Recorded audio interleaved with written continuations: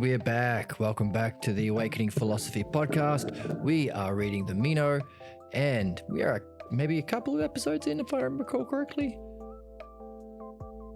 Meno. Yes, we're a couple of pages in. We are on the hunt to discover whether or not virtue is teachable. Well, at least that's the question that Meno asked going in. We had a few questions about that. Thankfully, Socrates had them as well. Why are you starting with this? Why is Meno starting with, is virtue teachable? And not, what the heck is virtue, first of all? Socrates pointed out, I know you, I can see the style. I can see your style. I can see how you think, what you think it means to be wise. I can recognize your teacher. I can recognize the culture you come from. I might even be able to recognize your family or at least your partner. All of these things Socrates recognizes straight away, which is amazing. He said, by the way, you've missed the mark here, son, because I don't know whether or not virtue is teachable. And I'm not running around saying I know virtue. I'm curious to know myself. I would like to know myself. What is virtue or excellence? Or rather, self-excellence, the highest form of excellence. Now we know that the word self-excellence not just means excellence itself, pointing to it. It doesn't just mean the honorific, the ideal. What is the self-excellence? Excellence in the highest way. There's also the ultimate reading. The one self, the highest term in philosophy, or in reality also. Maybe beyond reality too. So what would be the excellence of the self? Which we are really interested in because we are the self. Wouldn't we want to be our happiest and function in the best way? And of course, the maxim or saying that the Hellenics or ancient Greeks lived by was to know thyself. That is the most important thing. So, does knowing yourself include being your highest form of self? So the question, what is self-excellence? Or as Socrates says, neither do I happen to know what in the world is self-excellence, as well as whether or not it can be taught. So Socrates helping him out a little bit. And of course, there was the epic clapback and slam that we got from Socrates. So what are we seeing here? We're seeing what it would like to be in self-excellence, perhaps. We learn about the self, we learn about the logos, we learn about wisdom from Socrates, and he does give us the information that we can apply our minds to figure out and understand. Formally, the information is the logos. The application of our minds to understand it, as we read in the Phaedo, has two levels: learning, trusting it, trusting that he's talking about the logos, he's channeling the logos, or he's participating in the logos, calling the logos in, whatever it may be, he's somehow communicating the logos. We have to trust that and repeat it. Talk to your friends about it over coffee. Oh, I mentioned coffee. Do you know what that means? We drink coffee when it's mentioned. This is a bit hot. It's a bit hot. My goodness, too hot. So that's philomethesis, learning, trusting the logos and repeating it. So we do a lot of recaps on this channel, reviewing, helping it put it into our minds. And the way of organizing what we remember, the dialectic. So we're trying to kill two birds with one stone on this channel and this reading, and not only read and remember, but see if we can apply the dialectic wherever we can. And if Socrates is himself using the dialectic to communicate the information, then it's probably in his thinking. So likely whatever he says will probably be maybe as a hypothesis. We're trying it out. We're playing the game. We're on an adventure, on a quest. On a quest is to be carrying a question. So we have the question, can we look at anything Socrates says and see if we can unpack the structure, the 4 parts of the logos? 4 parts what it is and 4 parts what it isn't. Or maybe he has that in his thinking as his framework and he's only giving us this bit. Part 2, demonstration. Part 3, division. Or maybe part 1, definition of what it isn't. Maybe he's only giving us what it isn't because he wants us to figure out what it is. He's not force feeding it to us. We have to play. So that's the second level of reading, which is what? Applying the dialectic as much as we can. But not only that, we are getting to look at this strange character, Socrates, sometimes called the father of Western thought.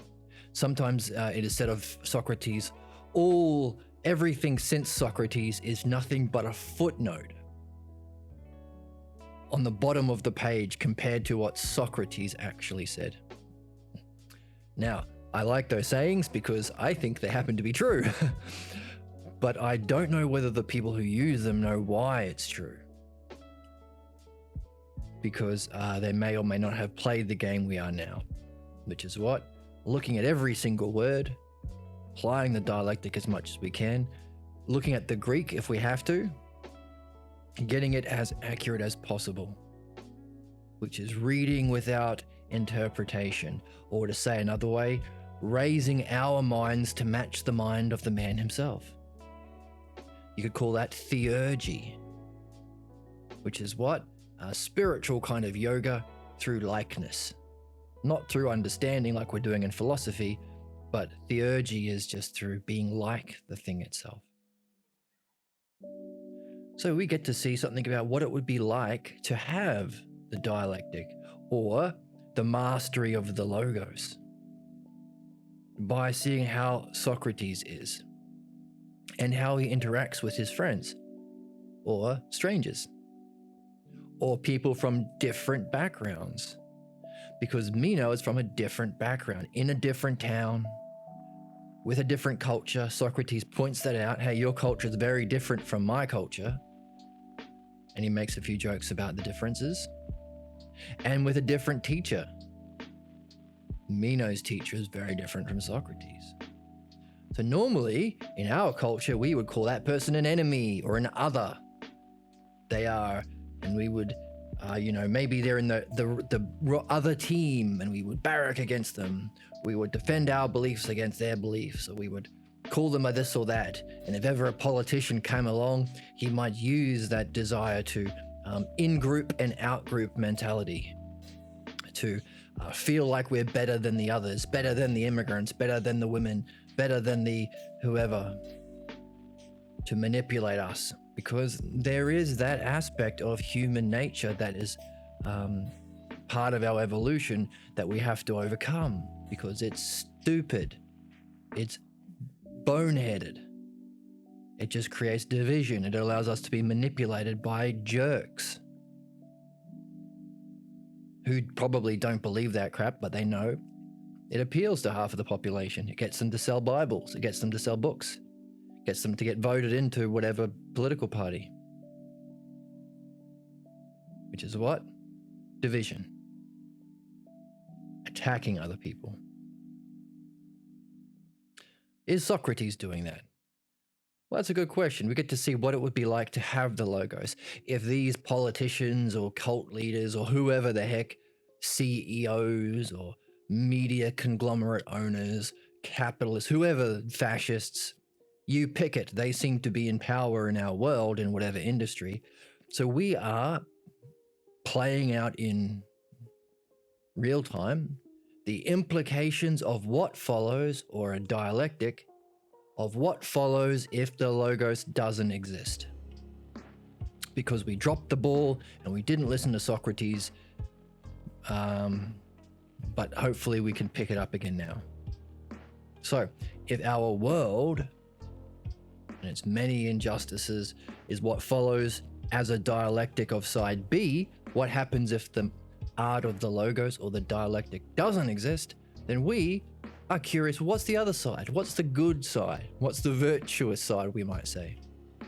And we get to look at Socrates as an example, or a demonstration of that. Notice, demonstration. I'm using the language of the very thing we're after, which is what? The dialectic. There are a few scribbles on the dialectic. Let's delete them.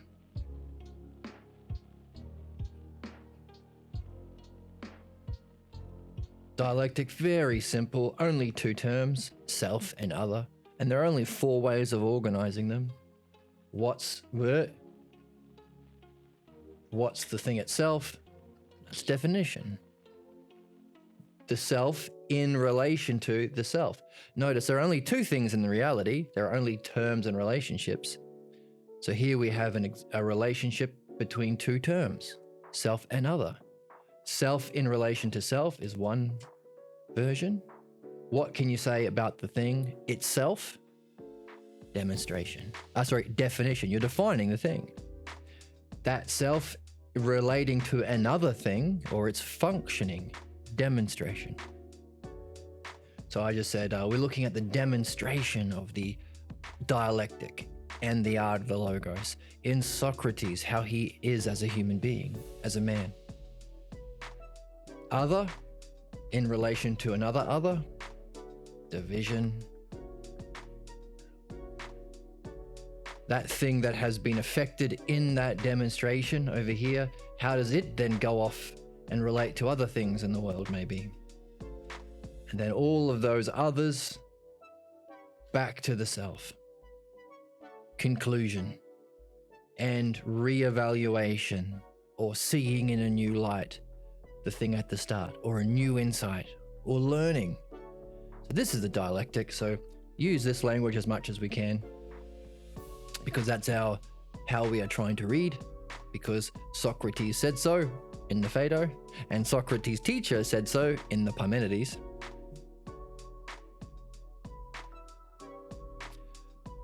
So that's where we are. Socrates gave us a nice argument. Hey, if nobody knows who Meno is, how could they talk about his qualities? Just like if nobody knows what virtue is, how can they talk about its quality, whether or not it's teachable? So he's helping him, he's teaching him, he's helping him to think. Something that maybe Gorgias forgot to do. Gorgias? Yes, Gorgias. You might know Gorgias from, there was a Netflix show called Stranger Things, and there was an evil black spirit called the Gorgias. Now, we don't mean him. We mean a teacher of wisdom, apparently, apparent expert, who taught me, our friend Meno here. Okay, Socrates gave an epic slam of Meno. Let's jump into the text and have a look. He said, hey,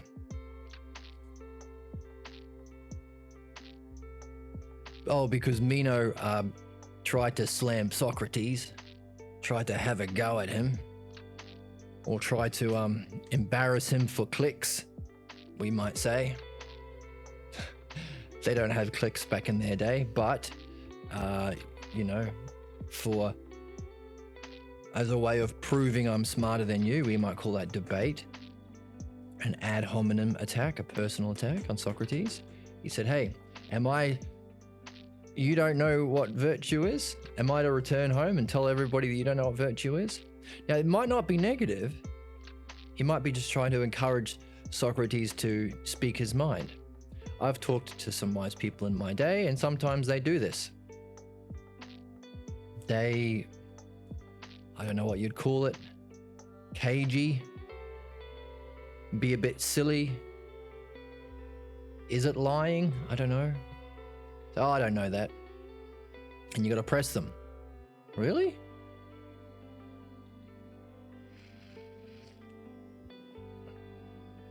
Am I to go home and say that you don't know this, but you're Socrates? Socrates says, not only do I not know what self-excellence is, but I haven't run into anybody who does. Oh, epic slam. Why? Because he's just run into Meno. And Meno, hang on a second, didn't you encounter my teacher Gorgias when he was in Athens? Yup, I did indeed. Wow. Wow. Wow. Wow. Wow.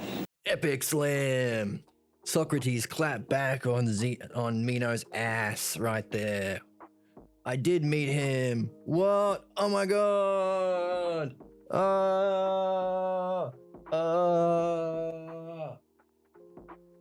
Epic. Hang on a second. Didn't you think that he knew what virtue was? This is my teacher. I paid him a lot of money, probably.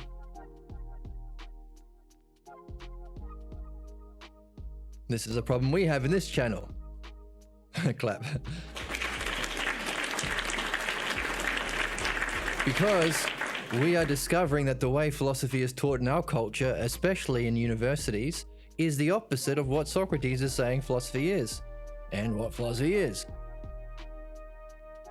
That's not nice to hear when you paid $100,000 for a degree, or you're making a nice living teaching what you learned yourself from the same institution.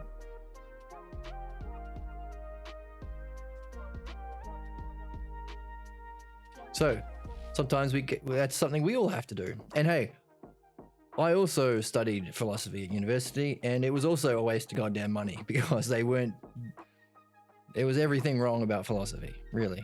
So, in the chat, thank you for joining us in the chat. I have a dream. I never had a gunman killing a person. Very strange. So it's a good reminder. Everything we do learn about how Socrates approaches Meno, if it's excellence, if it's a demonstration of excellence, it can be a model for us. So how do we approach ourselves? How do we talk to ourselves?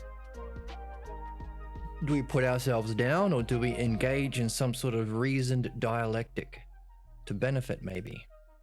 And every night we're given dreams. How do we relate to our dreams and the dream master who sent us our dreams?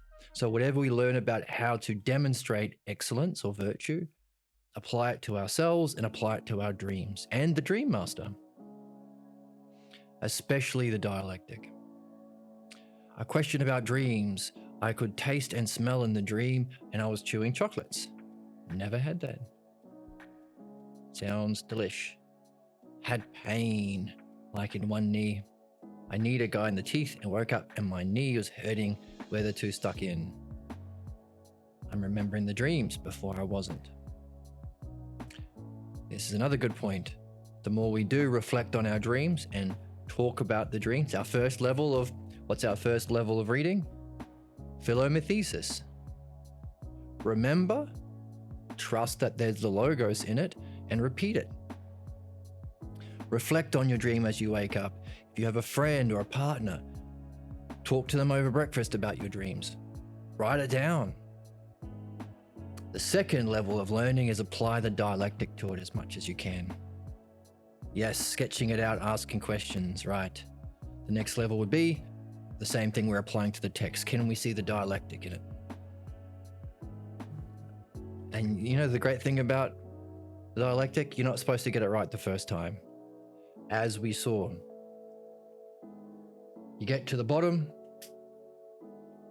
definition, demonstration, division, synthesize what you've seen, and then analyze it back to the start. Well, then you've got a new way of seeing the start. You've got a new material to do it again. It seemed to be very bright today. Let's turn down the lights a little bit. So you're not supposed to get it right first time. And the good thing about dreams is dreams will help you. Dreams will correct where you missed the mark. Dreams are self-correcting. How's that for lighting?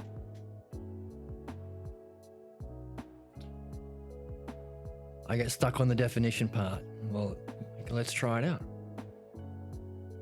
You can start So, if dreams are communicating to us, then we start like Meno in the text. We start, what does Meno do? He's got a problem. He's got some sort of ignorance. And it's an ignorance that he doesn't even know he has. He thinks he knows what virtue is.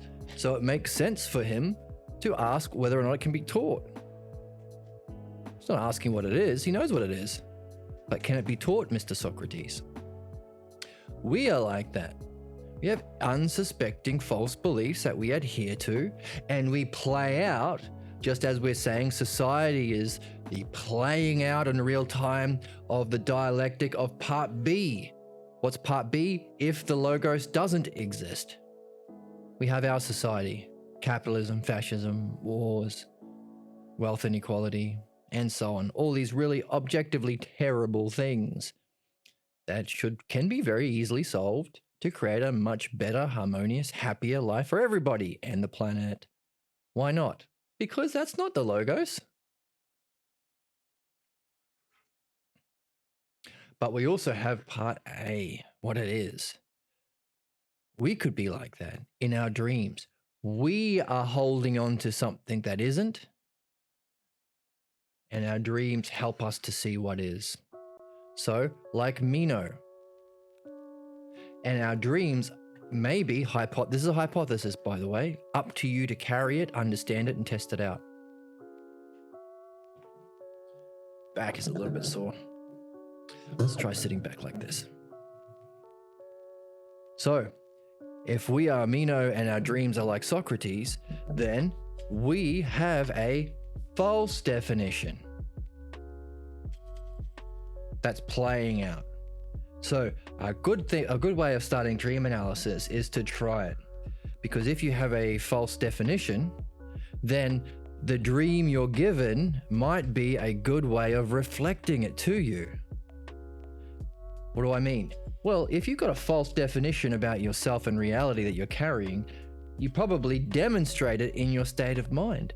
And it probably divides up in everything that you see, or rather interpretation. The dream is so significant that misinterpretation is likely to apply, because we apply our problems the more meaningful the activity, or the more we try and do an activity with excellence. So if a dream is meaningful, and it is, every dream is specifically meaningful to you and what's happening in your world right now, then division. It's likely to be a division of how you apply a poor definition. What does that mean? Well, start by recording your dream into audio. As soon as you wake up, that's the best thing. And then when you got a bit of time, sit down and give your definition of what the dream means. What's the meaning of the dream? What's the message of the dream? Next, why are you having the dream now? In other words, how is it relevant to what you're demonstrating in your everyday life right now? Why now?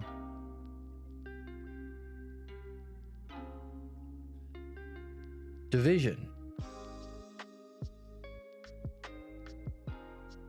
How is this problem playing out in your world?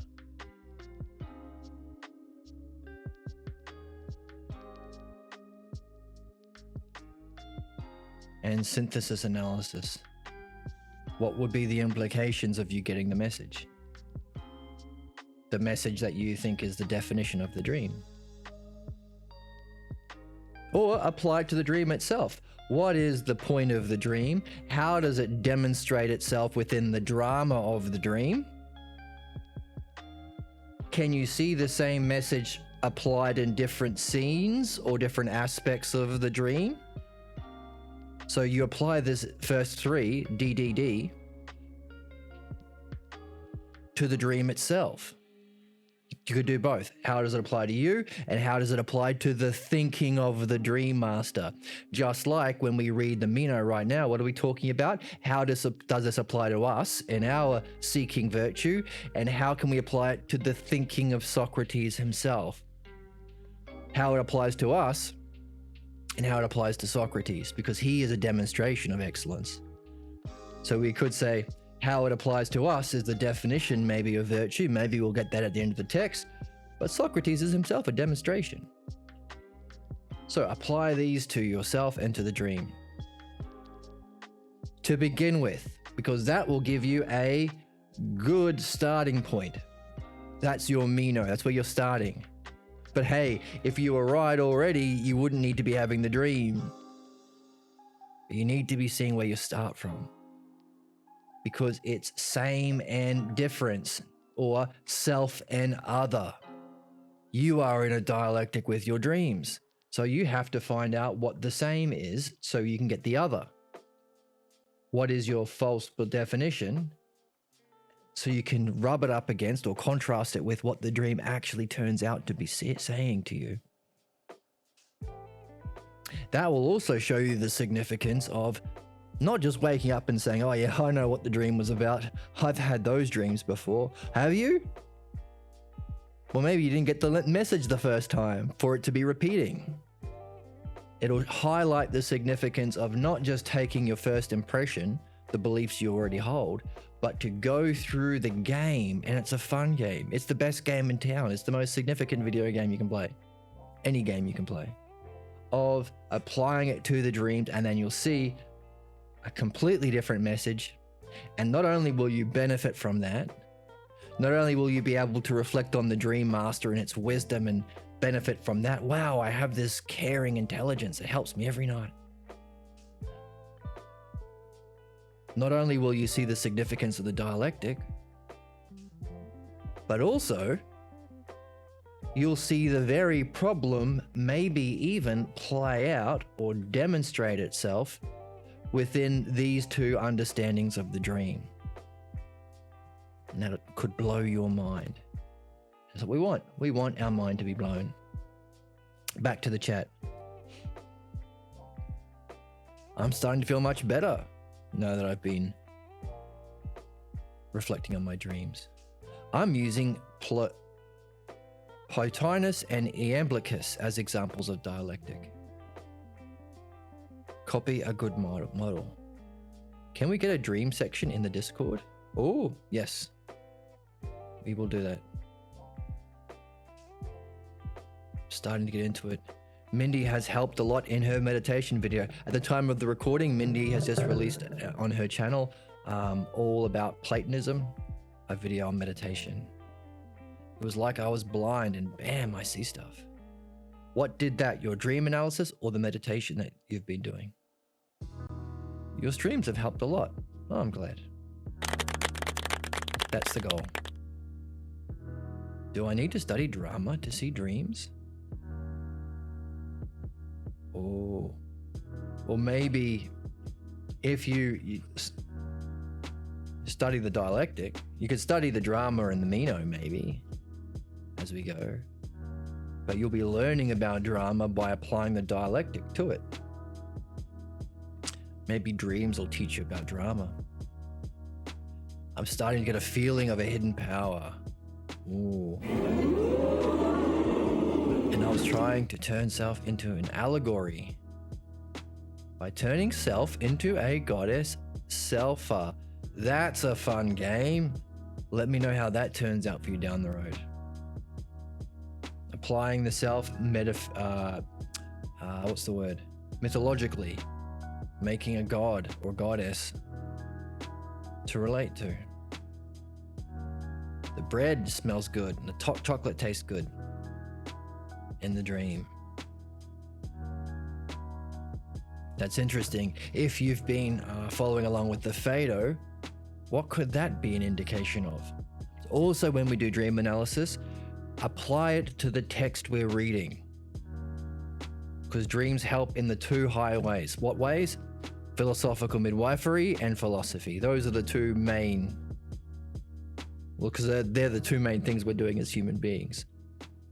So in your understanding of your own midwifery and in whatever text you're reading, see if you can apply that to your dream. See if that unlocks something.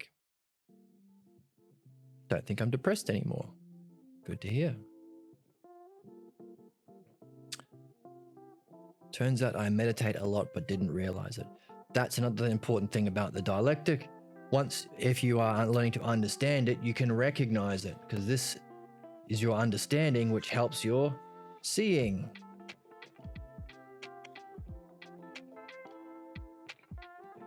So you might be having insights all day that you haven't recognized because you haven't leveled up the seeing. Define drama using dialectic. Will you do that? These are the categories to play with. Pull out what you see as necessary in drama. See if you can apply these categories to the terms in drama and create your own model. And when you do, what do? Share it with your friends on Discord. What are you doing? Using the dialectic, the model of understanding, to create an understanding of drama. What is drama? Good. If you're stuck or you're drawing a blank, jump over to part B. What isn't drama? What would be an absence of drama? Or start with the parts. Define the parts of drama. Don't worry about defining it as a whole, but what are the parts? Does drama involve characters, states of mind, actions, activities, objects? What would you include in drama?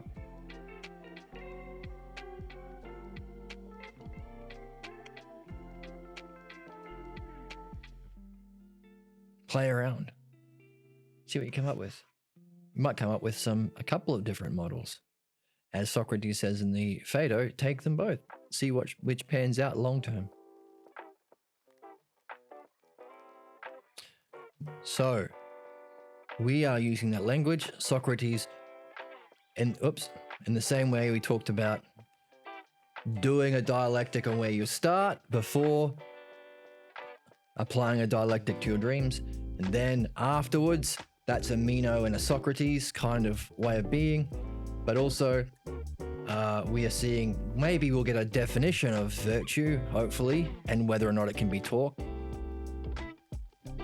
I have more dreams when napping, yes. So another technique you can do to remember more dreams is nap, or set an alarm clock to go off every 2 hours. So I think dreams go for about 90 minutes. And so we have multiple dreams per night, and if you set an alarm, it's a good way of remembering them. So often people who say, I don't dream, and they try this exercise, they'll find that they do. And the easiest way of recording it is into audio. Use an app on your phone. Record just start talking. Often just start talking anyway. And even if you can't remember the dream, how does it feel? What feelings are you in now? What ideas come up? That can sort of lubricate your memory. You'll start to remember bits and pieces. Make it a habit. That's tied to virtues, right? Practice, habit. Tied to learning as well. Repeating every day.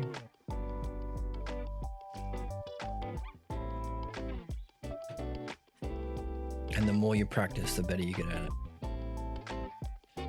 Which is important because dreams are self-correcting.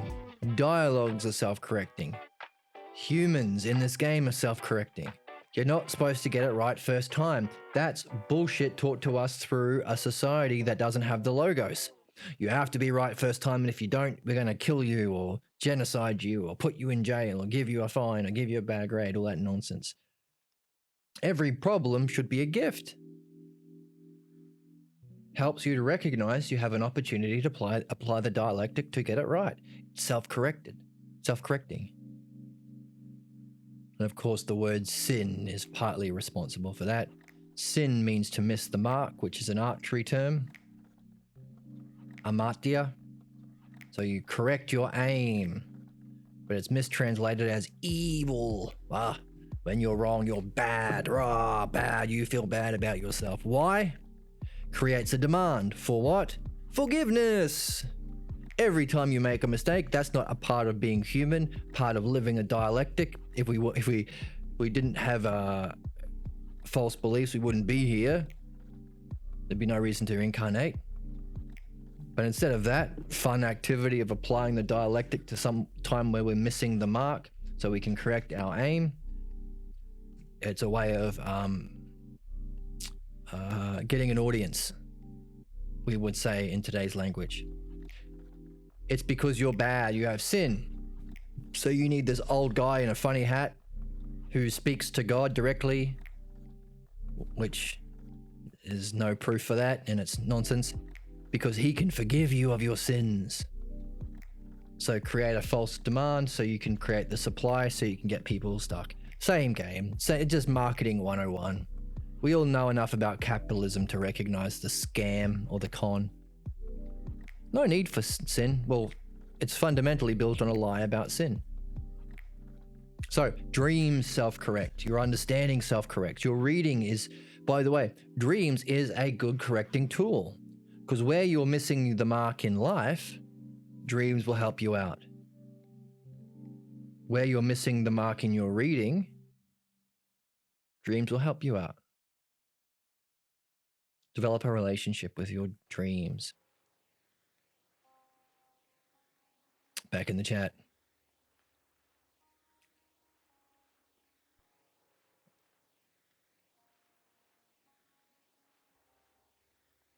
Oh, I wrote down and I thought I got angry really fast, then it changed. And now I saw this person criticize all the time. Now I see that they are, and I don't like it. I will speak up. It's like factorio. You start with a base that isn't the real one, and it will change dynamically and be changed. And I see what could do better, right? Crafting. From blurry to clear, seeing. Nice analogy. Maybe seeing. Marketing is like war. The art of war says. Oh. Curious that it's one of the biggest departments in most universities and businesses within capitalism. How to market or how to lie. Now, is this something that was equally present in Socrates' day? Gorgias must have maybe had a good marketing department if he was able to get Meno to study wisdom from him. Maybe it's the same story ever since Socrates, and because we haven't, if Socrates isn't, or if the Logos isn't, then we are just playing out the same problems that existed 2,500 years ago. Maybe. Let's take that question with us. We formally call it grifting or marketing. Was it alive in Socrates' day? So, hey, didn't you meet my teacher? I did. Didn't it appear that he knew what virtue was, excellence was? I don't remember. Now, if he did, then he probably would have remembered. But also giving us something, remembering. What's memory got to do with learning? Okay, maybe he did know, maybe he didn't. I'm not going to keep slamming your ass with these epic owns and comebacks. Let's get it. Let's stop there and let's get into a dialogue.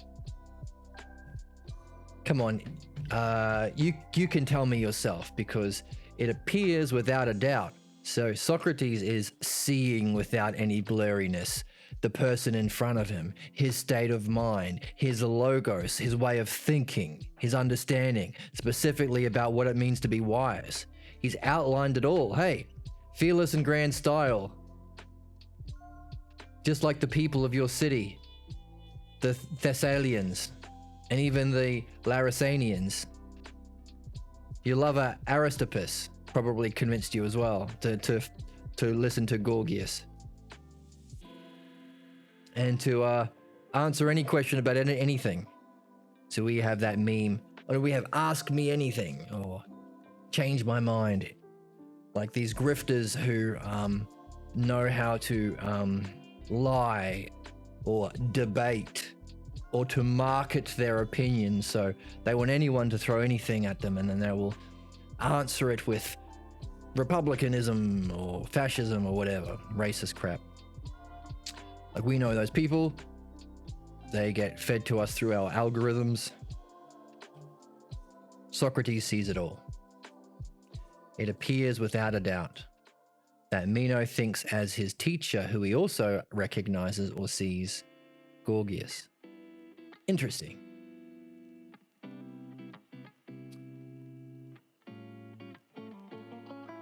Walk through the agora and point, see all the things I don't want. Seller don't care if a thing is a bad thing. They want to sell it to you because it's appealing. Bad foods that cause heart disease. Yes. Yes. So that can be a part of our question. What's missing? What makes it not an art? So, tell me yourself what you think virtue is. So this is where we are in our reading. So let's play the noise. That means we're picking up our reading.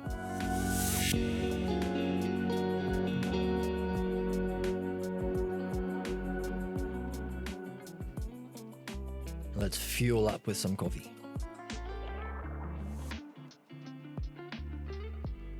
Oh, it's hot. You think as Gorgias does, as far as I'm concerned. Now then, let us leave him aside, since Gorgias is not here. But in the name of the gods, O Meno, what does yourself claim virtue to be? Notice, this is a technique. We're not talking about other people. What does your self speak from yourself? Is that part of a dialectic? When Socrates first learned, so this is later on in Socrates' life, when Socrates was a young boy, was just a boy, he was being told about the dialectic from his teacher Parmenides. And Parmenides gave him some puzzles to solve, to figure it out, which we did together. That's why we have the 4 categories. We figured it out together. We applied ourselves. So if you didn't, don't just believe me that those are the 4 categories of the dialectic. Go back to the introduction to the Parmenides and watch along and figure it out with us. Make it your own. Anyway, Socrates was a bit sneaky. Sneaky little hobbitses. And said, can you give me a demonstration of the dialectic, please? But don't do it on the regular things, the aspects of being. What is beauty itself? What is justice itself? Give me one on the self. And when Parmenides replied, his introduction to what a dialectic is was as follows. Got it as a quote.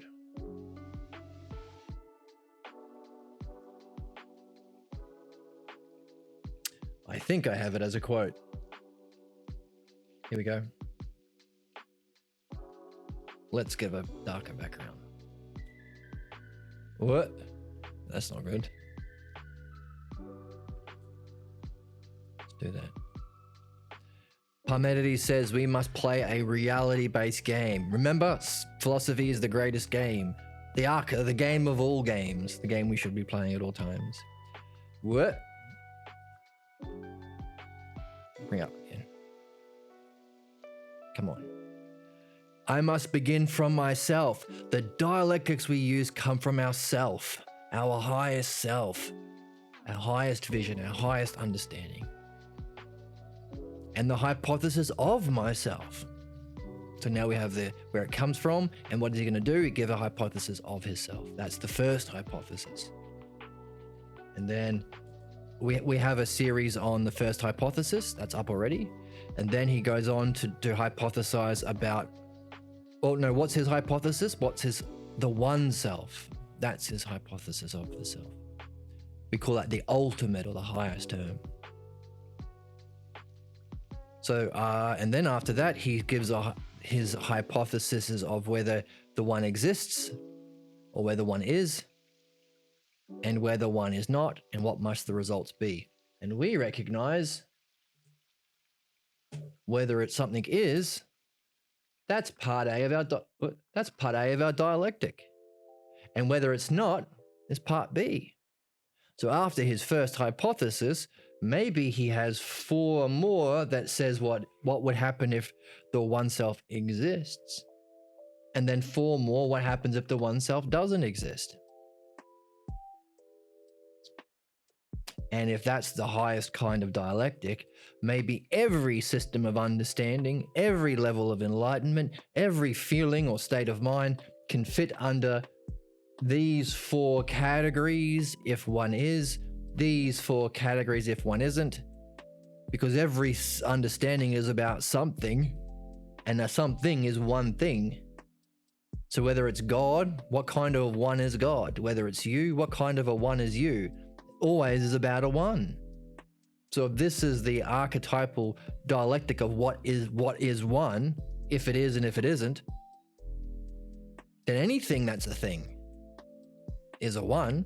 So anything that's a thing will fit in one of these categories, giving us a paradigm or ladder for all possible ways of thinking, which is why Parmenides is called the greatest book never read.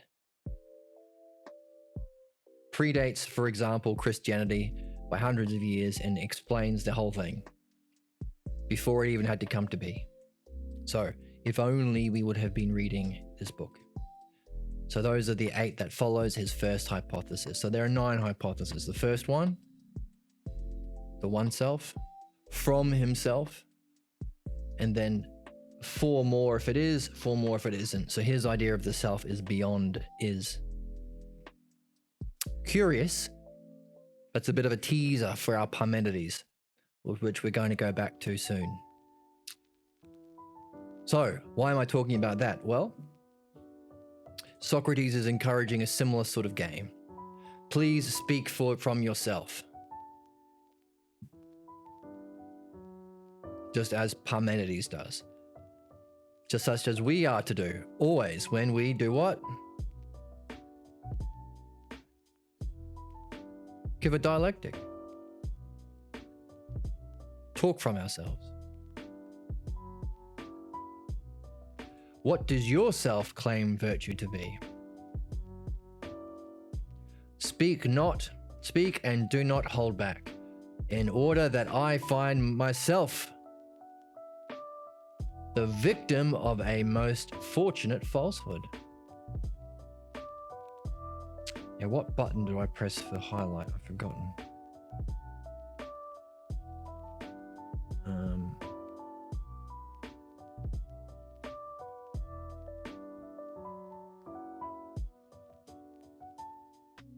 So thyself, honorific, speak from yourself.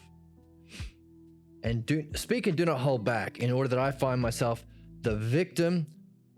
I find myself the victim of the most fortunate falsehood.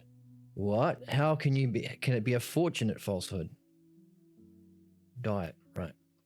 When on the one hand, you and Gorgias may be revealing as knowing, although I have just now been saying I have never encountered anybody who knows.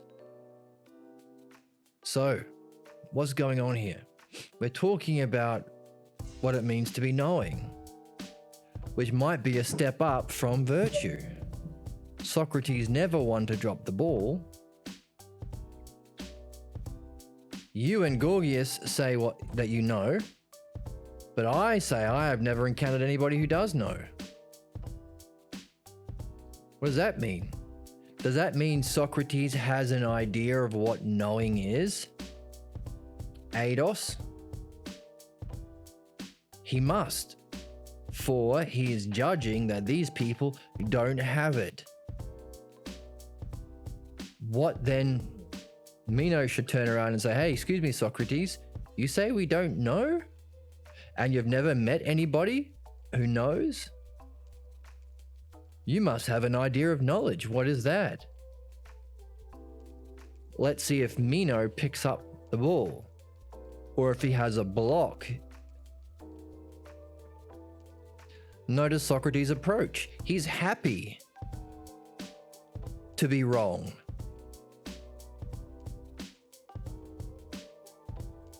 unfortunate falsehood. Why? Because he can correct himself. Correct his aim. Let's see what Meno says about knowing. But it is not difficult, O Socrates, to state. Boo. There must be a reason why Meno's approaching Socrates. Socrates says he knows what knowing is. He implies he knows what knowing is because he hasn't met anybody who's got it. Definitely not him and his teacher. Why doesn't Meno turn around and says, oh, please, free me from my ignorance? What does it mean to know?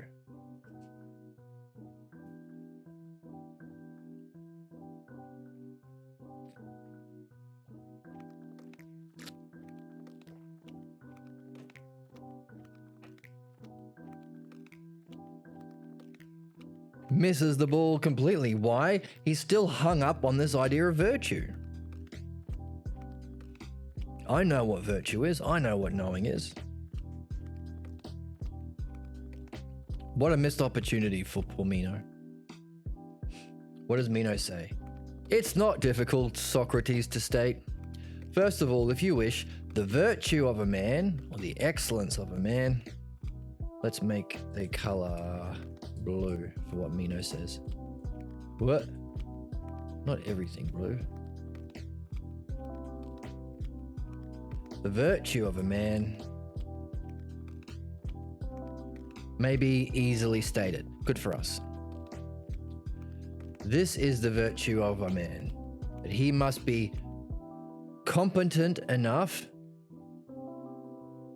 So, right, any life coaching or self-help or alpha podcast or red pill podcast or I don't know, political channel, they think they know what virtue is. They all have their own beliefs about what it means to be a good man and why it's Donald Trump. No, not all of them say that. Their idea of what it means to be the ideal. Let's see how Meno's opinions relate to the ones that you might be familiar with. Competent enough to manage the affairs of his city. Well, that's not really talked about in our world because we are taught from a young age that you are a worker. You have nothing to do with the affairs of this city. That's just the politicians. You shut up and do your job. So obviously that's not often. I mean, unless we're talking about our favorite politician.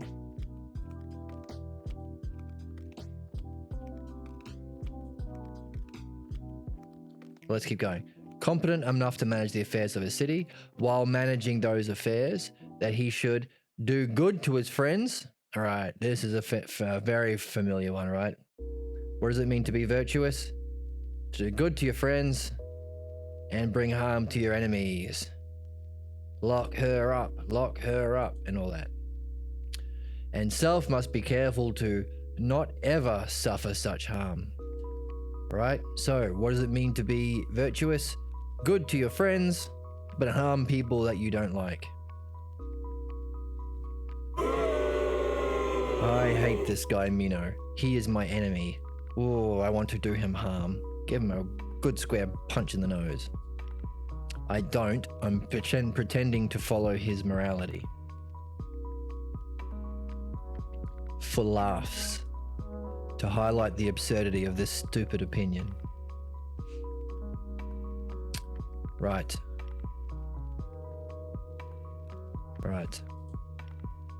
And, okay, so, good to your friends and also harm to your enemies, but also make sure you're never harmed. Right? Just for using Donald Trump today, isn't his idea is, hey, it's good that I don't pay taxes and not be harmed. Always get away with it. Never be harmed yourself. Doesn't matter if you're good or bad. Excellence is not to be harmed yourself. Second of all, a woman's virtue, if you wish. The different virtues for men and women. Interesting. Is not difficult to describe. She must keep her household in good order. Sound familiar even to this day? Is there one excellent for a man? Being able to crush your enemies and hear the lamentations of their women. That kind of bullshit that's often lauded as excellence today. Do the people who kind of think in that way, want their guns and want their bombs and want to hurt people, do they often think women have a different set of virtue? In the kitchen, keeping her household in order, preserving that which is within, and being, what do these sexist, violent jerks often say? Women should be obedient to her man. Right. Same crap we face today was same back then. Same back then. It's almost as though no one's read the Meno. Anyway, there's another virtue for the child as well. Whether a girl or a boy. And another for an older man. Okay. So we can guess what he might think for children. Probably do what you're told, because he is a man. The virtue of a child is to do what you're told. Probably a virtue for an older man, stay out of the way maybe. And if on you wish, for a free person and a slave. So, right? Biblical texts. There's a lot of people who are into Christianity. Still, they have a Bible, and that teaches this. There is a virtue for a free person who owns slaves, and different virtues for a slave. And if you ever read the stuff, or you have a fun, like there's some YouTube podcasts that are fun that do the reading for you and pull out the relevant sections.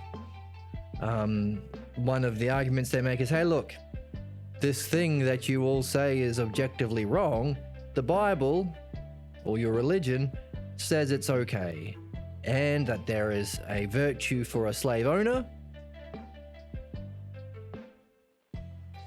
often allowing you to do terrible things to your slave, and a different virtue for a slave. Usually the virtues in the Bible for what it means to be an excellent slave is to blindly obey and do whatever your ruler says. Interesting. Is that the same sort of thing that is marketed nowadays? Now, we don't want slaves, we know that's bad, but do the people who support fascists or conservatives or right-wingers, are they bootlickers for the rich? Because even though they're not rich and they would benefit from unions, they like the idea of being able to abuse slaves. Maybe one day I can be a millionaire and I want freedom to abuse my workers and do what the heck I want and not be punished, like Meno was saying. And you say to them, hey, you're never going to be a billionaire. Why are you bootlicking for these billionaires? This is the fantasy that they're sold. Same thing with religions. The fantasy to play out your ignorance and harm, your pathologos, your sickness, on someone else. Why? Because they think they know, just as Meno thinks he knows. I know what it is, and it's obvious, Socrates. Harming people, that's what it means to be good. And also telling women what to do. And also having slaves.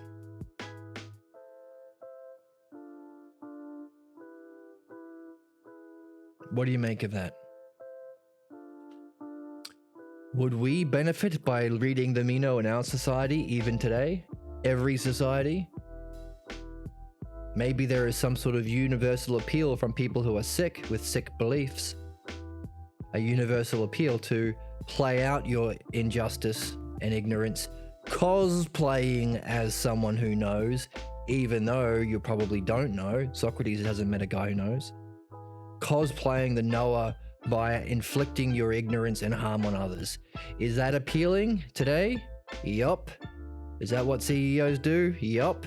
Is that what politicians do? Yup. Is that what owners of military industrial complexes do? Yup.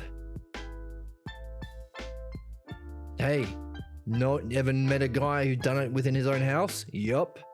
Most parents? Yup. Pretending to be knowing without actually doing this work? Yup. Maybe they even have their own Gorgias who taught them.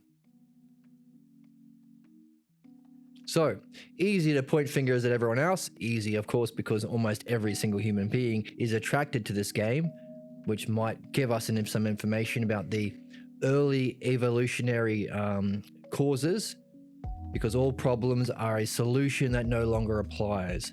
So back before we had logos, language, maybe there was a survival benefit of blindly obeying whatever the leader of your cave was and never venturing outside the cave. And all of this, everything outside the cave is bad and scary and wrong and must be thrown a rock at. Maybe that allowed you to survive saber-toothed tigers hundreds of thousands of years ago, but now it's the cause of most of our human problems, if not all. So we got some work to do. Good to know where we are, so what we have, where we start from. So all of this stuff, very prevalent today. Every Alpha podcast or Manosphere podcast or any of that. Fortunately, at the time of the recording of this video, a lot of people are waking up to it. We know that we make fun of fascists or right-wingers or conservatives who think in this way. A lot of people. They say internet is the death of religion. Thumbs up. We know that there are a lot of people know it's a scam. So let's see where we go. So it's not all doom and gloom. A lot of people are aware of the injustice of sexism and of slavery and of just hurting people you don't like. Because how does he know who his enemies are? Anyone who disagrees with his way of thinking, his stupid way of thinking, is an enemy that he could do harm to. Sound familiar? Every fascist in government? Anyway, keep going. And there are many other virtues. Also notice, he doesn't have one idea of virtue, he has many. What does that mean? Is that a problem? Is that a puzzle? There are many other, clean your room, from the great philosopher Joe Dan Pia Son. The Pia T Son. Yes. I quote Socrates, not the Bible. Soft fascism and enemy. What does that mean? Soft fascism and enemy. Well, some anime like Naruto has talk no jutsu. Talk no jutsu is Japanese for the highest martial art through talking. Naruto often saves his enemies without having to inflict suffering upon them through talking. Talk no jutsu. So let's see if Socrates has talk no jutsu and can help our friend here. There are many other virtues, so many virtues. So there is no difficulty in explaining what virtue is, for there is a virtue for each of us, depending on our occupation and our age. Makes sense?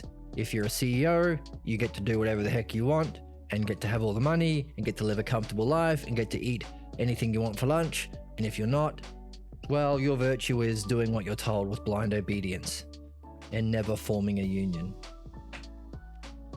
And the activity related to each. And I believe that there are the same maybe said about vice, Socrates. So, interesting, prevalent, kind of everyone, like most people who don't really think about it might have this view. Like, what's the excellence mean? They say, oh, well, it depends on what you are. Like, if you're a footballer, it's a different kind of excellence than if you're like a businessman. And if you're a kid, it's not the same thing as being a dad. And pretty much it's being good to your friends. And if there's anyone harms my family, why, I have this fantasy about becoming Bruce Willis and shooting them, or John Wick and attacking my enemies. The ability to do that, I can't do that because I'm not John Wick. But if I was rich like Elon Musk, that's what I would do. Harm my enemies and be nice to my friends. Common, very simple. Fit, like promoted in our media and stuff as well.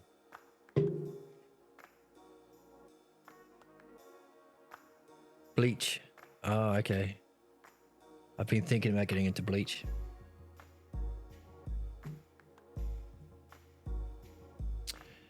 So, interesting starting off point from Meno. What's wrong with my lighting today?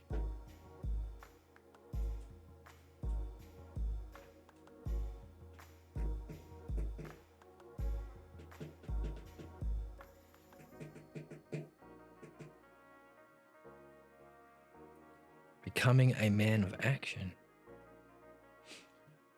Socrates' response. What does he say? Does he smack him on the head and say, you're a dope? You're probably a Trump supporter? Probably a religious nut job with that kind of... There's a virtue for being a slave. Women have to do what they're told. Get out of here, you sexist moron. Is that what Socrates says? And gives him a good flick on the ear? Let's see. I hope so, because that's what I've been doing. Oh, I haven't been doing that. I've been pretending. It appears that must be very fortunate indeed, Meno, if in searching for a singular virtue, here we go, I have discovered a swarm of virtues. Notice, he kind of plays along. It's a curious way of going. If that's the case, I must be fortunate.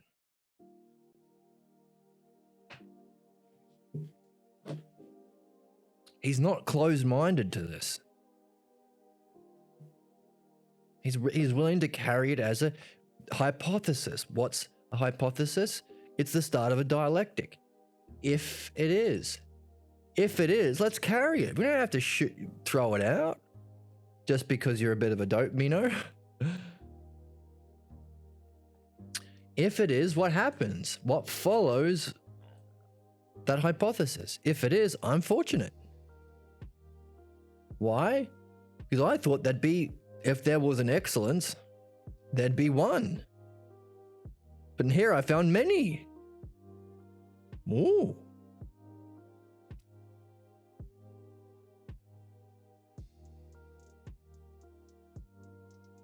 I don't know. Can you say more about that question in chat? Can you think of a situation where he would and where he wouldn't?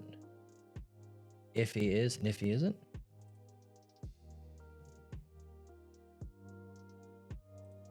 So Socrates is playing along. In searching for it might be safer too, by the way, if he just said, hey, I think it's virtue to beat up your enemies, and Socrates says, well, I disagree fundamentally with what you think it means to be good. You crazy religious nutjob, or you fascist, or whatever.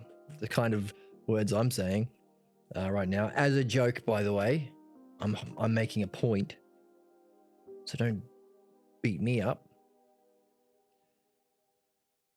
He used a different language. If he's saying, this is what I do, I beat up people who disagree with me, then Socrates probably safer to say, oh, wow, I'm fortunate to learn something new, than say, I disagree with you. You get a good punch in the face maybe from Meno. Now, I doubt that would happen because Socrates is known for being a skilled warrior, so...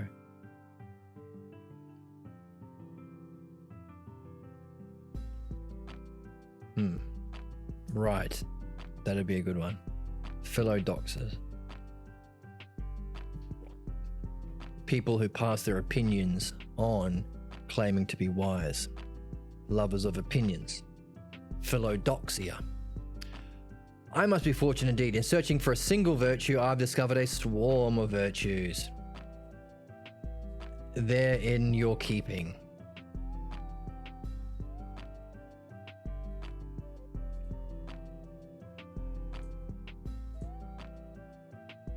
But yet, Meno, according to this image of the swarm, if I were to ask you concerning what in the world is the ousia or self-name of a bee,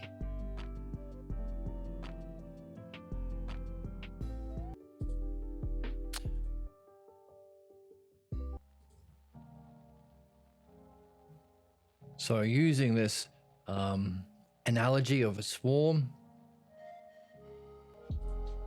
using the metaphor of a swarm or bees, if I were to ask you, what is the self-name of a bee or the ousia name of the bee? And you were to say there are many different species of bees, what would you answer me if I then asked, do you say that it is by being bees, that there are many species of bees that are also different from each other?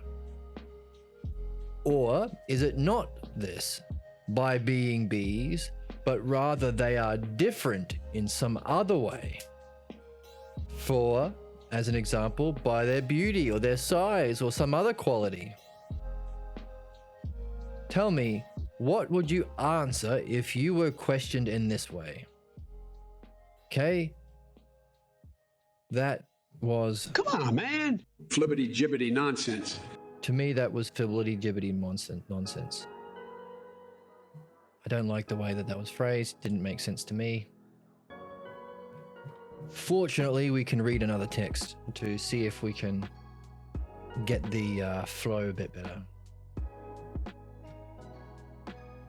Now we are on 72a.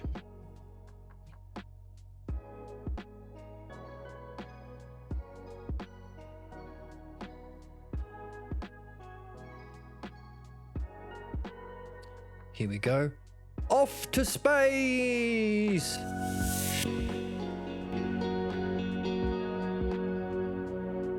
We're in space! Because there's no internet on the ancient Greek beach, so we have to go to space. So this is the lobe, or the Fowler translation, which isn't accurate, but often flows a bit better in English.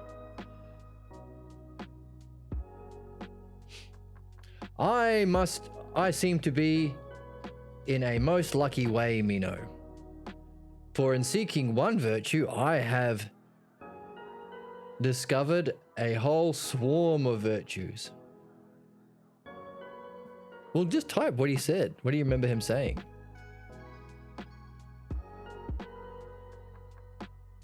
Whole swarm of virtues in your keeping. Now, Meno, to follow this figure of a swarm, suppose I should ask you, what is the real nature of the bee? Now, real nature, of course, we are lucky because we have the word ousia, because we get to read the ancient Greek text and there ain't no word for ousia in English. Closest translation is real nature, but it misses a lot, but good enough to go on in terms of like a simple reading. What's the real nature of a bee? And you said there are many different kinds of bees. And I rejoined, do you say it is by being bees that there are many and various kinds and different from each other? Or is the difference lie not in that, but in something else, in their beauty or size or some other quality? Tell me, what would be your answer to this? No, that still doesn't help anything. In being bees? What's that mean? Why this, says Meno, that they do not differ as bees, the one from the other. So it isn't their beeness that's differing. And if I went on to say, well now, there is this that I want you to tell me, Meno. What do you call the quality by which they do not differ, that they are alike? You could find me an answer. He's trying to get him to say one thing. So I say, hey, what's a bee? Oh, well, bees are big and pretty and all sorts. And you're giving me adjectives. You're not giving me the ousia, the noun. This is the significance of ousia. So not only is he helping us understand the dialogue, and he's demonstrating what it would be like to have a dialectic with someone, we're also learning about ousia itself.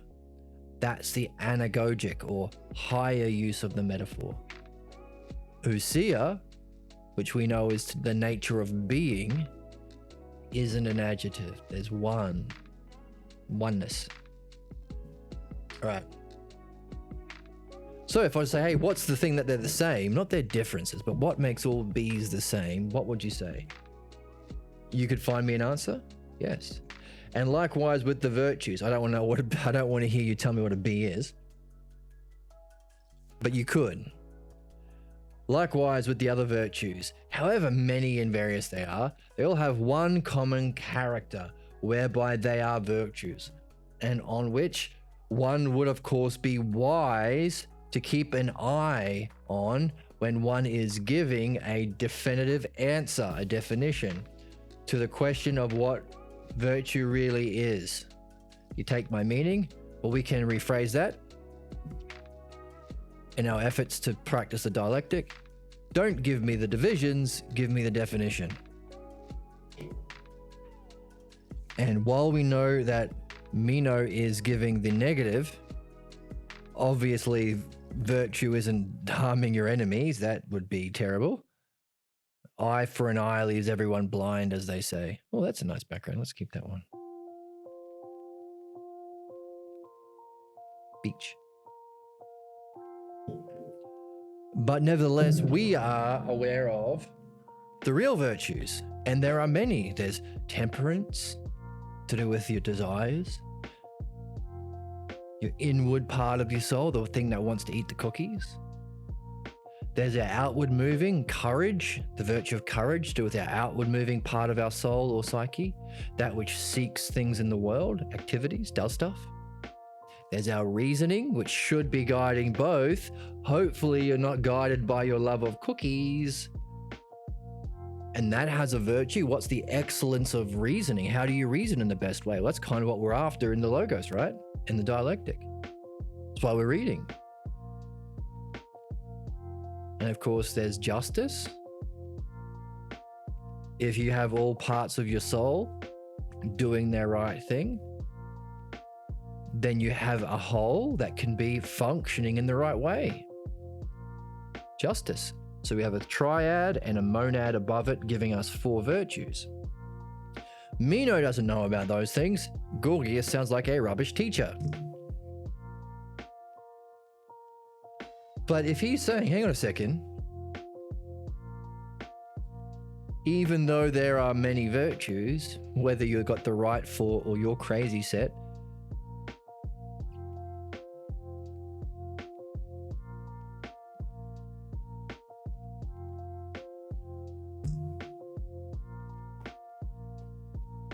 what is the single idea that's the same, whereby they are virtues? Just like you're not giving me the size and the shape or the species of bees, what is a bee? What is a bee itself?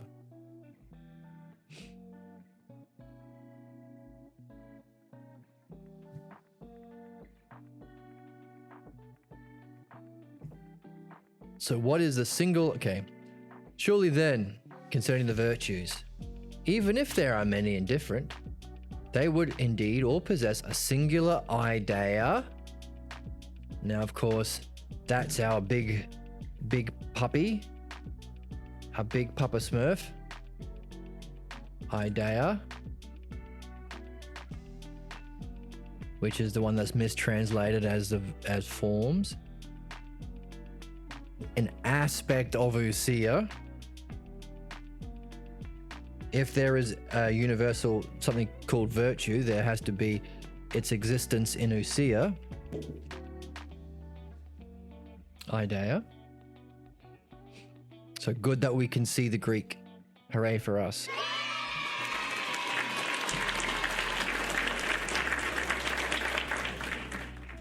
So, same idea. So, a singular idea that is self or same, to auto, by which they are the virtues, towards which The one who answers will certainly do well to keep their eye fixed upon that to answer the question clearly. What is the being of virtue? Elevating the question, not what is virtue in the physical world that Zeno is answering. Oh, let me tell you what virtue to do with housewives and children. We want to know what it is in being. Socrates has his eye fixed on being. So there's a clue here. Because we want to know how to do the dialectic, which Socrates is doing. What's the dialectic have? It has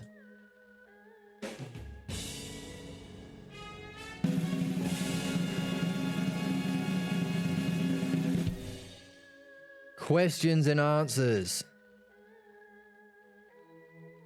Questions and answers. If is a question. And those are our 4 categories of answers. Likewise, the way it's being demonstrated in this conversation is asking questions and he's judging the answers. If we recognize that because we are reading we are keeping our eye fixed upon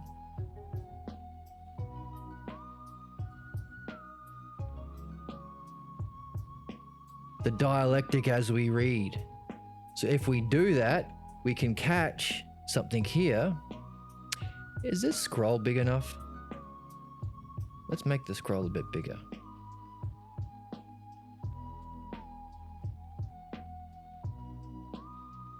A little bit bigger.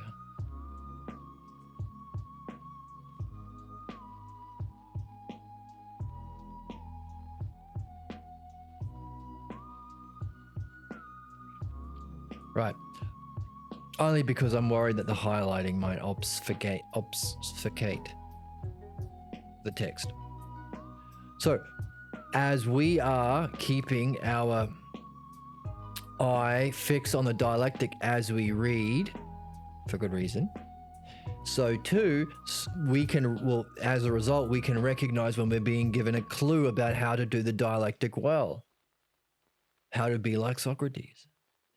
When we are answering questions and asking them, we keep our eye fixed upon the being of our subject.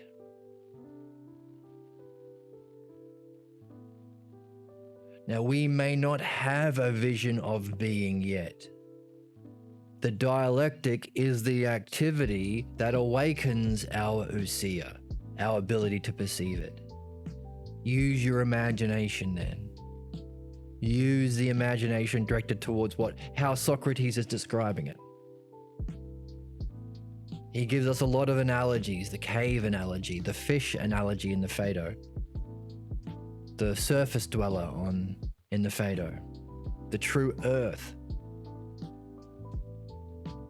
These are ways of practicing your imagination to imagine the being. This is what makes philosophy different from just science. Science doesn't imagine an actual realm of being. And when we are fortunate enough to have an experience in whatever way, keep your eye fixed on the aspect of being that the eidos is. So if you want to know what justice itself is, do your dialectic or use it in conversation with your friends over coffee.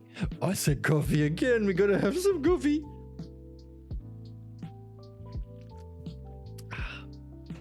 And as you do so, as you practice it, for your own benefit or your friends or both, we're all self, keep your eye fixed on the being, on the aspect of being that you are discussing.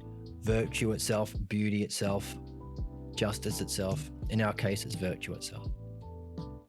So Socrates is helping us learn how to do dialectic. Or do you not understand what I say? Well, we are starting to. Meno replies, I do indeed appear to me to understand. Appearance. Notice his language. Look for the language he uses and see how it relates to Socrates. Just as we did with our dream analysis this morning, earlier. See how the language that you use to explain the meaning of the dream differs from what the dream actually turns out to be after having gone through a dialectic on it.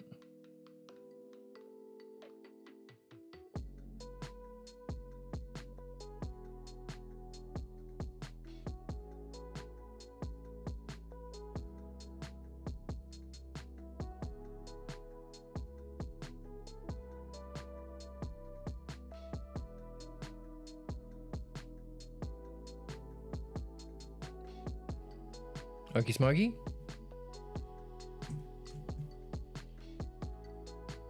Appear to understand. By the way, is being an appearance? Well, yeah, don't describe. Thank you for the links. Can you summarize what was said? Using as much as you remember? I will check it out though. Thanks for the links in the chat. Excuse me.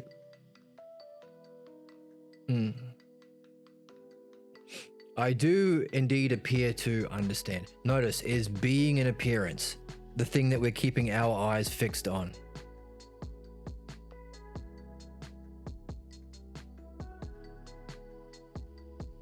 No. It's kind of what defines being. It's not appearance. However, I do not yet grasp the question as I indeed wish. Then it is, notice his response. Oh yeah, I know the answer. I just, I don't quite get the question. It is then it is only in relation to virtue that it appears to you in this way, Meno. See, it is only in the case of virtue. Okay, so the other translation, my impression is, let's bring it up. My impression is I understand your meaning, Socrates. Oh, let's also take this opportunity to compare what we just read. Now, we just read something very significant that will help us in our learning of what the logos is and what the dialectic is. There is a single eidos aspect of being. That's the same, or self, altos, self or same. There is a self-idea in ousia that we have to keep our eyes fixed upon. That is the being of the virtue. Now, significant. Let's see what everyone else has been reading up until now. There are many and various virtues have a common character, whereby their virtues. Notice, nothing to do with eidos, character. See why philosophy has been in the garbage? Or is in a bit of a hole? A bit of a hole, I'm being nice. See why what we're doing is so different and new and needed and different to what the experts are saying? Character. Is this character in the world of the physical or in the world of being? The world of the physical. Therefore, the same problem Meno seems to have, having a rubbish teacher of philosophy, Gorgias, that keeps his world fixed on the physical world, looking for physical examples of virtue, the virtue of being a housewife, the virtue of being a slave, and so on. We have in our world right now, because the texts that people have been learning from have been so poorly translated that it's been translated from one who has learned from Gorgias, sort of. Someone who isn't in the text, doesn't understand the concepts of metaphysics. How can you translate Socrates if you don't understand metaphysics? Well, this is how poorly So notice character, physical, just like Meno's misunderstanding. The actual word should be eidos in ontos, being. See? So if you're reading in this channel, you're already ahead of the game, but also it's important to be aware of where everyone else is. So if you might encounter academics, oh no, virtue is this or that. Stoics. This is Stoicism, using the virtues applied only to the physical world. Very popular at the moment, at least on YouTube and in philosophical channels. And we are seeing, simply by comparing the actual ancient Greek with the next best, everything else that has been used up until now. So important to recognize. What is the character that makes them virtues, and on which it would be wise to keep an eye on when giving a definite answer to the question what virtue really is.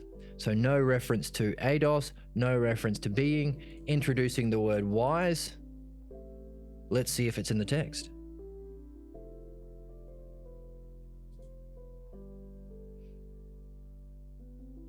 Certainly do well. Wise isn't there. We have this word. Let's copy it, see what it is.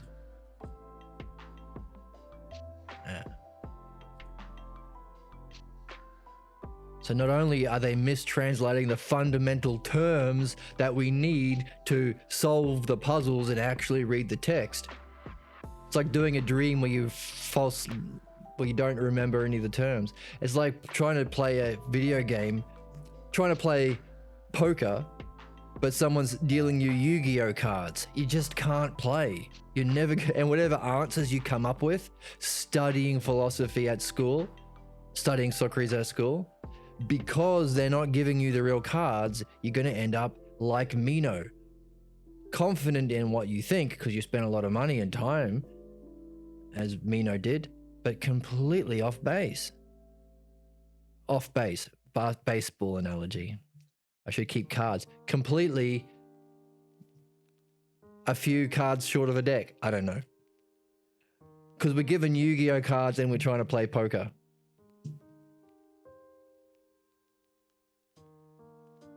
Is idea just a dialectic we confuse what we, this is from the chat, what we see as the division part?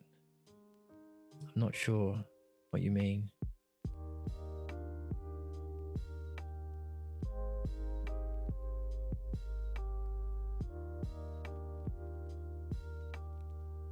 Like a sponge. Okay. Fun analogy.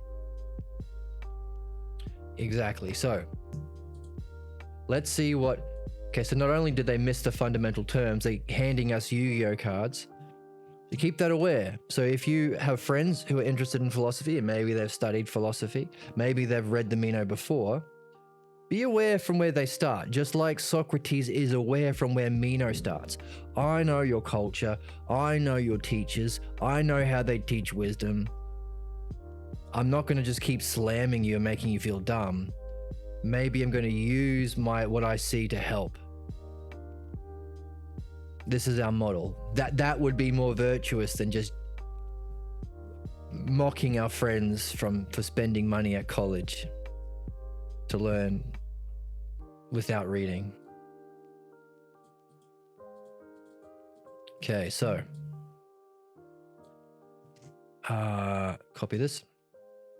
So not only do they miss the key terms and get given Yu-Gi-Oh cards, they also introduce the term wise, which is key for us. It's one of those big terms. What exactly is wisdom? Ooh, loud noise. What happened? Oh, thanks for the follow, Ella Parker. I hope you enjoy the stream.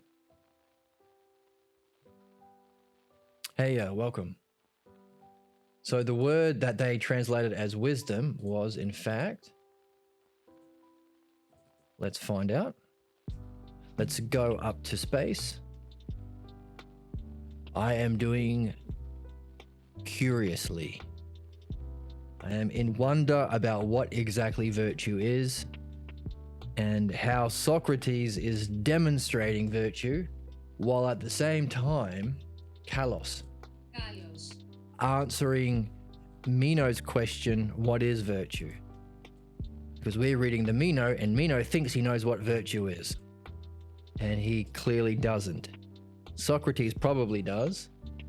But I'm curious, how does Socrates use his wisdom? Because he can recognize Meno. He recognizes his teacher and his way of thinking. Kalos. It's not that.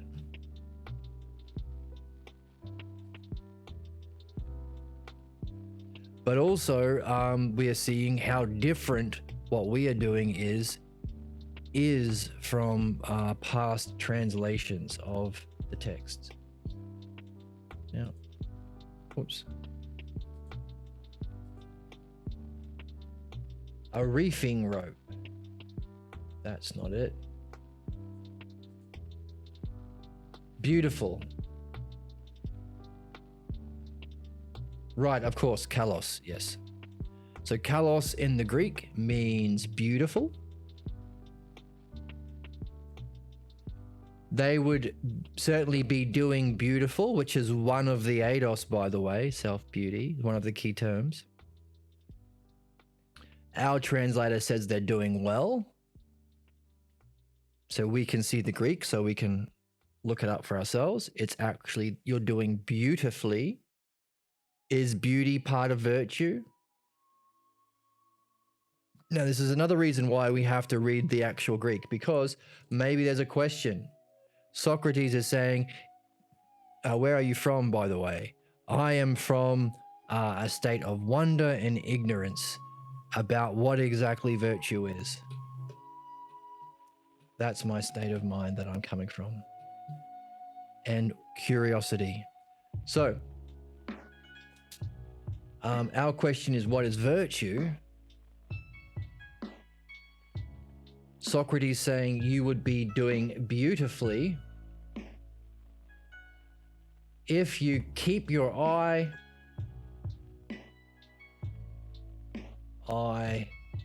on the being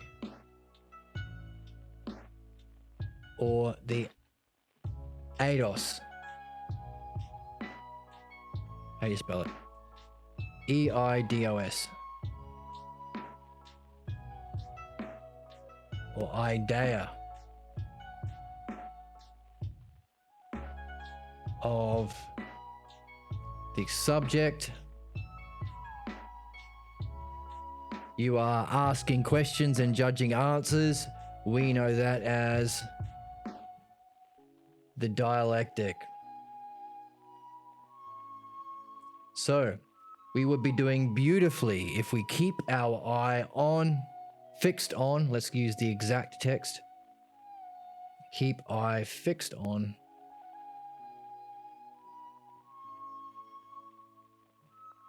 the being or the idea.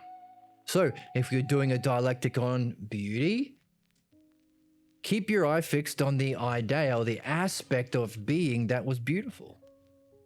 If you've had the vision or your imagination from your reading of Socrates, if you haven't, and you're talking from friends, maybe if they've had the experience of pure being or ousia. Now, our question is, therefore, how does beauty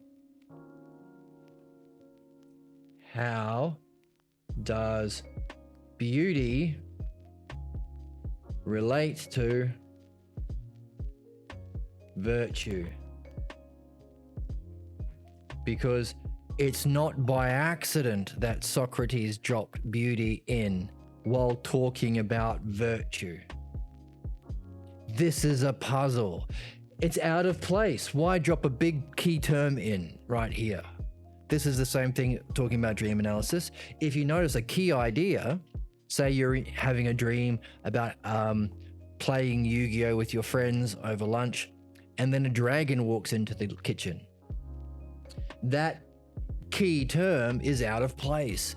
That should raise a puzzle that you can solve in your dream analysis and should be solvable within the logos of the dream itself if it's a well-crafted dream. Just like this beautiful word is out of place. So out of place, the past translators translated it as wise. Socrates doesn't mean this. He probably means wise. Let's look at it. I'll fix it for Socrates, says the past translations. It would, of course, be wise to keep their eye on it. On what? The character. Not character, eidos. When giving a definite answer to the question of what virtue really is. So what do we see? The past translations miss all of the key terms, so you're not doing metaphysics if you're not reading the Balboa. Simple. Can't get around it. Why? Because the words aren't there. You need the words to solve the puzzles, and you need the words to be pointing in the right direction. Not only so we can't keep our eye on the right thing when doing dialectic, which is philosophy, unless we're reading the Balboa. Everyone else has been keeping their eye on the wrong character up until now. Because the thing we've been keeping our eye on has been the false interpretation, the mistranslation, the physical world in particular. The common character, that's the physical world. We've been like Meno up until now. That's an important fact. So we can finally play the game, lucky for us. Round of applause for everybody watching this channel. So that's kind of cool that the literal sentence telling us something important to do with virtue, doing a dialectic with your eye fixed on the ousia and the being, the eidos, of your subject, that's something to do with virtue. The very sentence telling us to do that is not only defining it, but giving a demonstration of it. Specifically of what it isn't. Because common character isn't the logos. It's not the right word. It just isn't.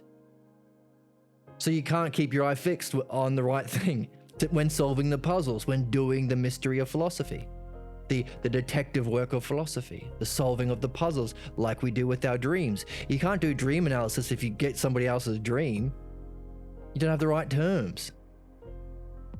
A dragon might come into the kitchen in your dream, but someone says, oh yeah, and then a snuffleupagus came into the kitchen. That has a completely different meaning. You're not gonna understand the dreams. That's why it's important to record it straight away onto audio as soon as you wake up to get the right terms. Okay, and another method of conveying a question is by throwing something like a dinosaur in, something that doesn't, or a dragon that stands out as not fitting. And you have a dream, something doesn't fit. It shouldn't, because that should stick out in your mind, ask you a question. Why do I keep dreaming about this thing? It shouldn't fit, or it's scary, and everything else wasn't scary.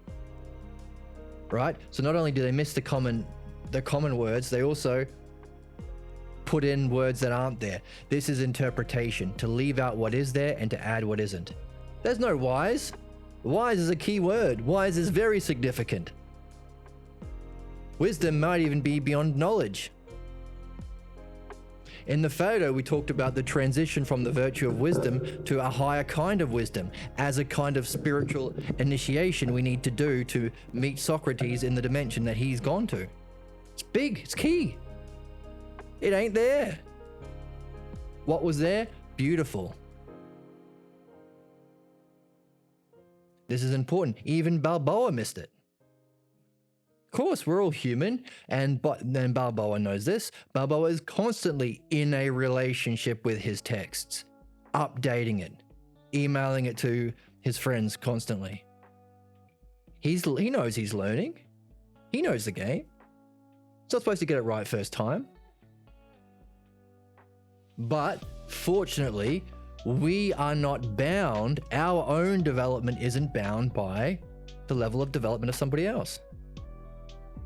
Because we can read it for ourselves. So Balboa knows this and has given us the Greek underneath.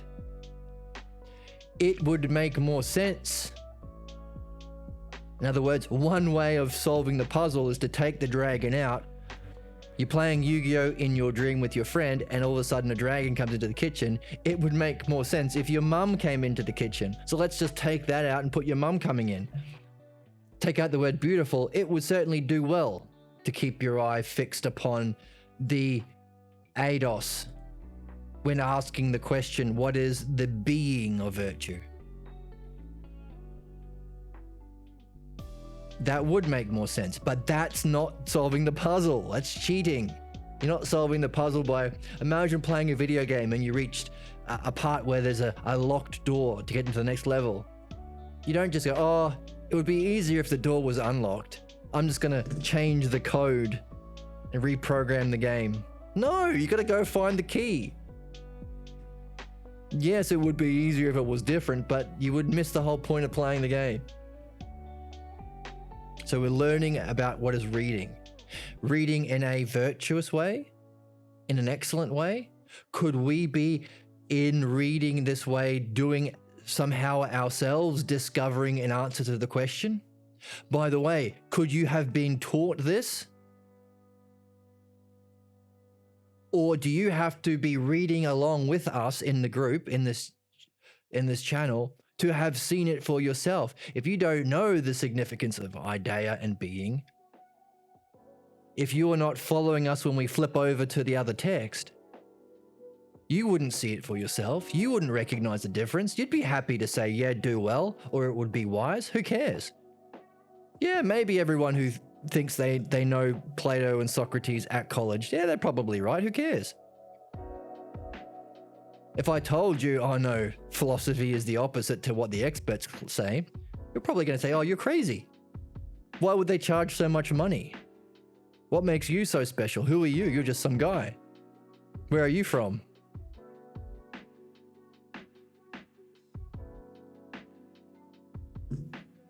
So maybe virtue can't be taught if this is a virtuous way of reading. Maybe you have to play. You have to look for the puzzles and solve them yourself, together with friends. Glitch through the door. No, you can't do that. It's cheating.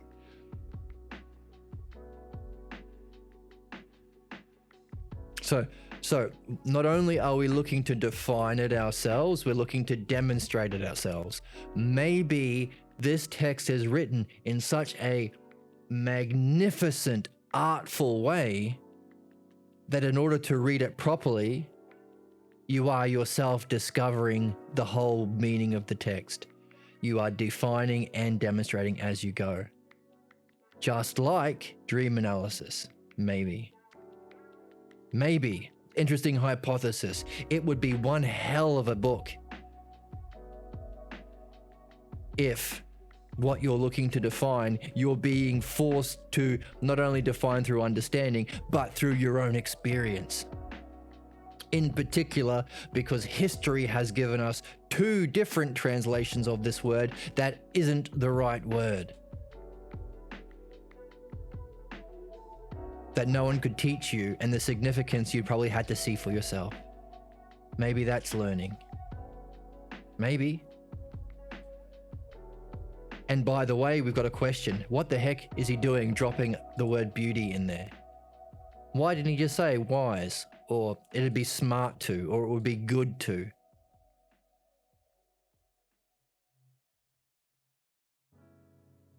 Doesn't fit, which means it's a puzzle.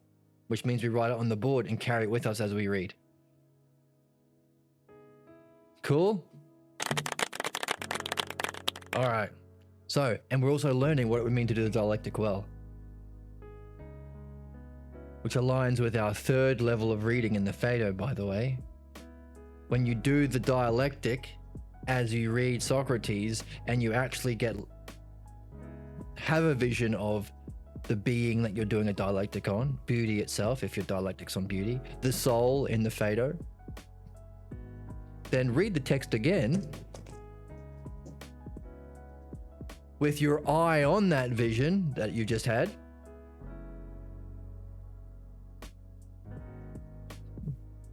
to see if you can keep your eyes fixed on it while you read. In the Phaedo, he says, hey, and you can see what logos or what arguments maintain that vision even when you're in the body, or make it clearer, or re-trigger it. This is a third level of reading. Philomathesis was our first, Philosophia was our second, that's doing the dialectic philosophy, and Philophronesis. And of course, he left us a mystery. There's a fourth level of reading after even that. Oh, what would that be? Socrates, I don't have time to talk about it now. You figure it out.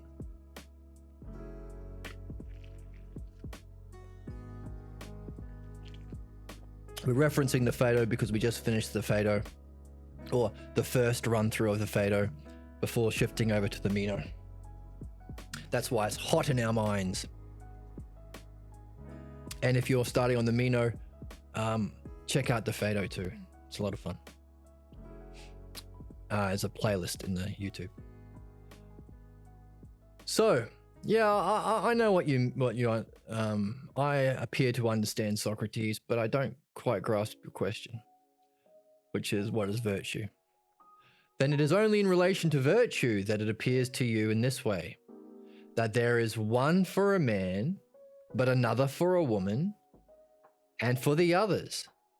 Or would you say that the same relation, terms vary, relations stay the same, remember? That's the principle, as above, so below. That's the principle for metaphor. The same relation holds for health and size and for strength. Other ideas, aspects of being.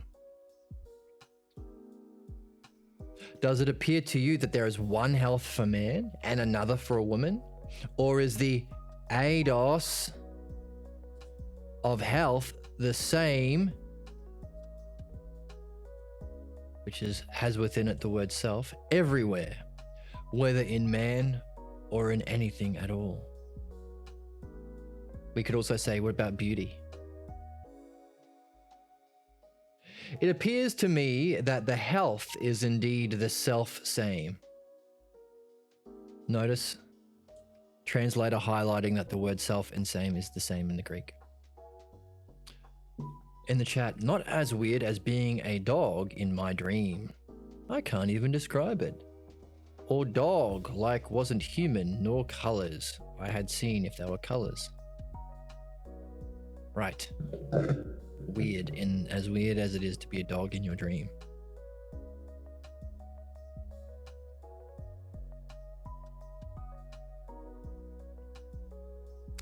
Right, so there's some connection between health and beauty, otherwise we wouldn't be attracted to it. So that's a question. So when we're doing a dialectic on beauty, you could say, well,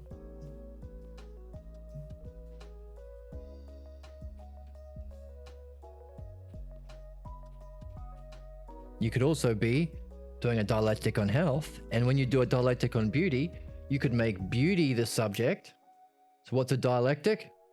Two things, self and other. Your subject, which you keep your eye focused on in being, would be beauty. Why is my lighting so bad today?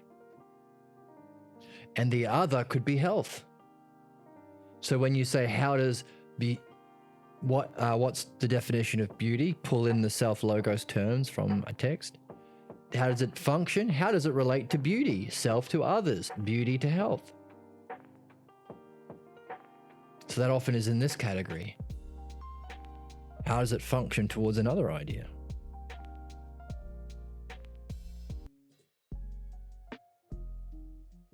So, interesting insight about dialectic that you shared, by the way.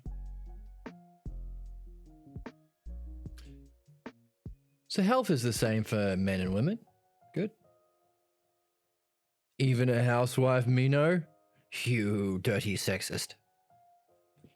And is this not also the case in relation to both size and strength? For if a woman is strong, then she will be strong according to the same idea. So we're looking at causes. Causes are in being. Hey, you can point to someone as strong and saying, oh, that child is different kind of strong than that woman. And slave has slave strength if you're a racist. But that's not the cause. There must be something universal in being that allows lots of different things to be strong. Metaphysics. According to the same idea and the same strength. For by the same, I mean this, that strength does not differ insofar as it is strength.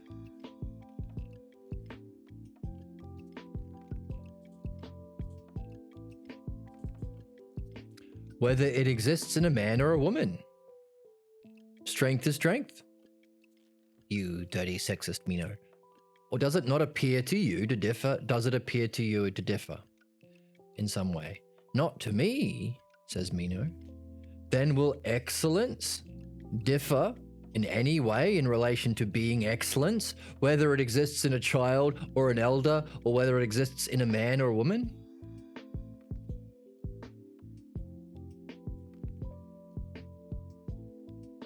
So what's he done? He's used a different example that he can see, strength, and then he led him through question and answers to a conclusion.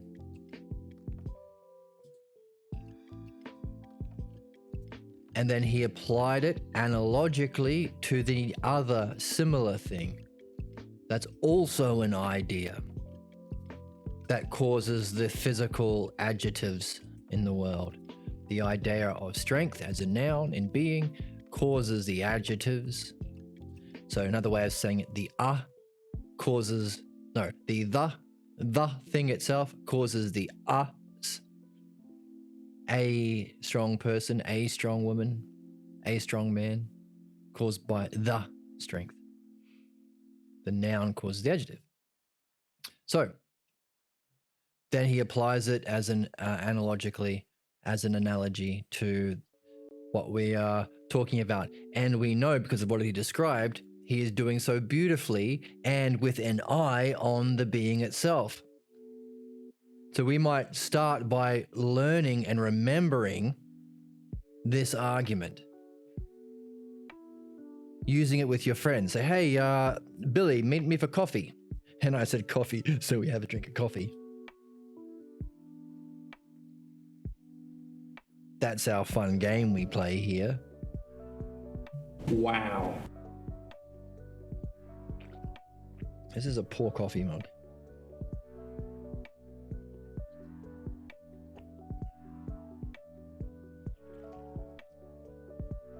Doesn't flow. So you meet your friend Billy for coffee. Oh, I said it again, didn't I? This is a fun game we play here. And say, hey, by the way, what is excellence? What's virtue? What's it mean to be good? And say, well, you know, it's different for men and women, of course. Practice this argument. Remember it from our reading and repeat it with Billy. But because we're reading it with the dialectic in mind, we don't have to just repeat it after a few times. We can see the steps in the dialectic.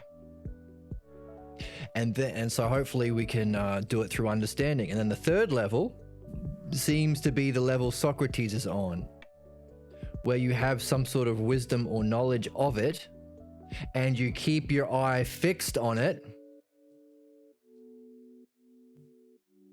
up here.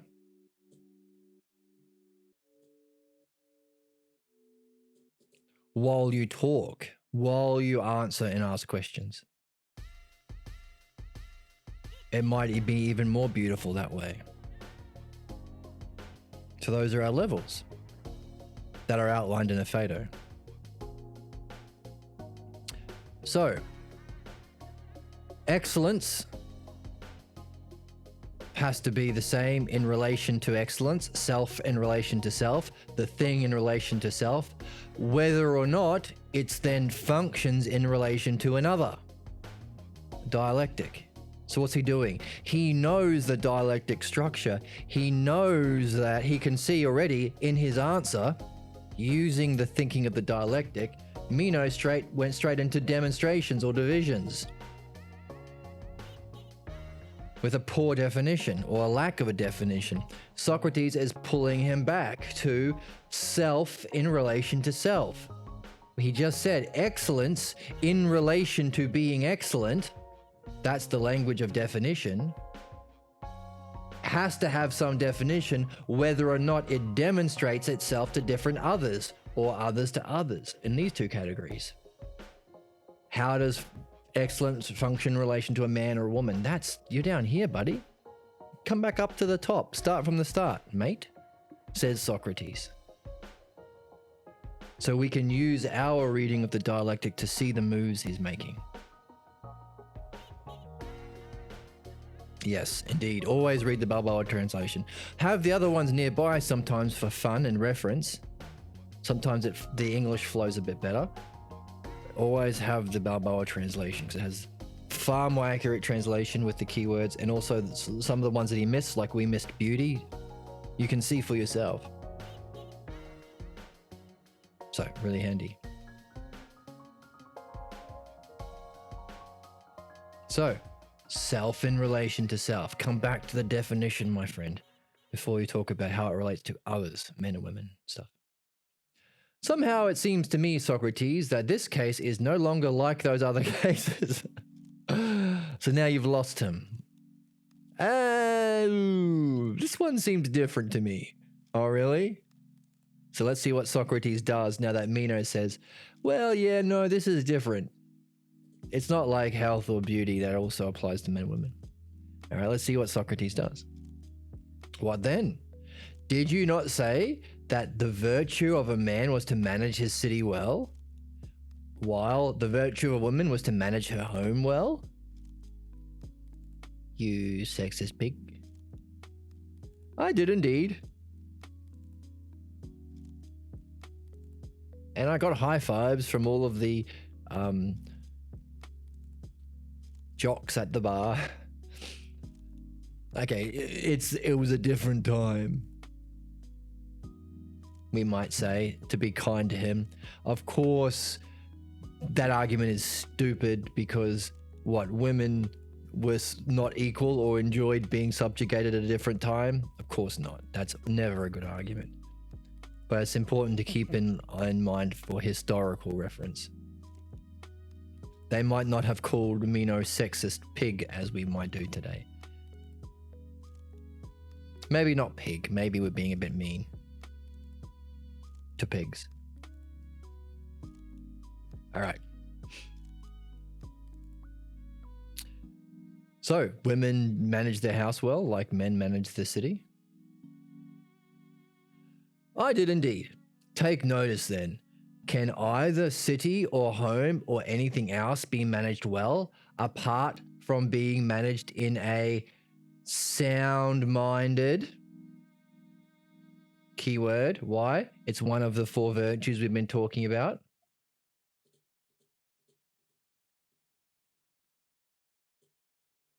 And what's that? Sophrosun?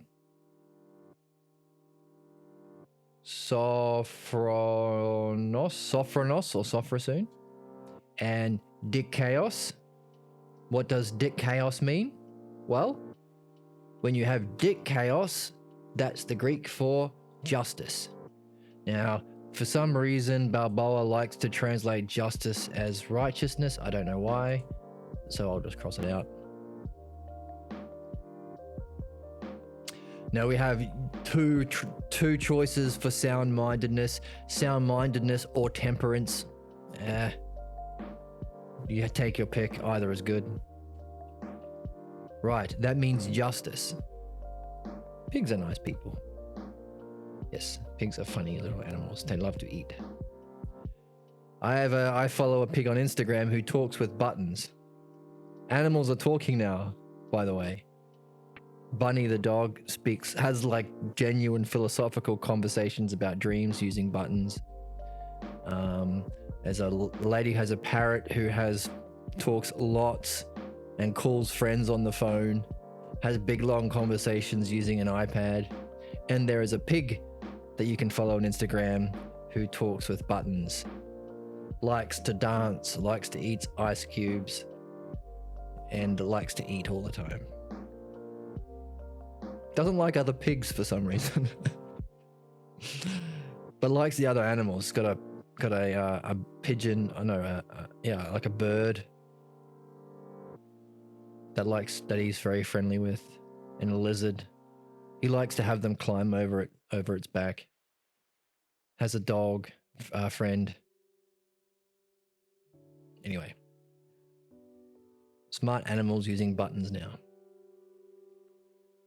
That use words. Say, hey, feed me, mummy. Dance with me, mummy. Give me an ice cube, please. Bunny the dog says, why do we have dreams?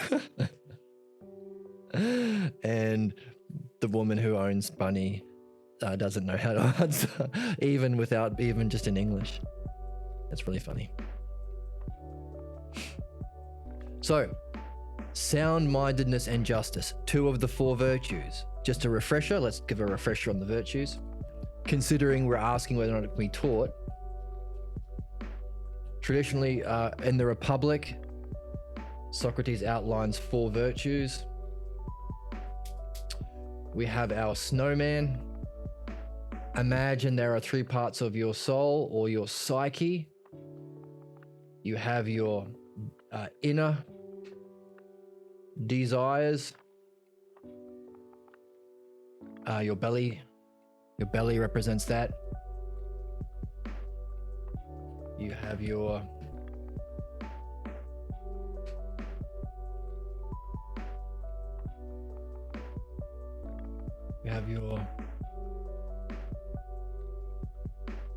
outward moving part of your soul that seeks to do things in the world. And you have often this is represented by your heart. And you have your reasoning, or in the Greek, it's called logos, using part of your soul, which is in the head. Obviously, none of these are in the parts of the body. There may be within your chakra system, but these are analogies. So you have a snowman like this.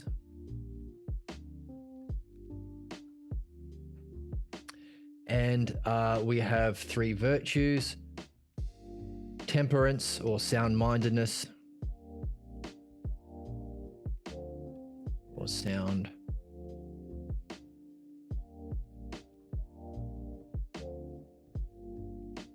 mindedness, which is usually to do with controlling your desires or aligning your desires with the top part of your soul. Socrates says in the Phaedo, by the way, mastering some desires only to be mastered by others is the vice version. You've got some temperance you're using to fuel your other desires. That's vice, by the way.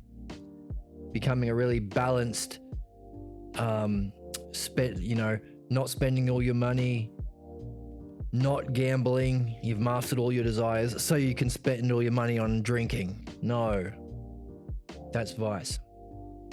We have courage, usually associated with this part, how you move in the world. And you have wisdom, the word that was dropped in where it shouldn't be a few moments ago. So these are the 3 virtues to do with the 3 parts of the soul. Now, of course, temperance means to have all of your body aligned, to desire, to hold on to what's true, and courage. Rather, it's to desire what reasoning wants. and to hold on to what's true, what reasoning wants. So often temperance is used as a shortcut to mean all the virtues within the body.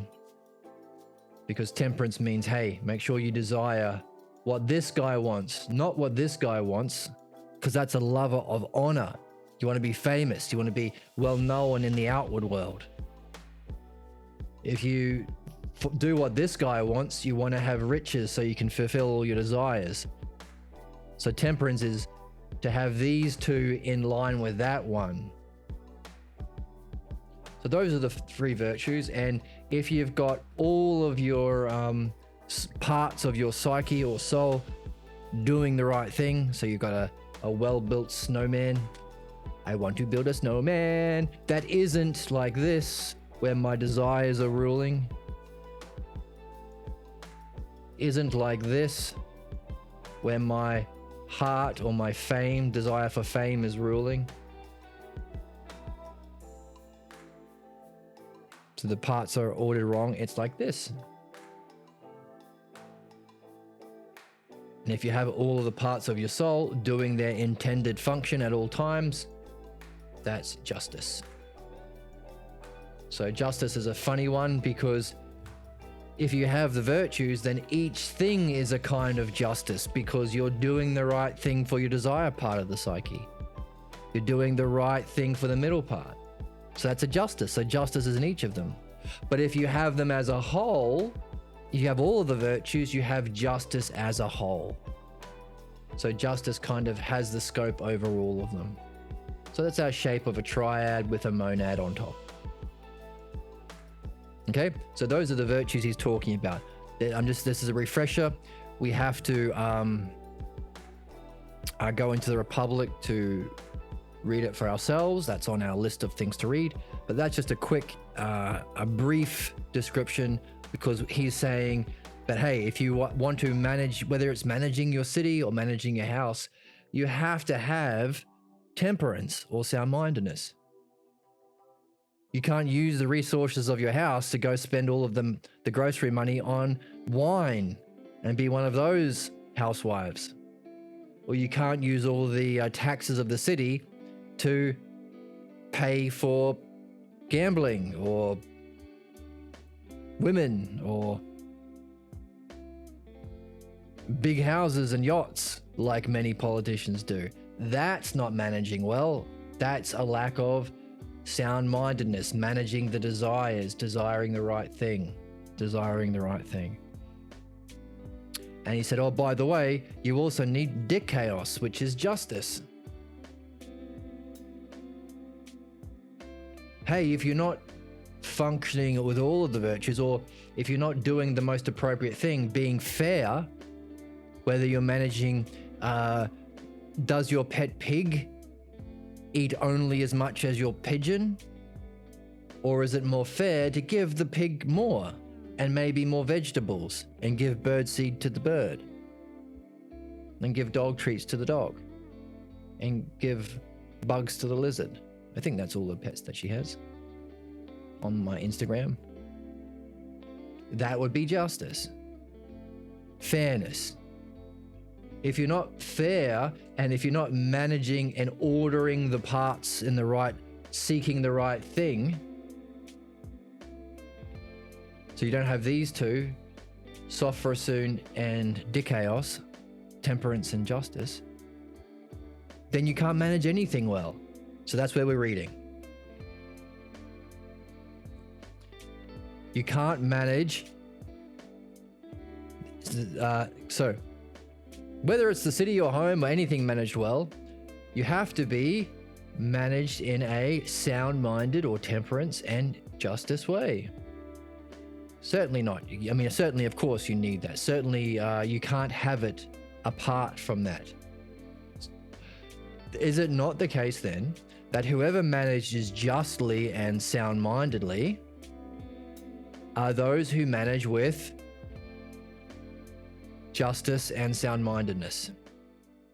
So here we have the kink of our translator. He seems to be calling justice justice itself, but when it's being used, he calls it righteousness. I don't like it. It has Christian undertones and other. Often pathologos people feel they're being righteous when they act out their problems loudly, like Meno may be doing. So I don't like just. I like just keeping it to the text, justice. So if you manage in a just and sound-minded way, you are using or you're with the two virtues. Necessarily, of course, it's by definition.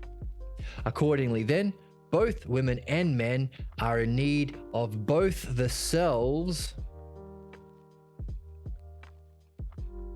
of righteousness and justice. Dikaios and sophrosun.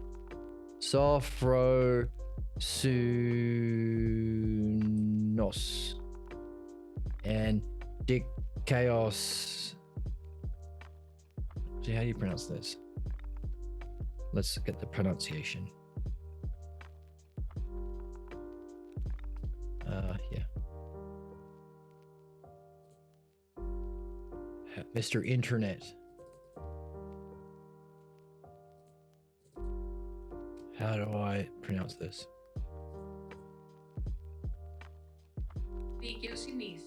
Dikaiosinis. Right, that's S-Y-N. Okay, the N that looks like an N is an I. All right, Dikaiosinis. Dikaiosinis and Sophrosinis. Sophrosinis and Dikaiosinis. Dikaiosinis.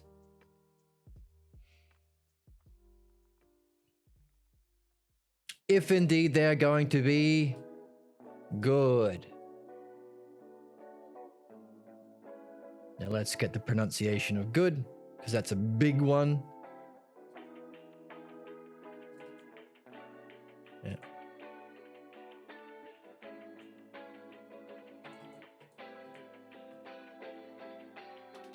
Pardon me.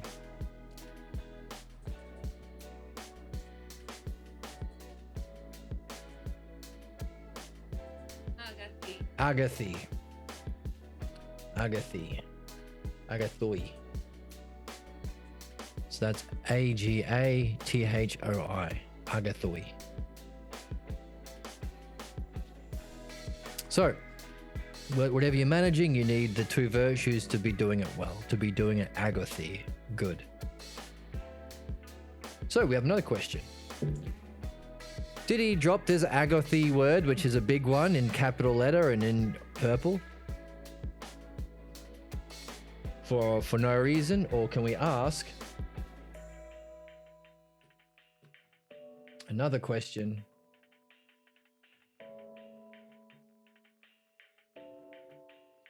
How does agathui or good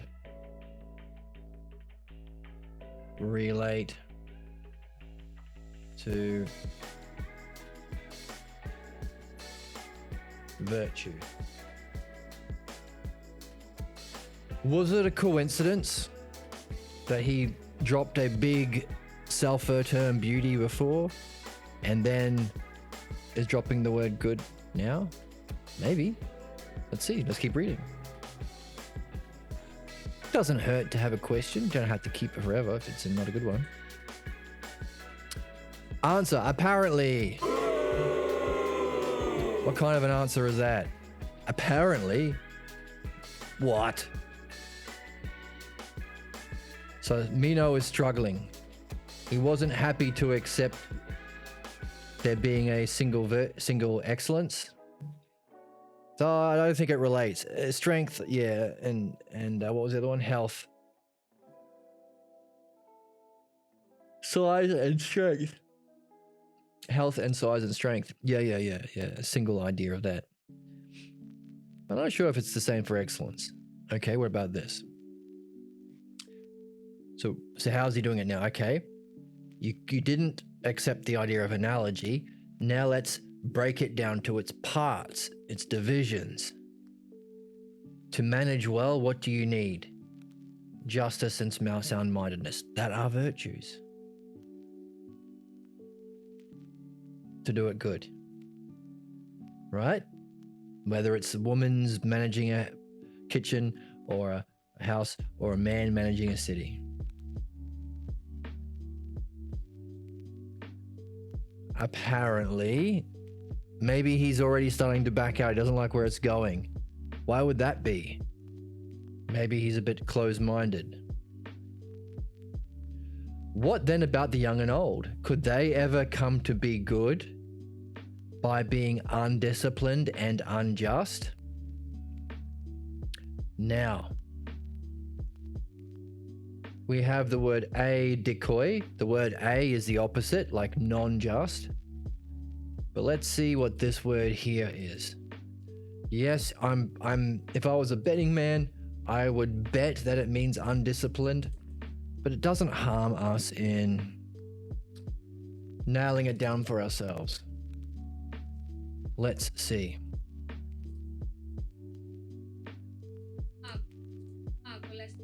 Akolesti. Now, what does akolesti mean?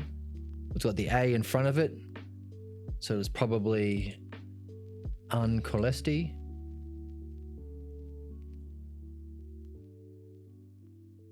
Undisciplined.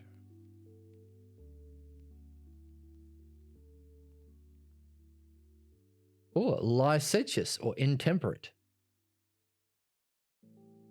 I like that because, yes, intemperate is the better word.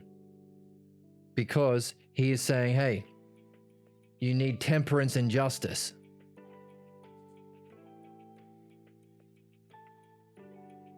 So, and kids, could they be good if they were opposite of temperance and opposite of justice? What's the opposite of temperance? Uncolesti, or licentious, or what's the word? Intemperate. Just pursuing whatever desires you have. Undisciplined has a connotation of, I don't know, force or discipline. Often discipline is punishment, but the word is like lecherous. Just like a hedonistic, we might say. Yeah, see, I wish there was a better word than licentiousness. Let's look for a better word for licentious. Promiscuous. We don't want to talk about kids being promiscuous. Let's find another word. Licentious.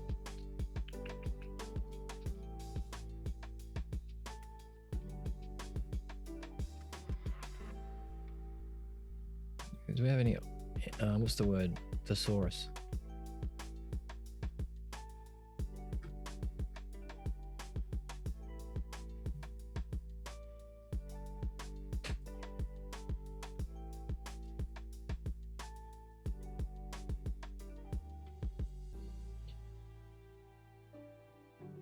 Debauched? No.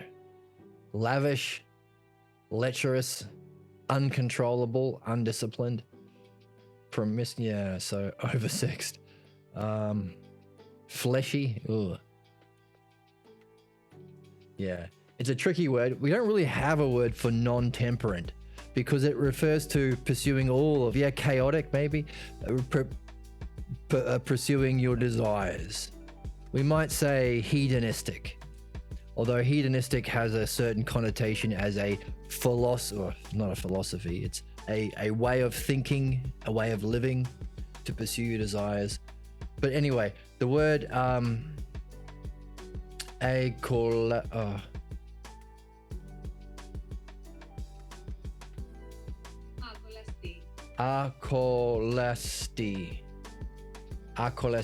Akolesti means non-temperate.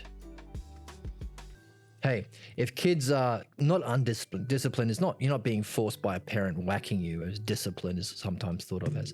So if children is running around aimlessly following their desires and they didn't have any temperance and they didn't have any justice, they were acting unfairly, could they ever become good? Eating all of the Kinder Surprise eggs in the supermarket and stealing all the toys from their brothers and sisters? Is that good? No, I don't think so.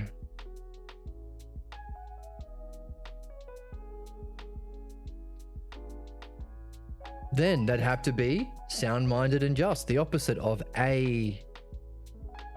kolastoi and dikoi. Yes. Accordingly then,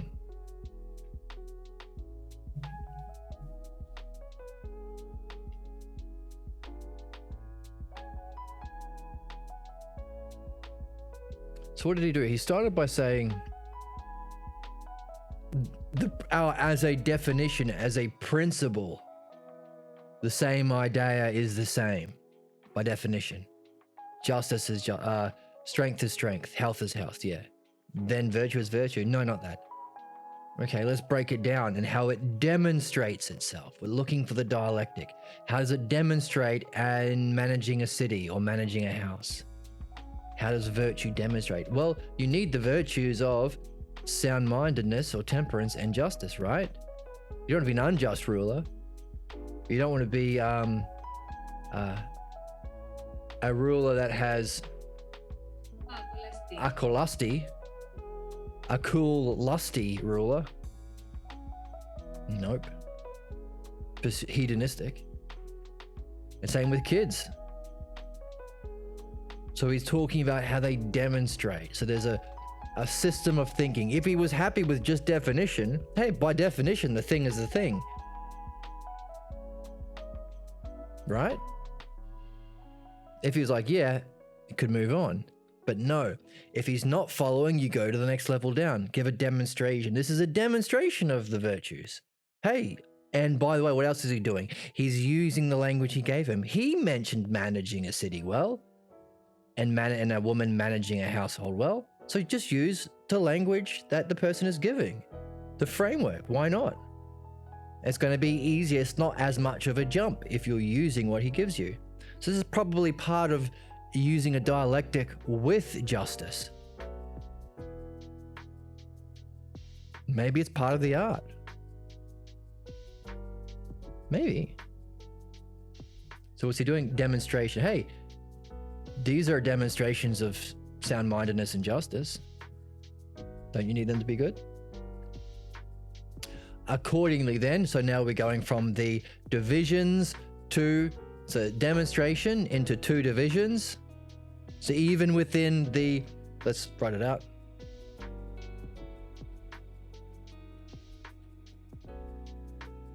So he starts with a definition. Is virtue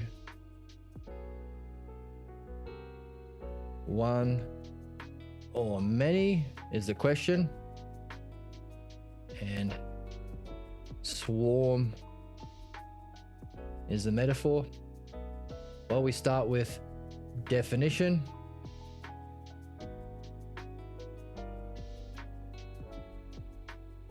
That was his first argument. Now he uses division. Let's divide it up.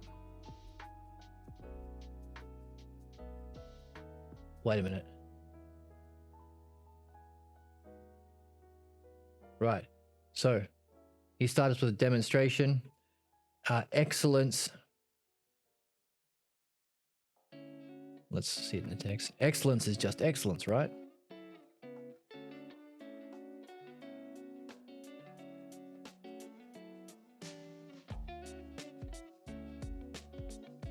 Excellence is a single eidos.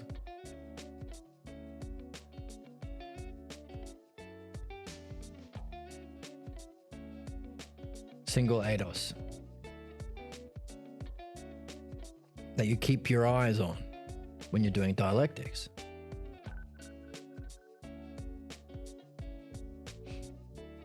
So there's demonstration. Sorry. Definition. Excellence is a single eidos.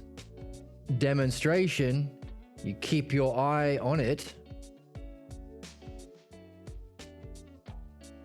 in dialectic. or questions and answers.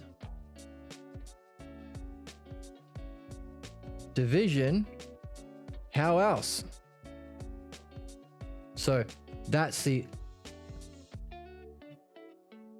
self itself, self to other. What's the other? Dialectic. Now division, dialectic to other others, other dialectics. What's other dialectics? Well, let's use another dialectic on health.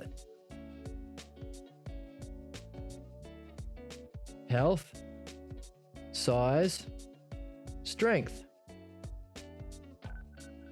These are the divisions. And from that division, we synthesize it, and then analyze it. Synthesis, analysis. So the synthesis part, which is other back to self. The synthesis part is say, hey, therefore,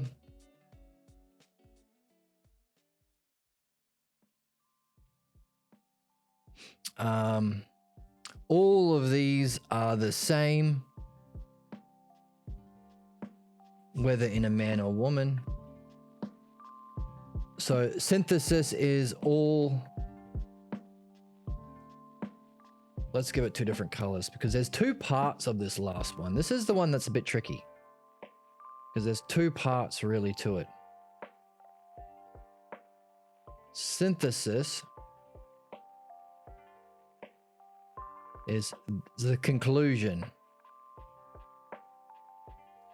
So we say conclusion. Well, no, it's half the conclusion, isn't it? Synthesis is therefore,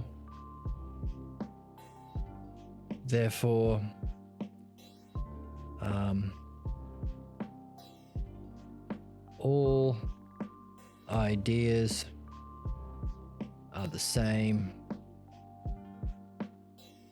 whether demonstrated in men or women. How is that a synthesis? Well, we applied health, size, and strength to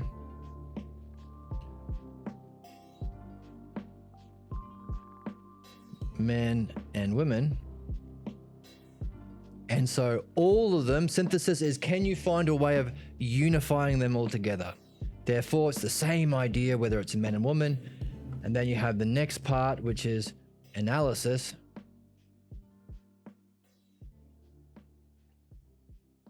Both of these together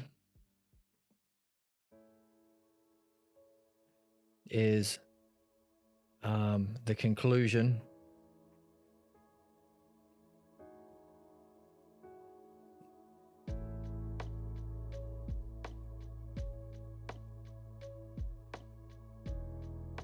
Or other back to self. So that's the other synthesis, all the others synthesized. Back to self is the analysis part. So it's good having a synthesis, but you have to, you need to tie it all together. Therefore, all ideas are the same whether demonstrated in men or women. Sure, that's a principle, but what's the point? The point is to apply it to virtue. Don't miss your point. Because Meno was with us up until synthesis. He agreed with that. But then what happened? Then he said,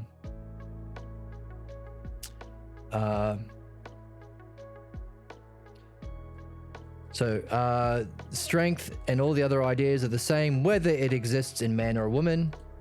Does it appear to differ? I'm with you here. I'm with you at synthesis stage. Notice he followed him all the way through this dialectic. Analysis, then excellence in relation to excellence, self in relation to start. He's taking it back to self in relation to self, the first category.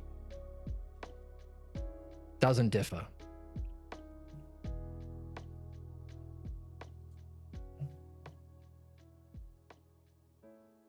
Therefore,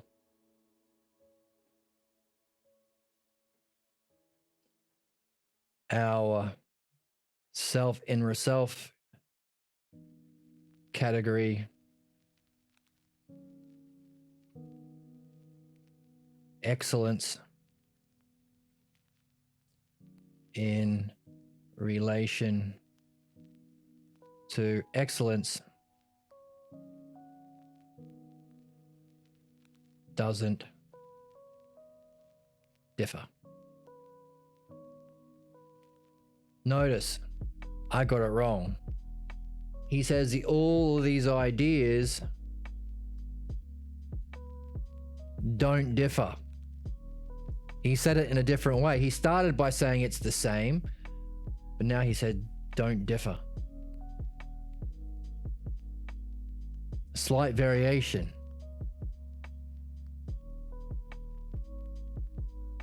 That slight variation might have been enough for Meno to look at it in a new way.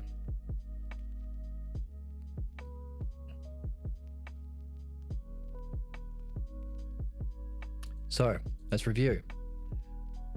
Meno doesn't know what virtue is because he's just giving a description of differences, many. Socrates comes along and says, hey, I'm going to give you a brief definition. Within this definition, I'm going to use the dialectic. Excellence is a single eidos.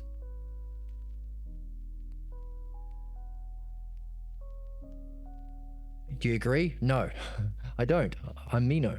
Okay. By the way, how does it function? You keep your eye on this single idea if you are doing a dialectic or answering questions. If you are a good dialectician, you'd be like, yep, okay, I'm with you now. You don't have to go further. Or even if you're not a good dialectician, but you understand how a dialectic works, the dialectic is to put your eye on being. Whoa. Thanks for the follow. It gave me a bit of a fright. Thanks. Mama Jama, welcome to the chat. So we know already that the dialectic is a certain exercise of our understanding. My day is going full of wonder. A certain exercise of our understanding directed towards being the eidos. Let's use the word being because he used it. As a kind of meditation and training of our mind to actually see the realm of being. That's what gives us nous. That's what makes this different from science or the way they teach philosophy in school. It's actually a spiritual tradition. You awaken a vision of a higher dimension of reality called being. That's what the dialectic is for. And on your way up to get to that vision, but also if you're talking with someone else, like Socrates is talking with Meno, you still keep your eye fixed on it when you talk with your friends to help your other friends get up there. It's not a competition. So if Meno was familiar with it, then all Socrates would have to say is, hey, you think there's not one idea of virtue or excellence? What about excellence is a single eidos in being, aspect of being, that you keep your eye on in the dialectic and in answering questions? We'd be like, oh yeah, we know it. Yeah, of course, we know that. Meno maybe hasn't heard about the dialectic, telling us about his teacher. Maybe Gorgias is a bit of a Gormius.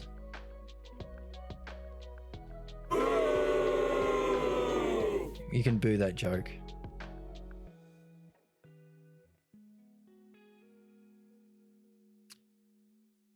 Maybe. To answering question in chat, maybe. Might do. Good question. Right? So we'd be happy there. But he's probably not aware of the dialectic, so we have to keep going. So that's the thing with the dialectic. You only go as far as you need to. As far as sufficient. So now he's on to the division stage. Okay, let's divide it up into other examples. Health, size, strength. Okay. Do they differ when applied to a man or a woman? No. Okay, there's our synthesis.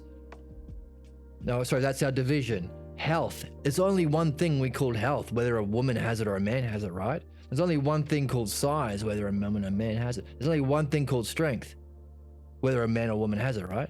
Yeah, of course. Therefore, that's where we build our argument. Therefore, because a simple definition wasn't enough, demonstration wasn't enough to like trigger his memory. So we have to build an argument in division through analogy. Then we have to synthesize it. Therefore, all ideas don't differ when demonstrated in men or women. Do you agree? Yes. Okay, haven't finished yet. He's agreeing so far. Then that synthesis, analysis, we have to take that synthesis back to the beginning. That's the dialectic. Therefore, our SS category, self in relation to self, excellence in relation to excellence, which he actually literally said, excellence in relation to excellence, doesn't differ. That's our conclusion. Isn't it so pretty? Wasn't this a beautiful way of reasoning? Simple, clear, cool, fun, good, just, maybe even temperate. Got to the conclusion and Meno says, no, not with you, buddy. I don't think so. So what?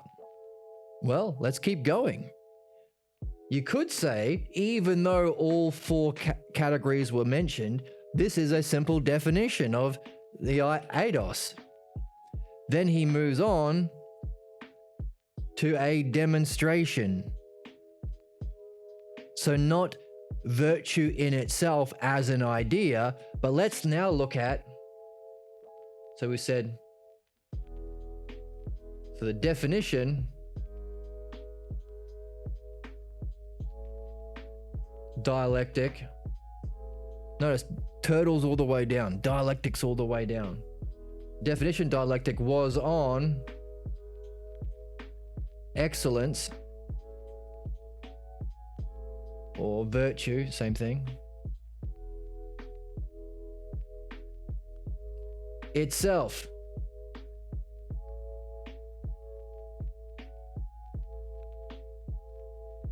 As an idea or aspect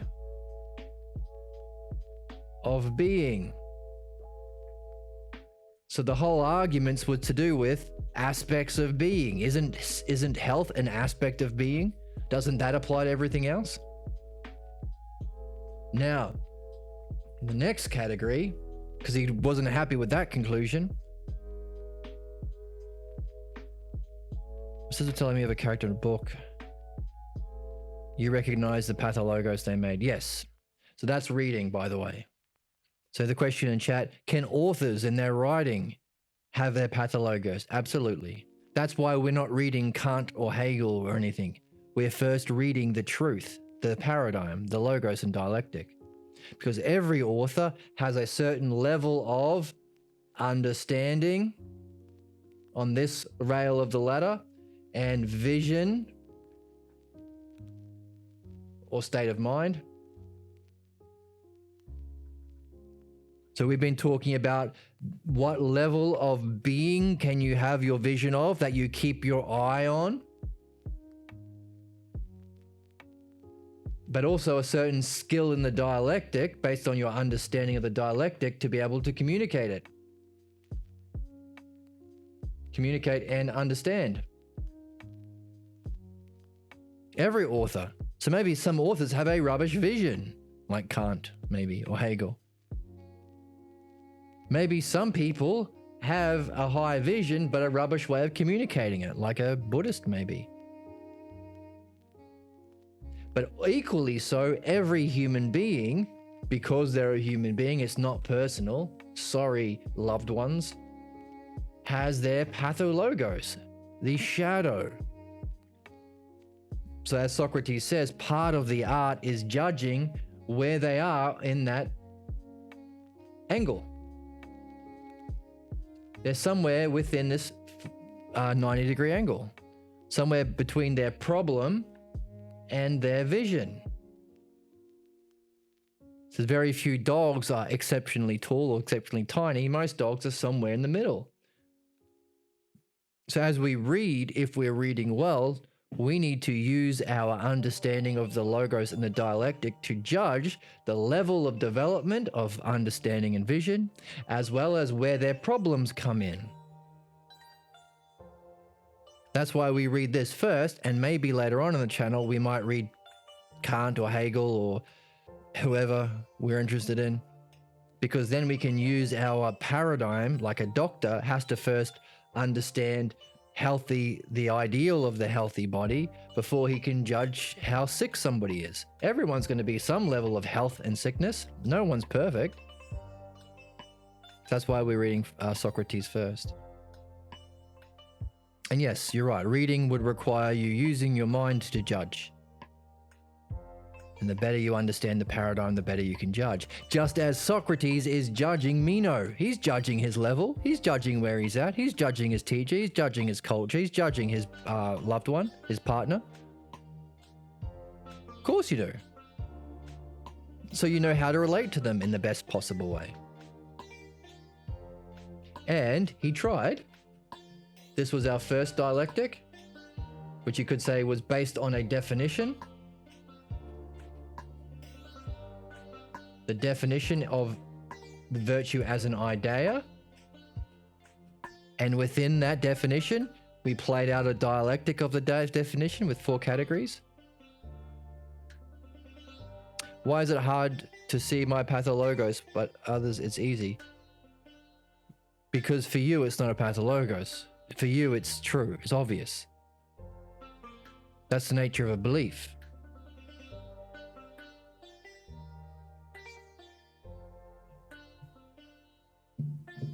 It wouldn't be much of a parasitic influence that is more powerful than even enlightenment, because people have had enlightenment experiences. Give them a couple of weeks, they're back into their problems. We even have archetypes, the pervy sage or the drunken sage, based on the fact that being enlightened doesn't solve problems. It might lessen them sometimes because you've experienced reality. You know that inner voice telling you you're rubbish isn't true because you know you're everything if you've had the experience. Doesn't remove it. Therefore, the power of the pathologos is stronger than enlightenment itself. But for you, it's obvious. That's why it's a problem. It takes you going on this philosophical quest to master the dialectic and apply it to, and in the mastery of the dialectic prepares you for the highest vision, is the method through which we uncover the highest vision, because this is the highest kind of meditation and activity of understanding. It's ousia-like. Notice, we unfold from definition into demonstration to vision, and then we bring everything together as all of our experiences as a whole, and then we come all the way back to the start. This is ousia, a wholeness of everything we've understood in our activity, in our drama, in the activity of the dream, in the activity of the dialectic, and it's self-contained. This is as close to ousia as you can do in the physical world.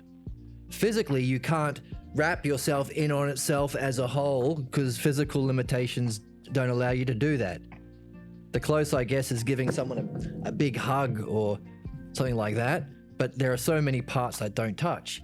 The closest we can get to ousia while in the physical world is this, using our mind, using our highest functioning, the top part of the snowman. Not your desires, not your heart, your reasoning is the highest part. And the most ousia-like you can be is the dialectic. That's why, one of the reasons why we're unpacking it in the Meno. We're seeing how Socrates is using it, and we're discovering it in the Meno, because this is most ousia-like, because we want to awaken ousia itself, which is the nature of being, the real world, true being. That's enlightenment. And this is the closest we get to it, which is why it's our gateway to it, which is why Socrates calls it the real spiritual tradition. Many people call themselves spiritual, but this is the real one, this activity.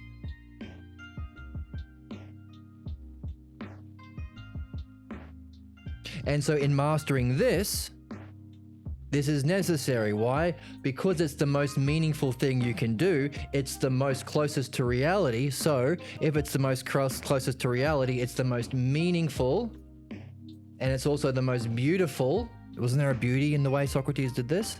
Maybe that's why he dropped the word, to put it into the reader's mind, so we have it in mind when we make conclusions like this. Because it's the most meaningful and beautiful, and also the most excellent. Oh, thanks for the follow. Who was that? Thanks, Ali, for the follow. Because it's the most meaningful, beautiful, and excellent, 3 words, and good, these are all words that we have from the text, then it's the most likely to surface your problems. The more meaningful the activity, the more beautiful, the more excellent, the more good the activity you're in. Hello there. I'm doing very wonderingly today. How are you doing?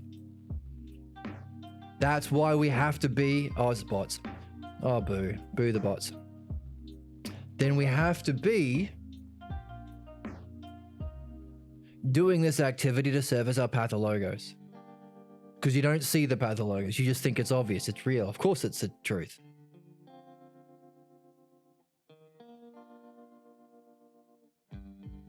But you won't see it directly. You will recognize their effects. So you have to sort of work backwards through the dialectic. You'll notice conclusions first. Hang on a second, I always get stuck. I always get distracted when I get this level of reading. When I get this level of reflection of the dialectic, I get stuck. That's the conclusion. You'll see that first. Look for many conclusions, because if you have many repeating conclusions, that's the footprints of a problem. Follow the footprints. Then what will you see? You'll notice division. I notice the same kind of block. Irritation, distraction, boredom, tiredness in my state of mind. And the same sort of logos. Remember, states of mind and thoughts. Both. Oh, I'm not good enough. Do something else. This is a waste of time. I'd rather be doing video games. The same words or states of mind come up. In not just doing the dialectic, but in my job, in my fun, in my relationships, when I try and make the best sandwich I want to make, when I want to brush my teeth in the best way, whatever it is. So the next thing you'll notice after the same conclusion block is the same division. So you're working backwards. Okay, then demonstration. Can you see that these divisions must stem from a certain state of mind? So you're talking about meditation. As soon as you're doing your meditation, you're focused on whatever you're doing, hopefully a dialectic, then you'll start to notice something straight away. That state of mind. You don't have to play out the fantasies. Catch it as a state of mind. Why? Because you recognize the state of mind. Yeah, whatever it is, a jump scare, whatever. So what are you doing? You're working back. Oh, hang on a second. Because I've recognized that this state of mind will play out in different areas, leading to the same sorts of failures. So that same state of mind demonstration will divide itself up, leading to the same sort of failures. I know this because I've worked backwards through my problem. Then the next stage is, what is the definition? What is the fundamental false belief that leads to that state of mind, that leads to the divisions in all areas of your life, that leads to the same sorts of failures in every area? Yeah, stop talking, listen. I'm doing this to help you out.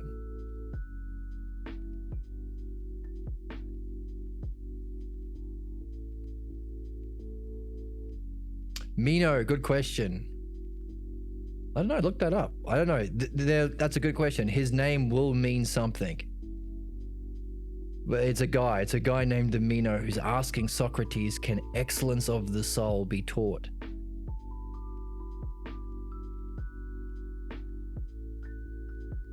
And we've got a question from Desfuria in chat about how come I don't see my problems. That's the other side of excellence. In seeking excellence, you will surface your problems, but others will see them before you because it's your problem, because you don't recognize it as a problem. And just as Socrates is unfolding the dialectic, that's his way of thinking, and we have to do it too, because this dialectic, definition, demonstration, division, synthesis, analysis, just 4 categories, helps us to unify our mind, makes us Usia-like, so we can experience the realm of being, which is Usia. Our problems is the reverse, it's the shadow. But you will never surface your problems unless you're in this game. Why? Because your problem manifests at various different levels. And you can only surface the depth of your problems when you're seeking the highest goal. If your goals are just to go to the gym every day, you might have to face an aspect of your problem. But the depths, the roots, underlying causes, you won't surface until you're in this game, mastering the dialectic. Are you listening, or are you talking about something else, Dysphoria? You seem to be distracted from what's important, which may be evidence of the problem. I'm literally outlining the stages to answering your question, and you seem to be distracted. That could be an aspect of the problem that you are saying you don't recognize. Yeah, I know what you're saying. I'm just saying I'm still back on, you don't need to explain further. You've already explained sufficiently. Yeah, who cares how it plays out? The idea is, how do we see it?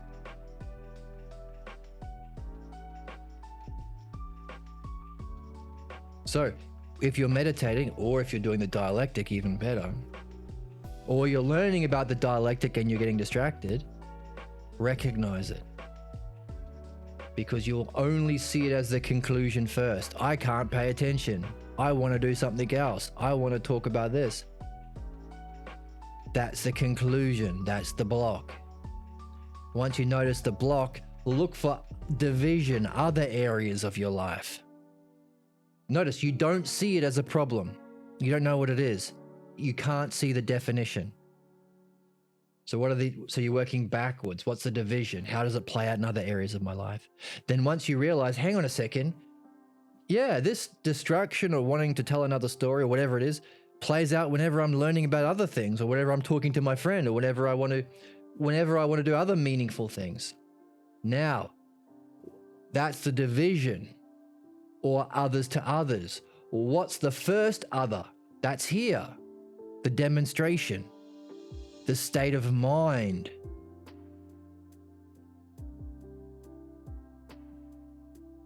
Oh, before I get into the problem, there's a certain state of mind that I start with. I start to get frustrated, and then I play out this same crap. Then I lead to a failure, and then I haven't learned anything, and then I start over from the beginning. That's the state of mind. So start to look for a pattern in demonstrations, certain states of mind. So you're working backwards through the dialectic. And then you want to find the definition, the thing itself, the self itself. The specific false belief about the self that you don't know you're carrying, that you think is real, but isn't, but is the cause of the state of mind that plays out in division in other areas, that leads to the same conclusion, failures. That's a problem. So you're working backwards. Now, to find this definition, you might have to do this many times. As we said, you repeat the dialectic, you cycle up. You can trust your own mind if you recognize that your problems are not literal. Your problems are telling you are playing out a dialectic that isn't true. But if you learn the dialectic, you know how to mine it for gold. Every human being has a false belief about themselves. That's their first kind of question that we're here to learn about. And we're here to find the second kind of question, what's the truth?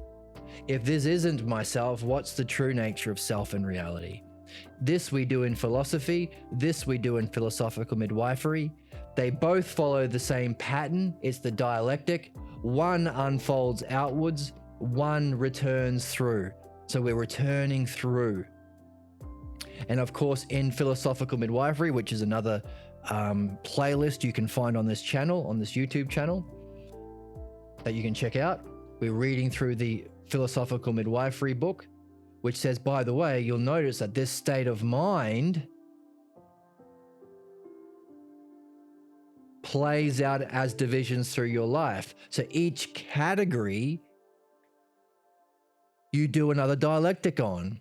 So when you've realized you hit certain failures, do a dialectic on that. Hang on a second. Failures. How will I define the failures? How does it feel to be in a failure? Definition, demonstration. Are there varieties of failure? Division. Can I come to a conclusion about them? Synthesis, analysis. So do a dialectic on your blocks. And then you'll realize, hang on a second, it plays out in other areas. Do a dialectic on all the other areas. And then states of mind, do a dialectic on the state of mind. In other words, it could be, if it's for you, notice a pattern. What's the state of mind? Hang on a second. I don't know the state of mind, or I can give a kind of definition of the state of mind. I can give a demonstration, what it's like. I can see how it has a division through my past. How does a state of mind happen through my past? Now the conclusion, so notice, it's a dialectic within the four categories of the dialectic. It's always dialectic. This is thinking. Thinking is the dialectic.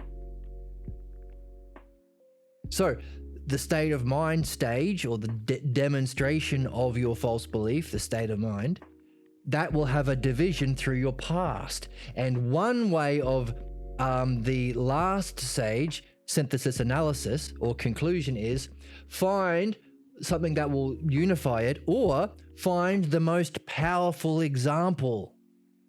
Or the best thing would be, in this category, find the earliest, because the earliest example of that state of mind will be the most causal, and the most causal is the most powerful in metaphysics.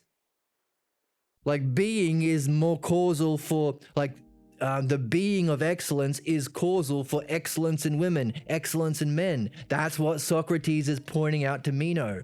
So too, our states of mind, the earliest is also the most powerful and causal. Just like we want the earliest example in metaphysics of excellence, excellence itself, not excellence in terms of how the excellence of a slave or the excellence of a housewife or the excellence, no, the earliest.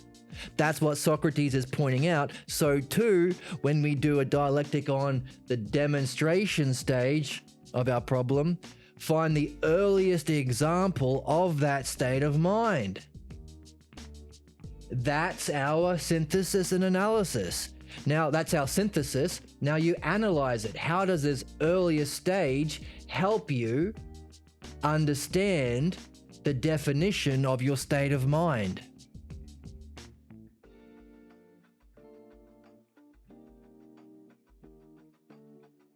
Because that earliest example of that state of mind, when you first had it, that's the scene that you were in where you walked away with an unsuspected false definition about yourself in reality as being not good or inadequate in some way. That's the pathologos. That's the false belief. That's the essence of our problem.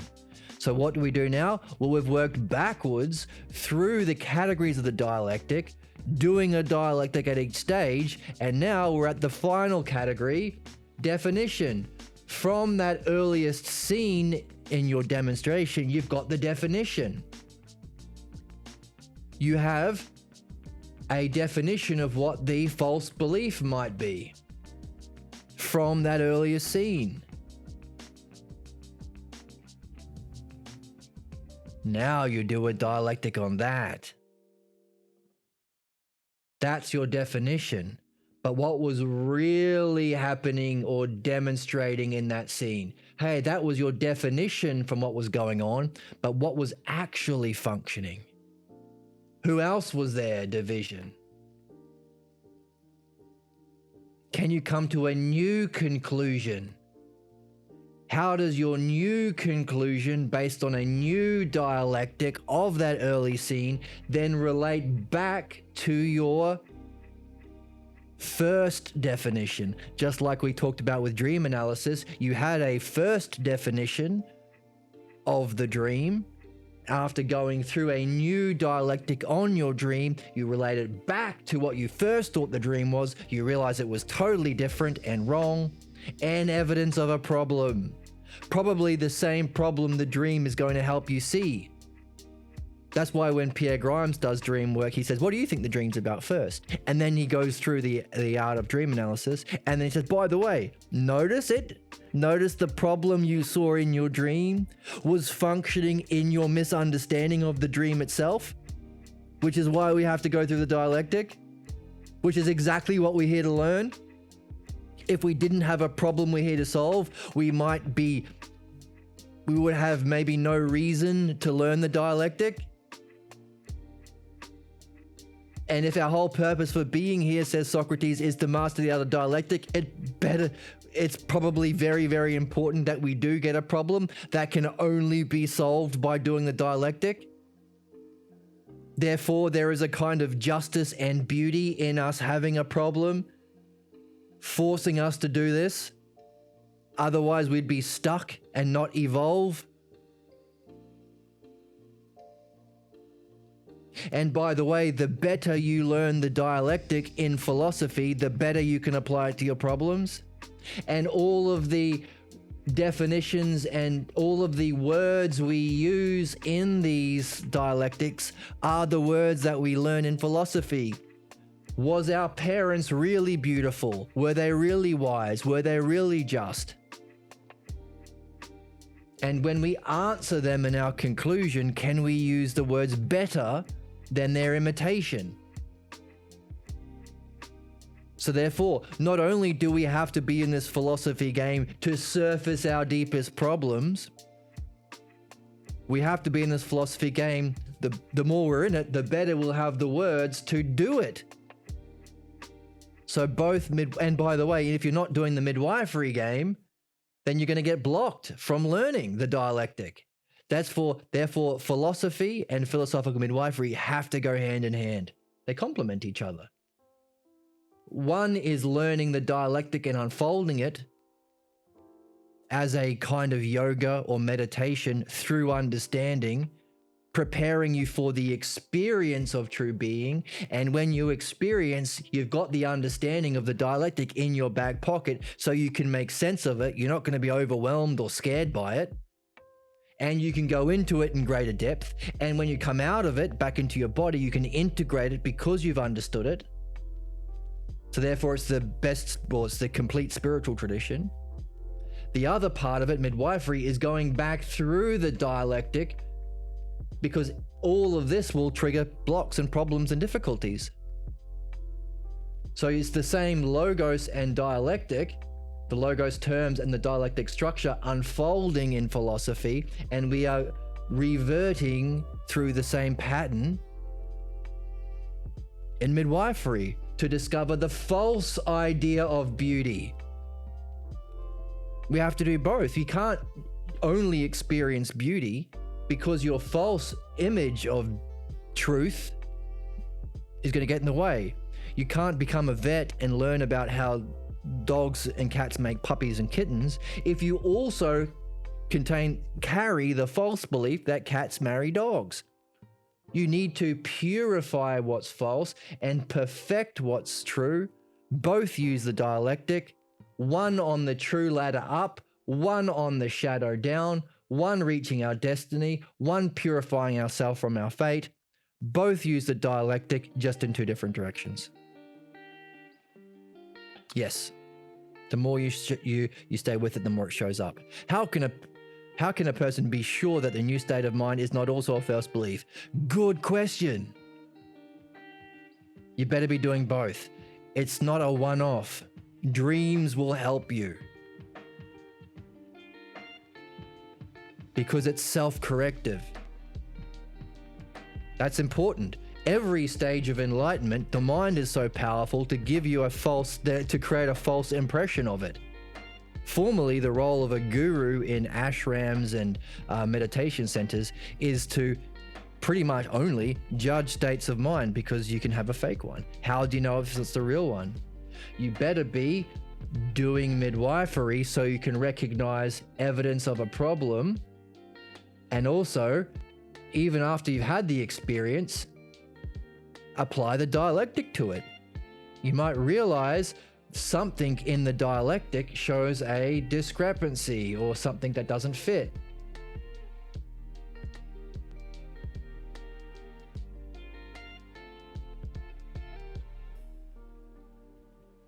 So you better be doing both.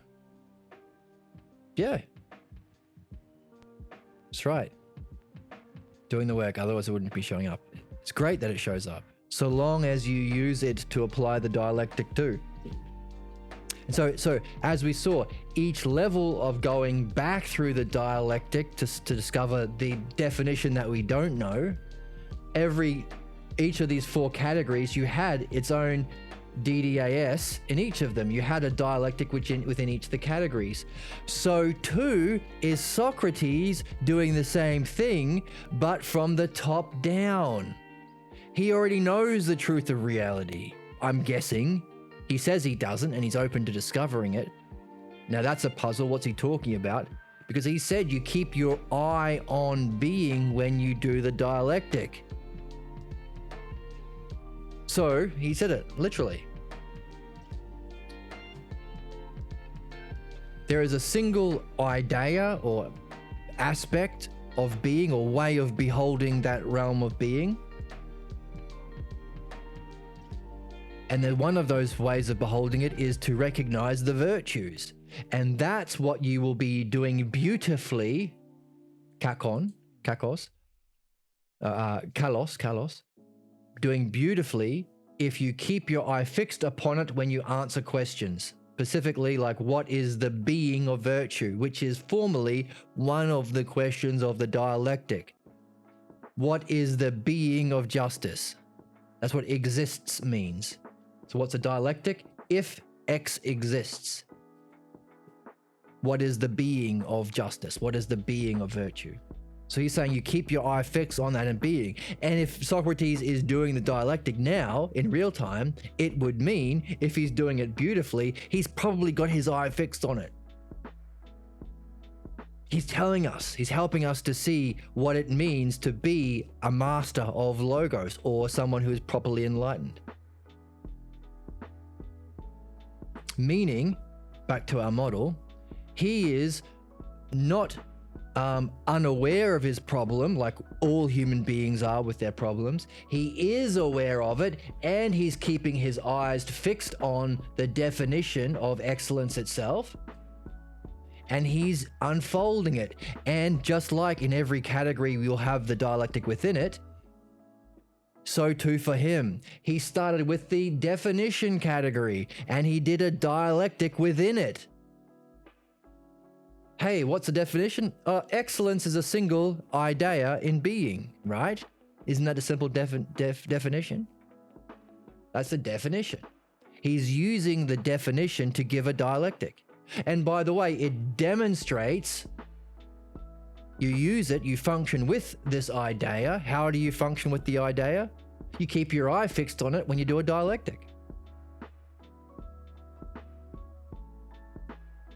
Meno is not familiar with the dialectic. He's not convinced yet, so he keeps going. Division. Here are other single ideas that you can keep your mind fixed on. Health. Isn't there a single idea of health? Whether you're a man or woman, it's still the same idea of health, right? You don't have to go for a different doctor. Having cancer isn't healthy for a woman, but unhealthy for a man. Size. Big and small still applies to men and women. Strength. Still the same for men and women, right? Division. And then synthesis, which is bringing it all together, part of the conclusion. Therefore, all ideas don't differ, whether demonstrated in men or women. And the other part of the conclusion is taking that unification or that conclusion back to the start to conclude, which is analysis. Therefore, our S to S category, excellence in relation to excellence, doesn't differ. So he just did a dialectic within the definition part. Meno says, I don't know, I don't agree. I think maybe I was happy here that all ideas don't differ with men or women, but I don't agree that this also applies to virtue or excellence.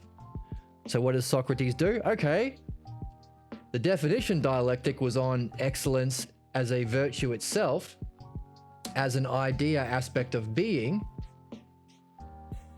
Now the demonstration is the next category. Let's do a little dialectic based on how virtue functions or demonstrates itself. Let's see if you can follow that, Mr. Meno. So we're getting into the mind of Socrates. We're practicing the dialectic, which is the as ousia as we can get until we, Socrates says in the Phaedo, the divine self invites us into the divine realm of being. It's as close as we can get. It's a preparation for it. But also we're becoming like Socrates in our own mind, which is a different kind of yoga, but complementary. What if the dialectic is false? What if the way is false? Because humans do it for years now.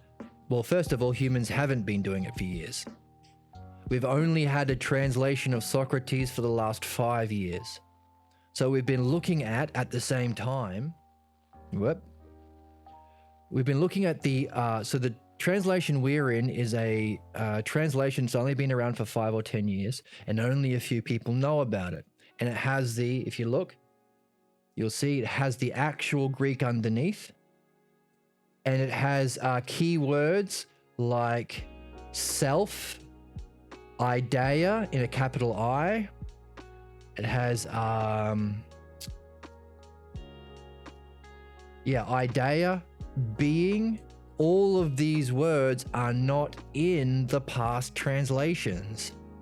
They have been ridiculous translations of Socrates up until the last decade. So if our goal is to read very, very specifically to solve the puzzles that are being given, like a good video game, hey, there's a certain key that unlocks a door, but up until now, we've been never given the keys, and you can't even see the door because you have to search for the puzzles too. Like we had a puzzle. How come he used the word beautiful? It would be beautiful to keep your eye fixed on that question, what is the being of virtue? Let's relate it back to what every other person studying Socrates has been using up until now. So that was 72D. Here we go. 72D. Here we go. And likewise, also with the virtues, however many and various they may be, says Socrates, all have a common character. The word isn't character. This is what everyone else has been reading. The word is idea, an aspect of being. Meno's problem is he thinks the virtues are to do with the physical world. So all we can see in the physical world is adjectives. A beautiful dog, a beautiful person. We never see beauty itself with our physical senses. Philosophy is about how to perceive beauty itself in the realm of being, which is eternal, pure, immortal, deathless. Everyone can see it for all time. You don't have to be born in the right country or in the right religion or any of that crap. So the very problem Meno has thinking virtue is an adjective, because when Socrates says, what are the virtues? Meno says, oh, that's easy. I got no difficulty in telling you what virtue is, Socrates. I know, which is foolish. He has ignorance. He thinks he knows. He's talking to Socrates. He should be asking questions. If you take the virtue of a man, it's easy. It's managing the affairs of the city, and also benefiting your friends and harming your enemies. That's what it means to be a good man. Harming your enemies. But it's different. And also make sure you never get harmed yourself. Interesting take. But a woman's virtue is different. It's ordering the house well and looking after the property indoors and obeying your husband. Interesting. Sounds very fascist, Republican, religious. Women, obey your husband. But there's a different virtue for children, and also a different virtue for a slave. So he's using physical descriptions based on past prejudices, of course. We call it sexist and outdated today. And fascist, believing that there's a different virtue for being a slave. It sounds like a Bible thing. The virtue of a slave is obeying your master, that kind of crap. So this very problem, not looking at the realm of being, which is the cause for adjectives. There's got to be a noun, beauty itself, for there to be beautiful things. How you feel in the presence of beauty is different. You might fall in love. You might think you're not good enough, and you might feel inadequate. Whether or not, however you feel, there is still something we recognize as beautiful, different from ugliness. A beautiful painting, a beautiful person. But our question is, what is this thing called beauty itself? Not as an adjective in our physical world, but in the realm of being. That's Meno's problem. It's also, ironically, the problem of every single of this translator, and therefore every single Platonic philosophy or Socratic philosophy scholar up until now. Why? Because he says, hey, what's the virtues? Socrates says they have a certain idea in being.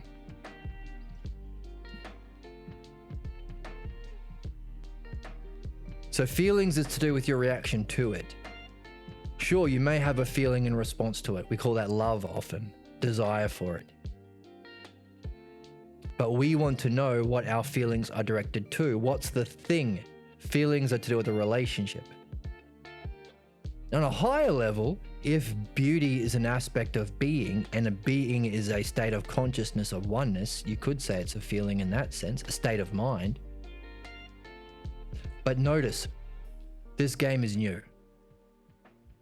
It's proper.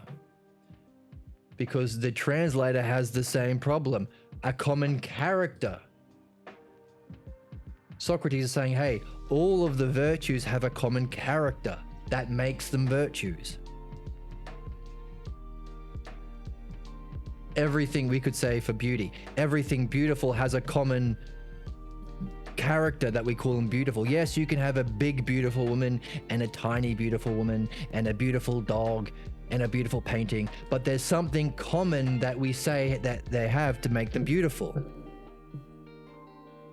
Or a beautiful feeling. But what's the thing itself? Now, up until now, they've said character. That doesn't have to be in being. It's not the right word.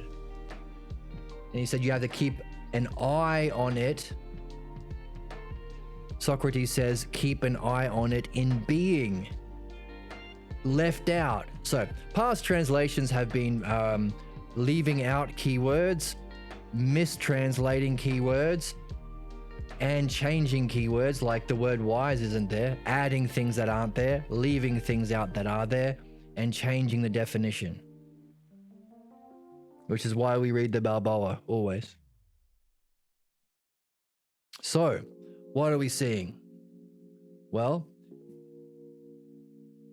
every category of the dialectic is being followed, everything can be beautiful. Can it? Is there no difference between ugliness and beautiful? Seen a pile of trash? Did you ever want to make out with a pile of trash compared to wanting to make out with a beautiful woman? Is there no difference between an ugly and a beautiful painting? Now, this is a certain belief, by the way. There are many different beliefs that we can put within the dialectic. One is called nihilism. It's a way of understanding and a state of mind, a feeling state. We say feeling. So this is the understanding rung of the rail of the ladder. This is the feeling state of the rung of the ladder, where there's no beauty, there's no ugliness, nothing is nothing. It's all illusion. Nihilism. Now there's a different one, which is, okay, there is something called beauty, but it's all opinion. Relativism. It's all relative to your own opinion. Beauty is in the eye of the beholder. There is nothing truly beautiful. There's no such thing as supermodels. There's no such thing as a beautiful food. A pile of dog mess is just as tasty as a Michelin star dinner. An ugly, deformed person is just as beautiful as a supermodel. It's all just relative to your opinion. There is no industry dedicated to beautiful supermodels. They have to reject a lot. But that's a view. It's all relative to your own opinion.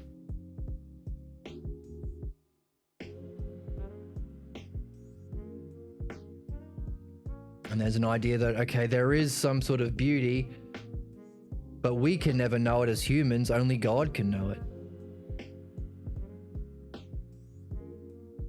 There is an idea of beauty that, there is something beautiful, but it doesn't exist in the realm of being. It's just to do with sexual selection. Yes, of course there are beautiful people and ugly people. Of course, how else will we know what people to have sex with to pass on the best genes? It's just a byproduct of sexual selection and evolution. So of course it's not just opinion. We know that there are beautiful women. Duh. Have you ever met an incel? They complain about with the beautiful women not liking them. But it's just to do with there's no realm of being. And there's a level of thinking, well, okay, now, maybe I've had some experiences beyond the physical world. Maybe I've discovered philosophy. Maybe I've discovered the Balboa translation of Plato, of Socrates. And there is something called beauty, but we can't know it. Because only God can know it, and why would God care about us? We are just ants to God. That's called strict dualism. There's another level. Okay, yes, there is a beauty, but as close as we can get is to be in a group of people. The beautiful feeling we get in a crowd at church where we're all singing and chanting. And then above that, there are levels. Okay, yes, we can perceive beauty, but only for an instant. And now you're in the spiritual realm. How much can you experience the realm of beauty itself? So these are different points of view, understanding, and different feelings. If you're in nihilism, you don't think anything is real. Not only is there no beauty, there's also no ugliness. There's no nothing. Even you asking the question is nothing. You'd be very sad or depressed or miserable. There's a feeling state related to every level of understanding. Each level has its own kind of logic, and each has its state of mind. Each has its own teachers. And Socrates is in a conversation about excellence, not just beauty. Beauty might be related to it. And he's talking with someone who has a certain opinion about excellence. How does the dialectic help us to know what the truth is? Dialectic is our method. It helps us organize an understanding. So we read the logos from Socrates, who's climbed the ladder. He gives us certain keywords. He phrases it and uses his understanding and his art in a way in conversation We read the text to pull out the key terms. We look for the order, and we take what we learn and we apply it to a dialectic. We do it. We play the game. It's not good enough just to define definition. Whoops. So let's have a look at the dialectic structure again. It's not just good enough to, there's 4 categories. Definition, demonstration, division, synthesis. You got to do it for what it is. If beauty exists in being, if it doesn't. So all of the views that you might be familiar with of beauty is in the eye of the beholder, do that as well. If beauty doesn't exist in being, what follows? How would you define it? How would it function? How would it divide? So those others having been affected by the appearance of beauty, how would they relate to others? Division. And finally, having been affected by the appearance of beauty, how do they relate back to beauty itself if it's just an appearance, just an opinion? So you got to do both. And that also, this is a good answer to your question, because you don't know. You take it as a hypothesis and you carry it. Also do part B. What if it does exist? Socrates. Pull out the key terms from the text that we're reading. Define it. Self to self definition. Then that self that you've just defined, how does it function to another? What's another thing that you're interested in? Soul?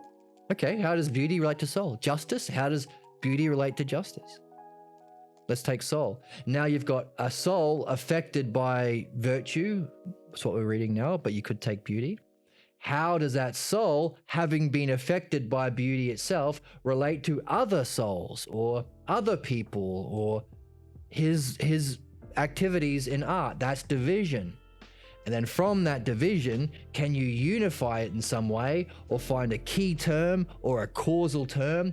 That synthesis, and can you relate that back to the definition so you see the definition in a new way? That's the dialectic. It unfolds and it returns, and you return having gone through that experience to see what was there at the beginning in a new way. Just like life. If we come from something, we must have a higher cause that must be eternal and pure, and maybe even a cause of being. Why then do we become humans only to learn this? Well, we must, and the whole point of this is to awaken a part of our soul called ousia that can return. So why are we going through this process of ignorance, of having these things that we believe are true that are wrong, being a human, having been raised in a family, that we have to learn the dialectic to remove, and we forget the truth that we have to read Socrates to and practice the dialectic on what is true as well as what isn't true, our problem and the text, only to learn the dialectic again, only to return to where we started. Well, maybe the dialectic can answer that question, because when we return to the beginning, we return with a new understanding, having gone through that activity of what was there to begin with, allowing us to go into it deeper.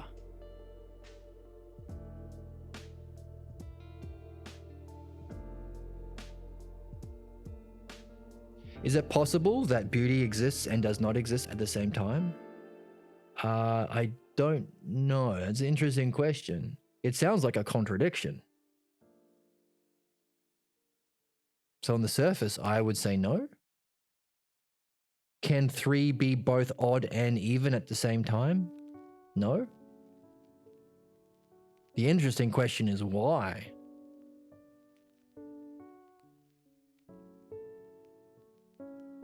But the thing is, you do both. So, and you can also mythologize. So take all of the parts that you've done and create a story. Like, what if Spider-Man became a Avenger? So everything that you've done related to beauty or excellence existing, put it in that what if universe you make. But then do another one, what if he never was bitten by a spider? Or what if he was bitten by a spider, what if he wasn't? That's called mythology. You can have fun creating art and mythology based on your dialectic. Now, You don't know whether or not it's true. You carry it in a sack. Why? Because understanding isn't knowledge. So this is us. We are an adventurer. You're a wizard, Harry. How do we read? We look for questions and we carry them with us. We create hypotheses or dialectics and we carry it with us. We look for key terms and relationships, look for patterns. And if we see a pattern, push the patterns. We also have a skill tree over here. You might notice a triad. Once you have a collection of triads in your skill tree, you can overlap them and gain new insights. Because we've been talking about the 3 virtues. Does it relate to the 3 parts of the soul? Does it relate to any other 3s? So that's what we do. Now, the question is, what makes a dialectic sufficient? Oh, thanks for the follow. Minkamiki? Thank you for the follow. That's the fun thing. Well, there are kind of a couple of ways. You carry the hypothesis until you realize, nah, it doesn't pan out. I'm seeing a contradiction. I have to throw this hypothesis out, this dialectic out, do a new one. Or maybe I've read another text and I can do an even better one. Keep improving your hypotheses, your dialectics. But ultimately, what's the goal? The goal of the dialectic is, actually, we have a quote from, we also have been reading the Phaedo. That has given us some quotes. Okay, so this is from the Parmenides. This is Parmenides giving a description of the dialectic when Socrates was 19 years old at the beginning.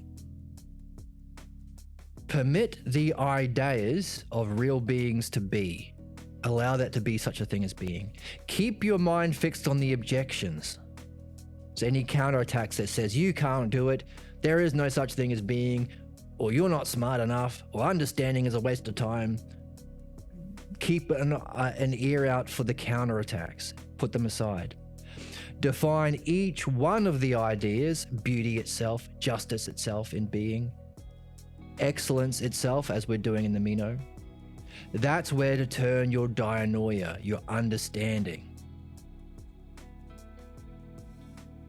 Come back. You have to also allow each of the ideas of the real beings to be always of the self.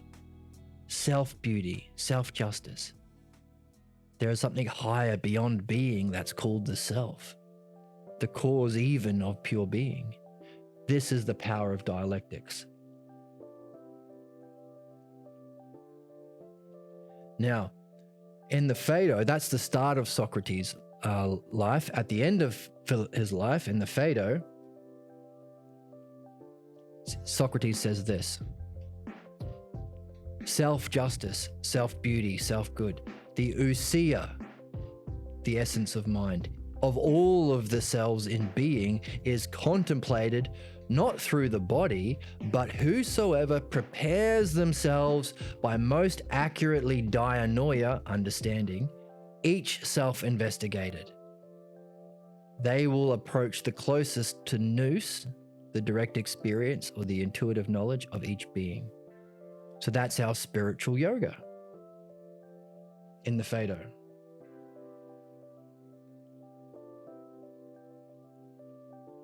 He also says this. It's another fun quote.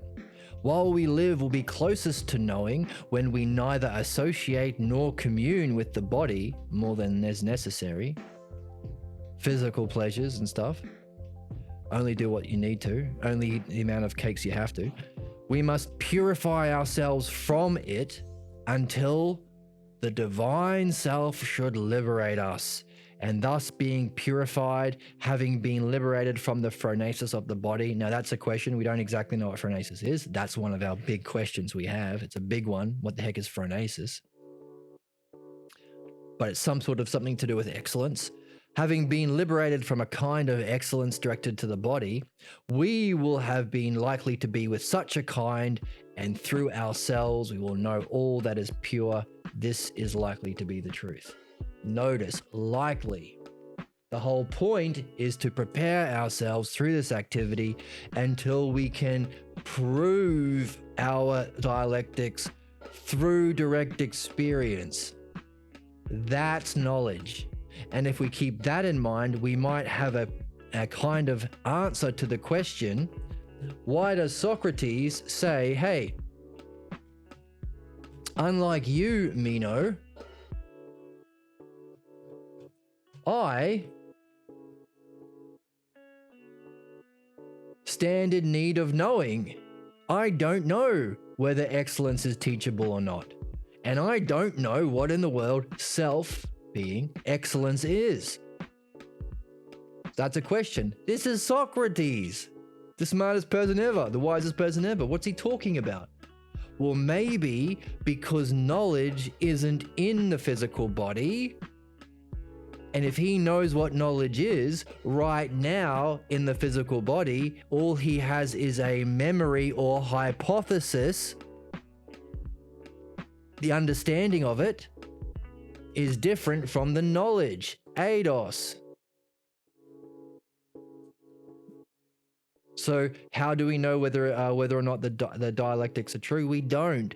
It's whether or not they work to trigger that experience of enlightenment or experience of being or nous or eidos.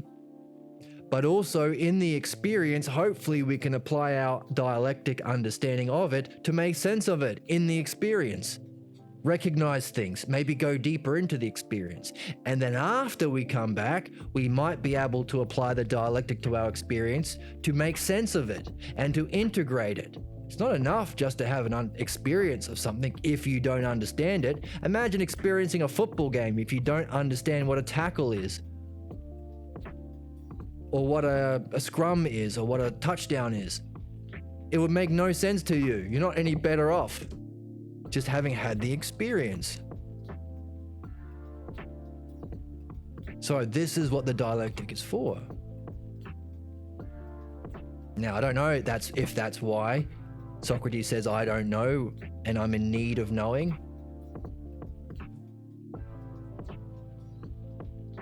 I stand in need of knowing this. I do not happen to know. It's a hypothesis. I'm carrying it with me as I read to see if it pans out. And now, speaking of dialectics, he did a definition dialectic. Now he's doing a demonstration dialectic. I'm not talking about virtues themselves as an idea in being, but how do they function for, where is he?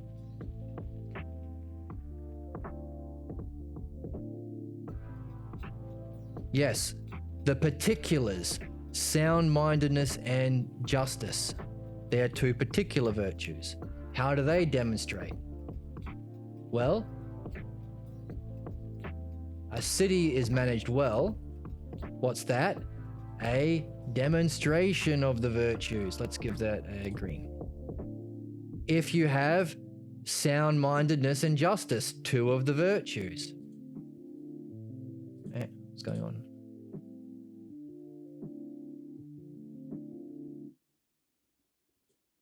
So now he's unfolding a dialectic based on how they function or demonstrate. Right?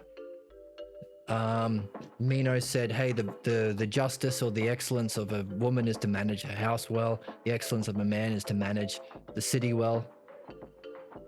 Could it be phronesis is what makes the body not pure, like the opposite of pure? Well, that's an interesting question. There is a kind of phronesis that can be directed towards the body that makes clever people really good at being bad. So phronesis is an interesting one. He talks about, in the Phaedo, he says all of those virtues we do, that we talked about earlier. Where is it? So the four major virtues, the four virtues that we have, where are they? Temperance, courage, wisdom, and justice that relate to the soul. So we've got Temperance or sound-mindedness is the virtue related to the lower part of our soul that desires stuff for us, that wants to eat and drink and make love. Have temperance. Don't desire those things. Desire something else. Now, just from our conversation today, we can say, well, maybe that thing we desire is the dialectic. It seems to be our ticket to being and our way of understanding being and integrating being, and Socrates seems to be using it to help others. So maybe that's what we should desire. There's a part of our soul that doesn't desire inwardly, but desires to move outwardly, do things, activities. That has the virtue of courage. What do you hold on to as true in the ups and downs of the world? Even though your false beliefs and your upbringing and your prejudices and stuff feel true, and even though you have ups and downs and challenges in your life, you have to hold on to what the Logos says is true. That's courage. Wisdom. How do you use the top part of your soul, the head? So we've got the belly, the heart, and the head. So we have a snowman right way up because the head rules the other parts. Your reasoning part should be the ruler. You're not a hedonist seeking ruled by your desires. You're not a love of timos, philotimos, love of fame and honor. I want to be motivated by being loved by everyone in the world. Instagram famous. I love logos. That's the virtue of wisdom, using the logos in your reasoning, which is what we're learning in the dialectic. Now, if you have all parts of your body doing their proper function, then you will be able to function as a whole, because all parts of your psyche are harmonized. You're desiring the same thing you're holding on to as true, the same thing you're using for reasoning. You are harmonized to a single activity. That's a kind of phronesis. But also, as a whole, you can function in a just way. So justice is the virtue that's above all the other virtues. You need these to create a whole. Justice is doing your proper functioning at all times. Doing what you're here for, which might be the dialectic. That you can only do if you desire to watch these videos and not eat lots of cake. You can only seek as an activity if you desire to do activities, do the dialectic activities. You use it in your thinking. So Socrates says, hey, by the way, in the Phaedo, all of these is a kind of effort, discipline, practice, nurture that has no value unless you trade it in for a single currency, phronesis. This is a kind of special virtue that isn't through effort or discipline or training. You never lose its power, and it's the kind of virtue that allows you a ticket out of the cycle of reincarnation to meet Socrates where he is in a higher dimension, completed his work, to go on a different kind of activity. That's phronesis. Now, that's not enough to understand it. That's why we keep it open as a question as we read, and why we're going back into the Phaedo to see more about phronesis. But that's a little summary. When you desire something, it means you lack something. Oh, nice. Humans lack something, they lack the truth. That is why they ask so many questions. And when people fill this lack with other pleasures like materialism, yes, very nice. But at the same time, this lack human has is also what defines them, because it's what gives them to build things and to think things. Right, so we want to see, okay, what do we want to fill it with? That's the virtues. What do we want to desire? Whoops, that's the virtue of temperance. What do we want to seek? Hey, every activity we do because we think it makes us good. What actually makes us good? Forever, eternally, even after this reincarnation. Hey, we want to think and plan well. What's the model or paradigm of thinking and understanding?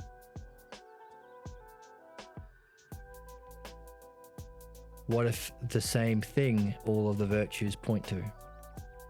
That's our puzzle. Now, speaking of desiring the single thing, the dialectic, is what Socrates seems to be using. He did a dialectic of the definition of virtue, and now he's doing a dialectic on its demonstration.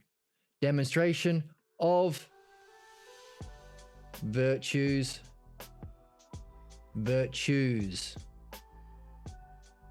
Functioning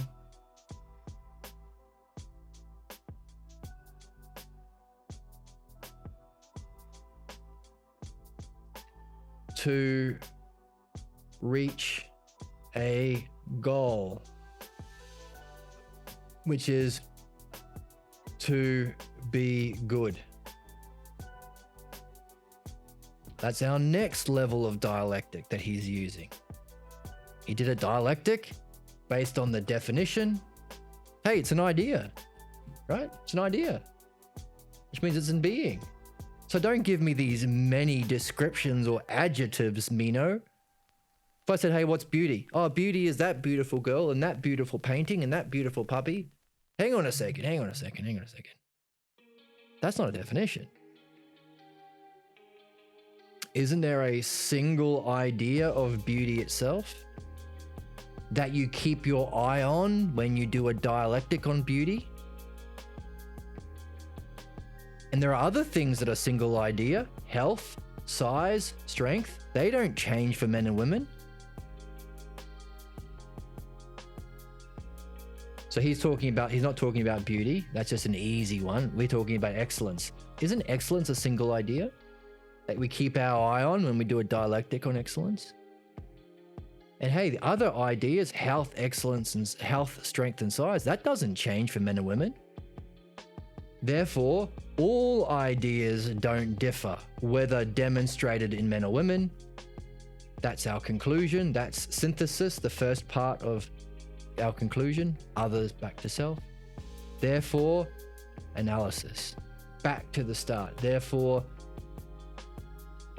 notice we unfold and then we go back to the start to see the start in a new way. Hopefully we see it in a new way that changes Meno's mind. Therefore, excellence in relation to excellence doesn't differ the same way these other ones didn't differ. But it didn't change his mind. So that was a dialectic based on the definition of what exactly excellence is that Socrates already knows. Notice he unfolds it. When we discover our problems, we don't know it. We go backwards. That's what we talked about earlier. So now, let's do a dialectic on how virtues function, not what it is as an idea, but how it functions to reach a goal. He says, hey, when a woman manages her house in a good way, she has to use temperance and justice, two virtues. In one sentence, what phronesis is, oh, that's your goal. Okay, it's the currency for which you trade in the other four virtues, without which the other virtues would be meaningless. Now, that's enough to get you started. This what is phronesis question is a question I've been carrying for decades. And we are carrying as we read. It's a good one, hold on to it. And share your insights with others. You can join the Discord, there's a free Discord link below. Share your questions, your insights, your dialectics with the rest of us. That's a lot of fun. And you can follow along on YouTube. There are past readings. You can read our opening of the Parmenides where we first discover the dialectic. You can go through the Phaedo where we wonder about what phronesis is, but we haven't got it yet. It's a good question.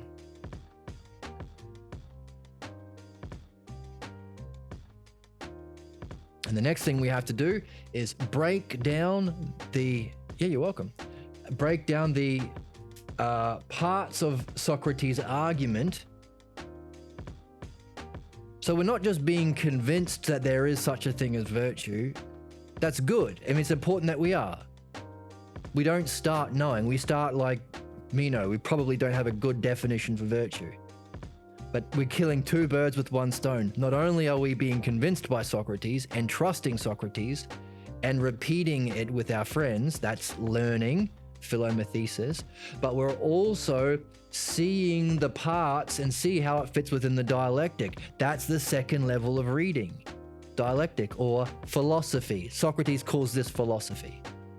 This is the exercise of philosophy. All those quotes we had.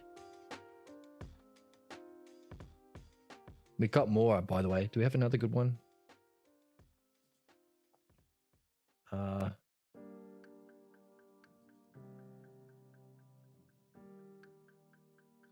Those who practice philosophy in the right way liberate soul. This is the self-study of... Okay, this is about separating the soul from the body. Here's one from Zeno in the Parmenides.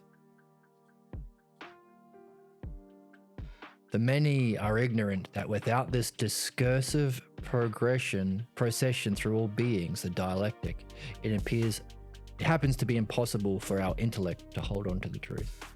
So this is what Socrates is calling philosophy. The second way of reading a text where you're not just following the arguments like Meno, but we're actually seeing the way of thinking that Socrates has, how he unfolds the argument, how he thinks, and also getting clues about how he's doing it. Because he says, hey, I keep my eye fixed on the being when I do this, by the way.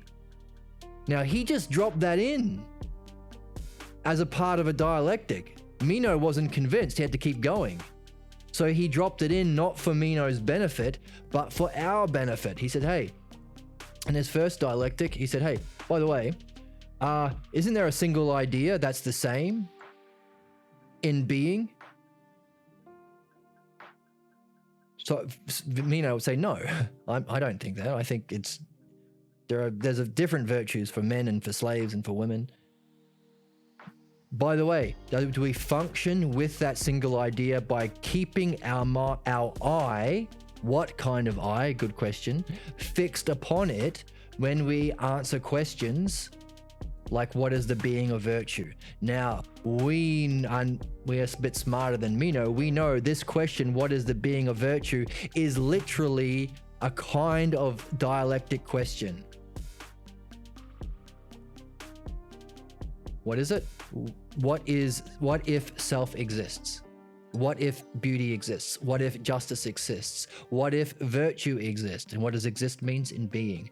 What is the being of virtue is literally the opening question of a dialectic. So we know that answering questions and this phrase means dialectic. Meno doesn't. We're on the hunt for the dialectic. So when he says, by the way, you would do well to keep your eye fixed on the idea when you're doing the dialectic, we're also getting training on how to do the dialectic well. I don't know who came up with the concept of truth. I think it was innate. We all recognize truth, even pre-language. We know that, you'd have to explore more that question. That's an interesting one. Yeah, it would be a discovery. You discover things are true. But I think that's a tricky one. Yeah, I think that's so fundamentally innate that even pre-language, early evolution humans recognizes difference between imaginary. I don't know. It's a strange question. But yeah, explore it. I'd like to hear you say more about it. And share it in Discord. So, we are also getting clues. Hey, if you can perceive the ideas, keep your eye fixed on it when you're doing the dialectic. This is the second level of reading. We're doing both together. Oh, and by the way, the word is beautiful. And we know from the Phaedo that there's a certain beauty to the unfolding of the dialectic. And when one of our questions in the Phaedo was, what should change our mind? When we go through the dialectic, if we see there's a certain necessity for the conclusion to be, and there's a certain beauty in the arguments, that's our standard for changing our mind. not whether or not we already agree with it like Meno is thinking. Was there a necessity that unfolded in the dialectic? Was there a beauty? These two things point to reason and truth, being. So Socrates is giving us information on how to be a dialectician as well. And that's what we're discovering. So he did a dialectic on the definition. Now he's saying, how does it demonstrate itself for here, managing a city?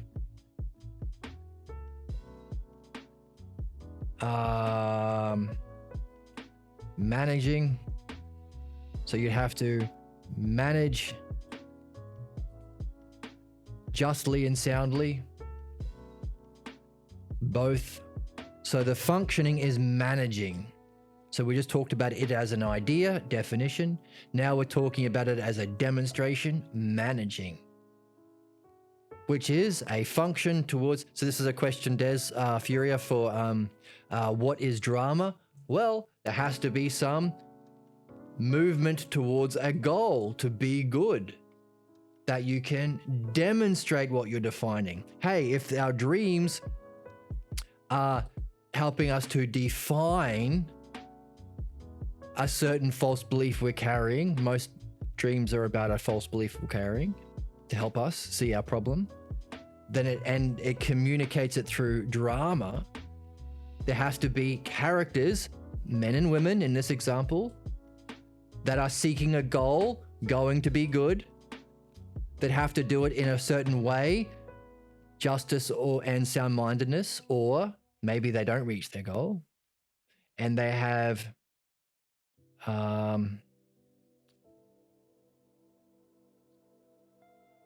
undisciplined or licentious, pursuing their wanton desires and not sound-minded, and unjust, adequoy. So they're unfair and they're undisciplined or I don't like undisciplined, licentious, hedonistic.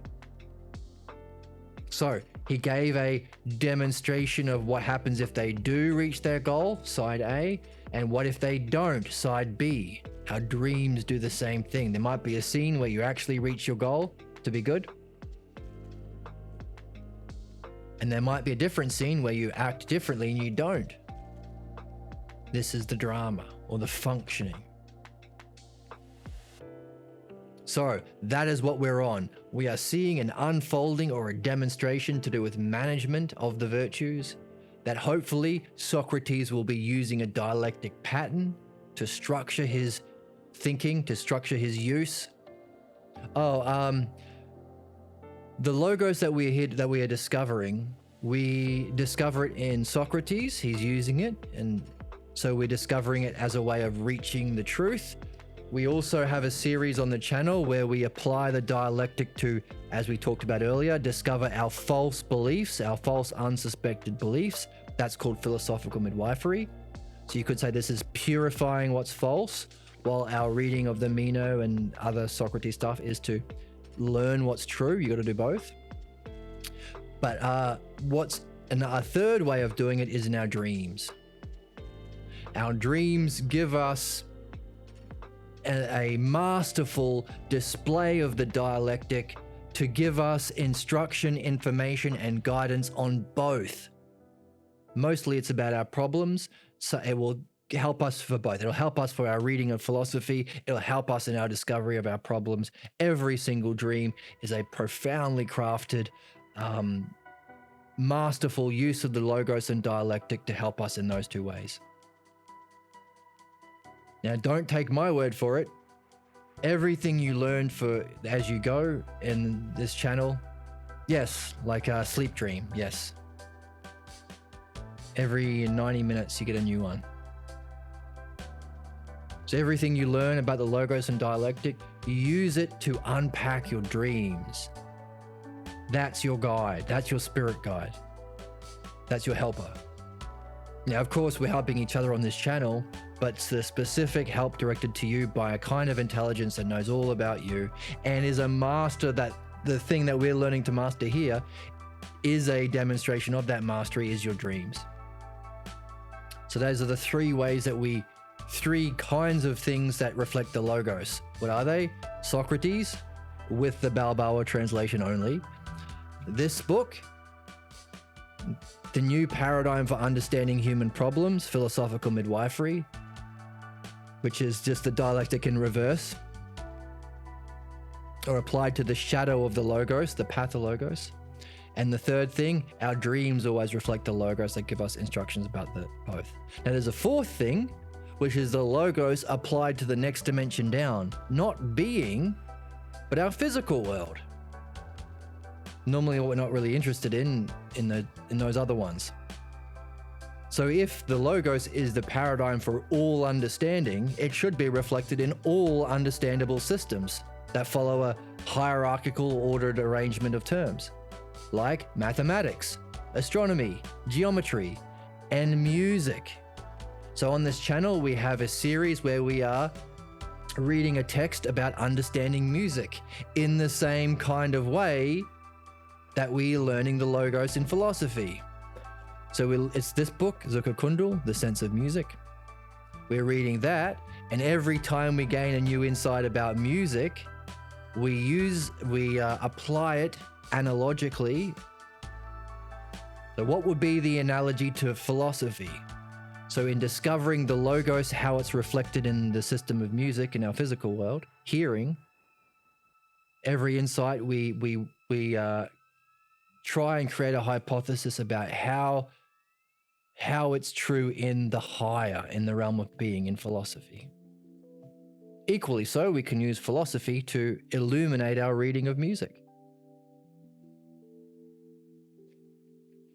So another fun way of discovering the dialectic and the logos. That's also on the channel. I thought dreams are just, part of whatever, like the brain, blah, blah, blah, blah, yeah. Yeah, that's right. People think that. How many people do you know have discovered the logos? How many people have discovered the dialectic? Literally, we are reawakening philosophy. And that's the title of the channel. Just like when a character in a film says the name, I guess, today I am going to die hard, says Bruce Willis in Die Hard, and the whole audience cheers. Yeah, he said the name. The name of this channel is Awakening Philosophy. We are reawakening philosophy. It kind of died shortly after Socrates. And everything we know about dreams, about philosophy, about solving problems. And as we're learning, he says, hey, everything that we learn about music at schools is garbage too. Or garbage might be a bit harsh, is often the opposite, often unhelpful, and at least very lacking. Which prompted this guy, Zucker Kundul, to do this, which is good for us because we can learn about music while also learning about the logos. So too, we have to apply our logos and dialectic understanding to dreams. So, we haven't got anything on dreams yet in the channel. I don't know if we will. Dreams kind of require a community because we're already learning the logos and dialectic in those other three disciplines, music, midwifery, and philosophy. So it's kind of no point in talking about the dialectic applied to dreams unless we're actually doing dream analysis. If people are presenting the dreams and come on camera and talk about their dreams and we reflect it together, then we can use that material to say, hey, look, definition, hey look, demonstration, hey look, division, and hey look, each category has a dialectic within it, just like we're seeing here, just like we talked about with midwifery earlier, and we're seeing Socrates he's doing a dialectic on definition, he's doing a dialectic on demonstration. It's turtles all the way down, folks. Now if we have a big enough community, definitely we'll get into that, but we don't have that yet. if we have a big enough community that has a way of supporting the channel, then absolutely, we'll have way more time to be able to focus on dream analysis.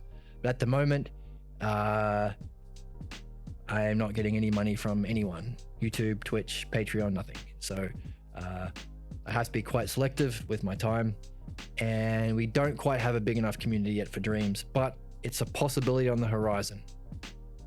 And speaking of horizon, we have to discover if we can see the dialectic of demonstration that Socrates is going to use in relation to virtue or excellence with Meno, because that will help us remember it.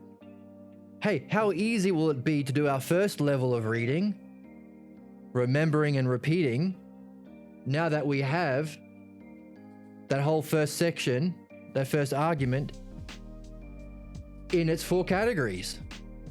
Wouldn't it make it easier rather than having to memorize every word? So we're doing our first level of reading, remembering and repeating. We're doing that even better while doing the second level, dialectic.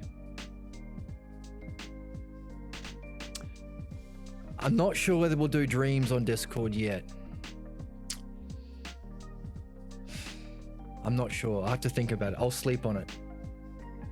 Because dreams require a certain level of openness. Be able to be open to dream analysis, you also have to show you've already showed an interest in personal development. You've gone out of your way to do some sort of personal development. You can't be like a tourist. And a lot of people on this channel, they don't know much about philosophy or personal development. They haven't had that background. And the reason why that's important is dreams will challenge you the most. They are the most profound, the most personally significant. So they're most likely to trigger your desire to run away. And if you haven't got a background of putting a lot of effort into seeking personal development, you haven't got what you need to stay in the game yet. It's there are certain preconditions that need to be met. And by the way, we can read the Alcibiades, because Socrates gives that introduction. Hey, Alcibiades.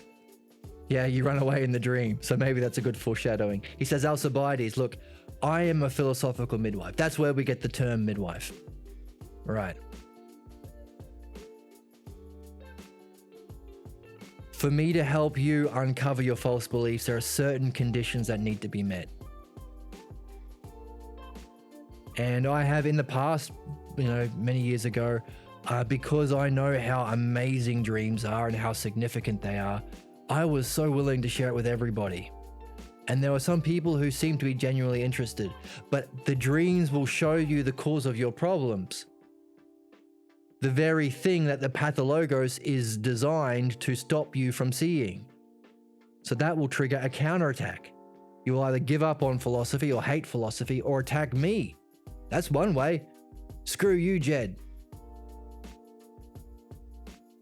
To throw away the insights you get.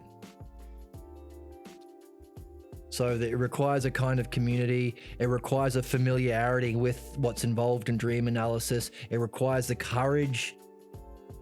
It requires you to have strong spiritual goals that will give you the motivation to uncover your false beliefs and to let go of dearly held images of loved ones as beautiful, to see them as they are, which is needed to free yourself.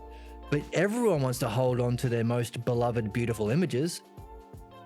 Everyone, except for those who seek truth above everything. But that's a rare kind of person.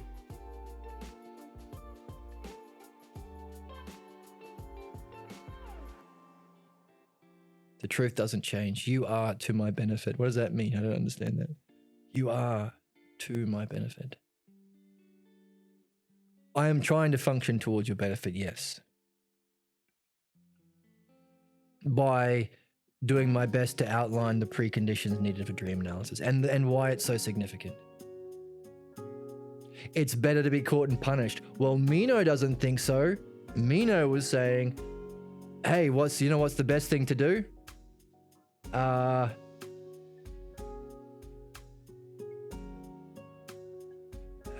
Do good to your friends, harm your enemies, and never get caught. Never suffer harm. So Meno would strongly disagree. But it's a good question. It would be good to do your dream analysis. It would be good to be doing dream analysis in school from day one. Oh, if no one is corrected, they might be so that you don't knowingly make mistakes. Oh, interesting. By the way, how many people in our society don't believe that? How many systems are not designed to correction but to punishing mistake makers? Fines, jails, prisons, bad grades, being fired. It seems in our society to talk nonsense and pretend to know like Meno is what's rewarded. And learning or being corrected seems to not exist. We inflict punishment. Oh, that's correcting. That teaches them a lesson. Bollocks. Inflicting a harm and suffering doesn't teach anything. What does? This. The logos. And hey, if you're suffering, can you focus on the logos? We just seen that quote from the Phaedo. The more we are separated from the body, from pleasures and pains, the better we can do the dialectic. And how do we learn the dialectic? So if you're introducing pleasure or pain, you are harming people. You are not benefiting people. If we recognize that, there will never be a justification for violence anymore. Because violence is used to oppress people, keep systems of tyranny, wealth inequality, capitalism, fascism, keeps these systems of oppression alive. Then how do we accept violence if 99% of people are being oppressed? Because we are told a lie that somehow violence makes you better, which is nonsense. But what's the lie? Punishment. Punishment is good. Why? Because it makes you better. Punishment or the infliction of violence somehow helps you learn. It never does. Why? Because inflicting suffering or violence doesn't help you learn the logos. It doesn't help you do the dialectic. It distracts you from the dialectic. But not just that, pleasure the same. Pleasure or pain are bodily senses that distract you from the pure study of the logos. That's only thing that helps you learn. Now, you could apply it to your dreams, to philosophy or midwifery or music, whatever it is, it's still separating from pleasures and pains. And if we realize that, we can realize that all punishment is a lie, meaning there's no longer any justification for violence, meaning there's no longer any tools for oppression by the 1% of the 99%. Therefore, we can live in a rational society that doesn't harm ourselves and our planet, that can be based on reason and equality. We can then have the fun, rational game of actually solving problems and not using violence to maintain problems. We can move from a barbaric society to the next level of evolution, which is what? The love of the logos, philologos. Yes, nowadays people can't do discussion, they turn into a fight and take it personal. Exactly. We need to be learning the logos and the love of the logos from day one. Right, so the only real benefit seems to be the kind of good feeling from the punisher. But what's that called? What's the name for people getting a good feeling by inflicting suffering on others?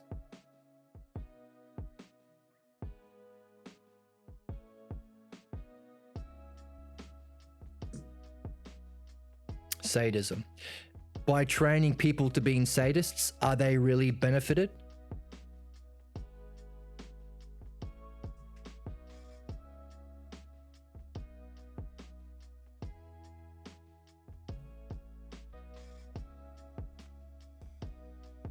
So therefore, even that kind of benefit we can strip away from the idea of punishment. So we're nothing left, which is great. We can get out of violence and get into the logos. So these are the implications of what follows if we have the love of the Logos, and we teach it at school, and we do dream analysis every morning at school, and every morning over breakfast. And we therefore solve all the other societal problems so we don't have to work. We rationally use the resources and technology to sustainably meet human needs all over the planet, giving us the time to do philosophy. Simple. Which is moving from a barbaric, irrational society into the human race. Or, to say it another way, we can move from side B of the dialectic. What follows if the dialectic doesn't exist, which we've been playing out for the last many thousands of years. What follows if philosophy or the Logos or the dialectic doesn't exist? We would define it. Our world is a demonstration of it. Every institution is a division of it. The way our world is heading towards its destruction and human extinction is the conclusion of it. So we're living out a dialectic of what happens if the Logos doesn't exist. Now we can move into side B. From side B to side A. What happens if it does? Well, no violence. No oppression. No wealth inequality. No fascism. Freedom to explore the Logos together in these fun ways. Entering the human race. Yes, I notice a lot of young people think philosophy is just yapping and they look down on people who study it. Absolutely. Socrates had the same problem. Why? Because it's the people who claim to be philosophers but are actually anti-Logos. They don't do this. They don't do dialectic. They're not treating Meno the way Socrates is. They don't do dialectic. What do? They're in part B. So they're in this side. How does philosophy defined without the Logos? Smartasses, debate bros, lovers of opinion, yappers. How does it demonstrate? Well, not dialectic. How about debates? How about rhetoric? How about people on the news shouting over each other? How about every single philosophy show on YouTube being people talking at each other? Every single one being people just throwing their opinions out on the table and everyone walking away with the opinions they already had. No one's solving problems. No one's getting better. No one's using the dialectic. Division, what happens? Yes, people end up, these are the divisions. Conclusion, how do people, after having experienced this kind of a world, how do they relate back to philosophy? They look down on people studying it. They think philosophy is stupid. And they're right. Only it's not true philosophy. It's the opposite. It's the vice version. It's the shadow. What we're learning is part A. What is philosophy? We've got that question. We're carrying that question with us. How does it demonstrate? Not sure, but we're learning about Socrates doing it. What are the parts? Well, the self-logos terms, the dialectic, they're definitely parts. Nous is part of it. Being able to keep your eye on being in nous while you do the dialectic. Enlightenment, being able to separate from your body and experience the whole of being at once. Ousia, these key Greek words that we haven't had a word for in English yet until now. Hey, we're in a Latin tradition. There is not even the word the in Latin. All we can use is a beautiful thing. Only the divisions, not the nouns. We've only looked at adjectives. No wonder we haven't had this tradition.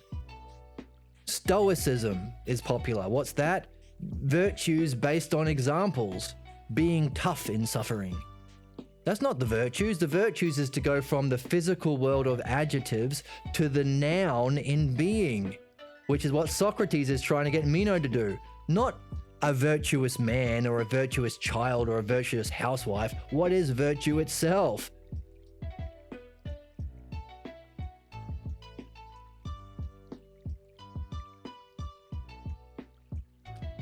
How old am I? Oh, as young as this moment. How about that for an answer?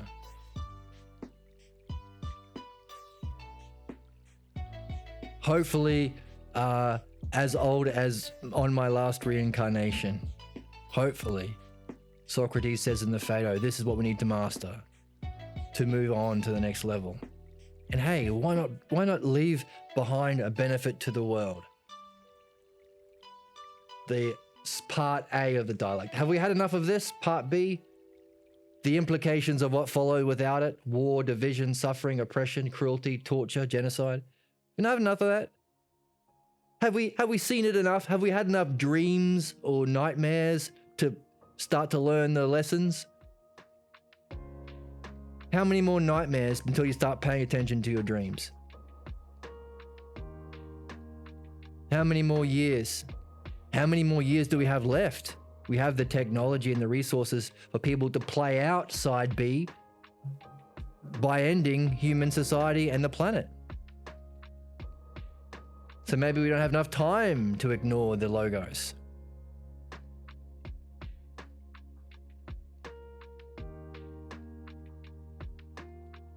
So that's the same thing applies to our soul, by the way. How many reincarnations do we have to have before we start to ask this question? And if you're in this chat, you are lucky. Something you've done in the previous life has led you to encounter a philosopher, encounter the logos. Not everyone has that chance. So if you don't pay attention, maybe your next reincarnation won't be so lucky, and you'll have to go through it again and again and again and again and again until you cross the path of another philosophy channel and you want to pay attention and ask the question, what the heck is reality itself? How do I understand it in the best kind of understanding? How do I prove it in direct experience? How do I integrate it through my virtues to make it part of my soul so that I can take this learning with me and escape my incarnations? And how do I understand understanding? Because it seems to be this. Seems to be part of it. And speaking of understanding, Socrates is now about to move on to a dialectic based on the functioning or the demonstration of the virtues, because his dialectic on the definition wasn't sufficient to change Meno's mind. So on one hand, we can face palm and go, oh no, Meno, what are you doing, man? Come on, man. Come on, man, Meno. Come on, man. Come on, man. I don't want to eat a monkey. Joe Rogan says, I don't want to eat a monkey. I don't want to eat a monkey. Come on, I don't want Joe. to eat a monkey. Come on, man. Come on, man. But on another level, we can say, well, it's kind of good because now we get to see another demonstration of the dialectic and see how maybe Socrates might be going to give us 3 or 4 different kinds of dialectics. One based on the definition of virtue, DDDAS. One on the demonstration of virtue, which is one we're on now. You're needing it to manage, function, manage your house, manage your city, manage your toy box if you're a kid. Maybe he's going to give one on what would the division be? Oh, what would a dialectic based on the division?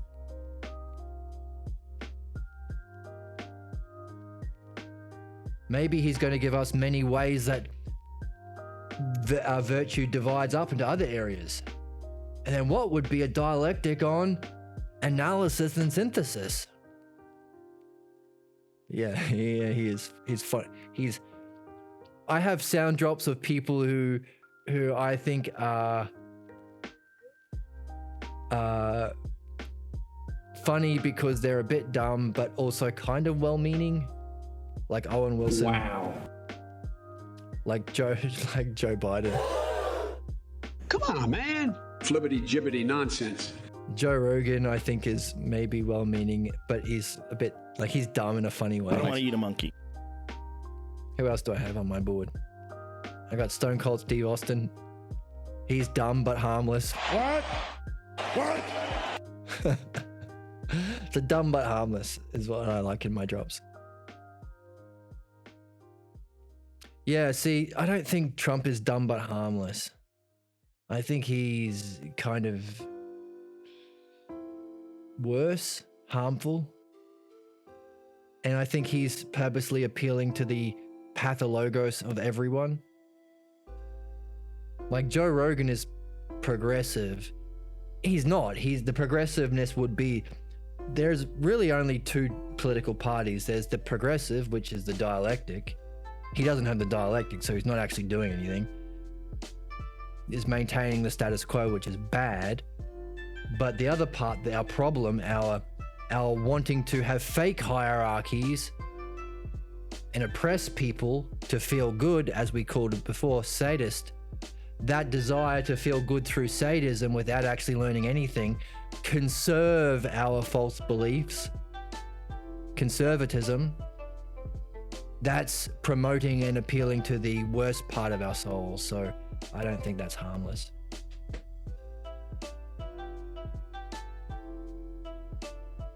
Yeah, you're right. But he's old and he's lost it now, so we can make fun of him. So, but if you have any other funny drops like that, yeah, you're right. He has the potential, but I think he's I think he's lost it. Like, he's not with it. He's just, whoever's behind the scenes manipulating Joe Biden, they're the ones in charge, and they're just maintaining the status quo. Giving lip service to progressivism without actually being progressive in any way. But obviously, Trump is directly trying to appeal to that group mentality, fear. Hey, immigrants, don't they suck? Aren't men better than women? That kind of thing. Very Meno mentality. Harm my enemies. Slaves should be slaves. Anyway, back to the text.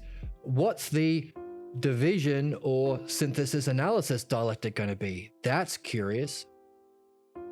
How's it going to play out? Well, we're going to discover that and discover what's the next how can we see the dialectic within the functioning of virtue with management?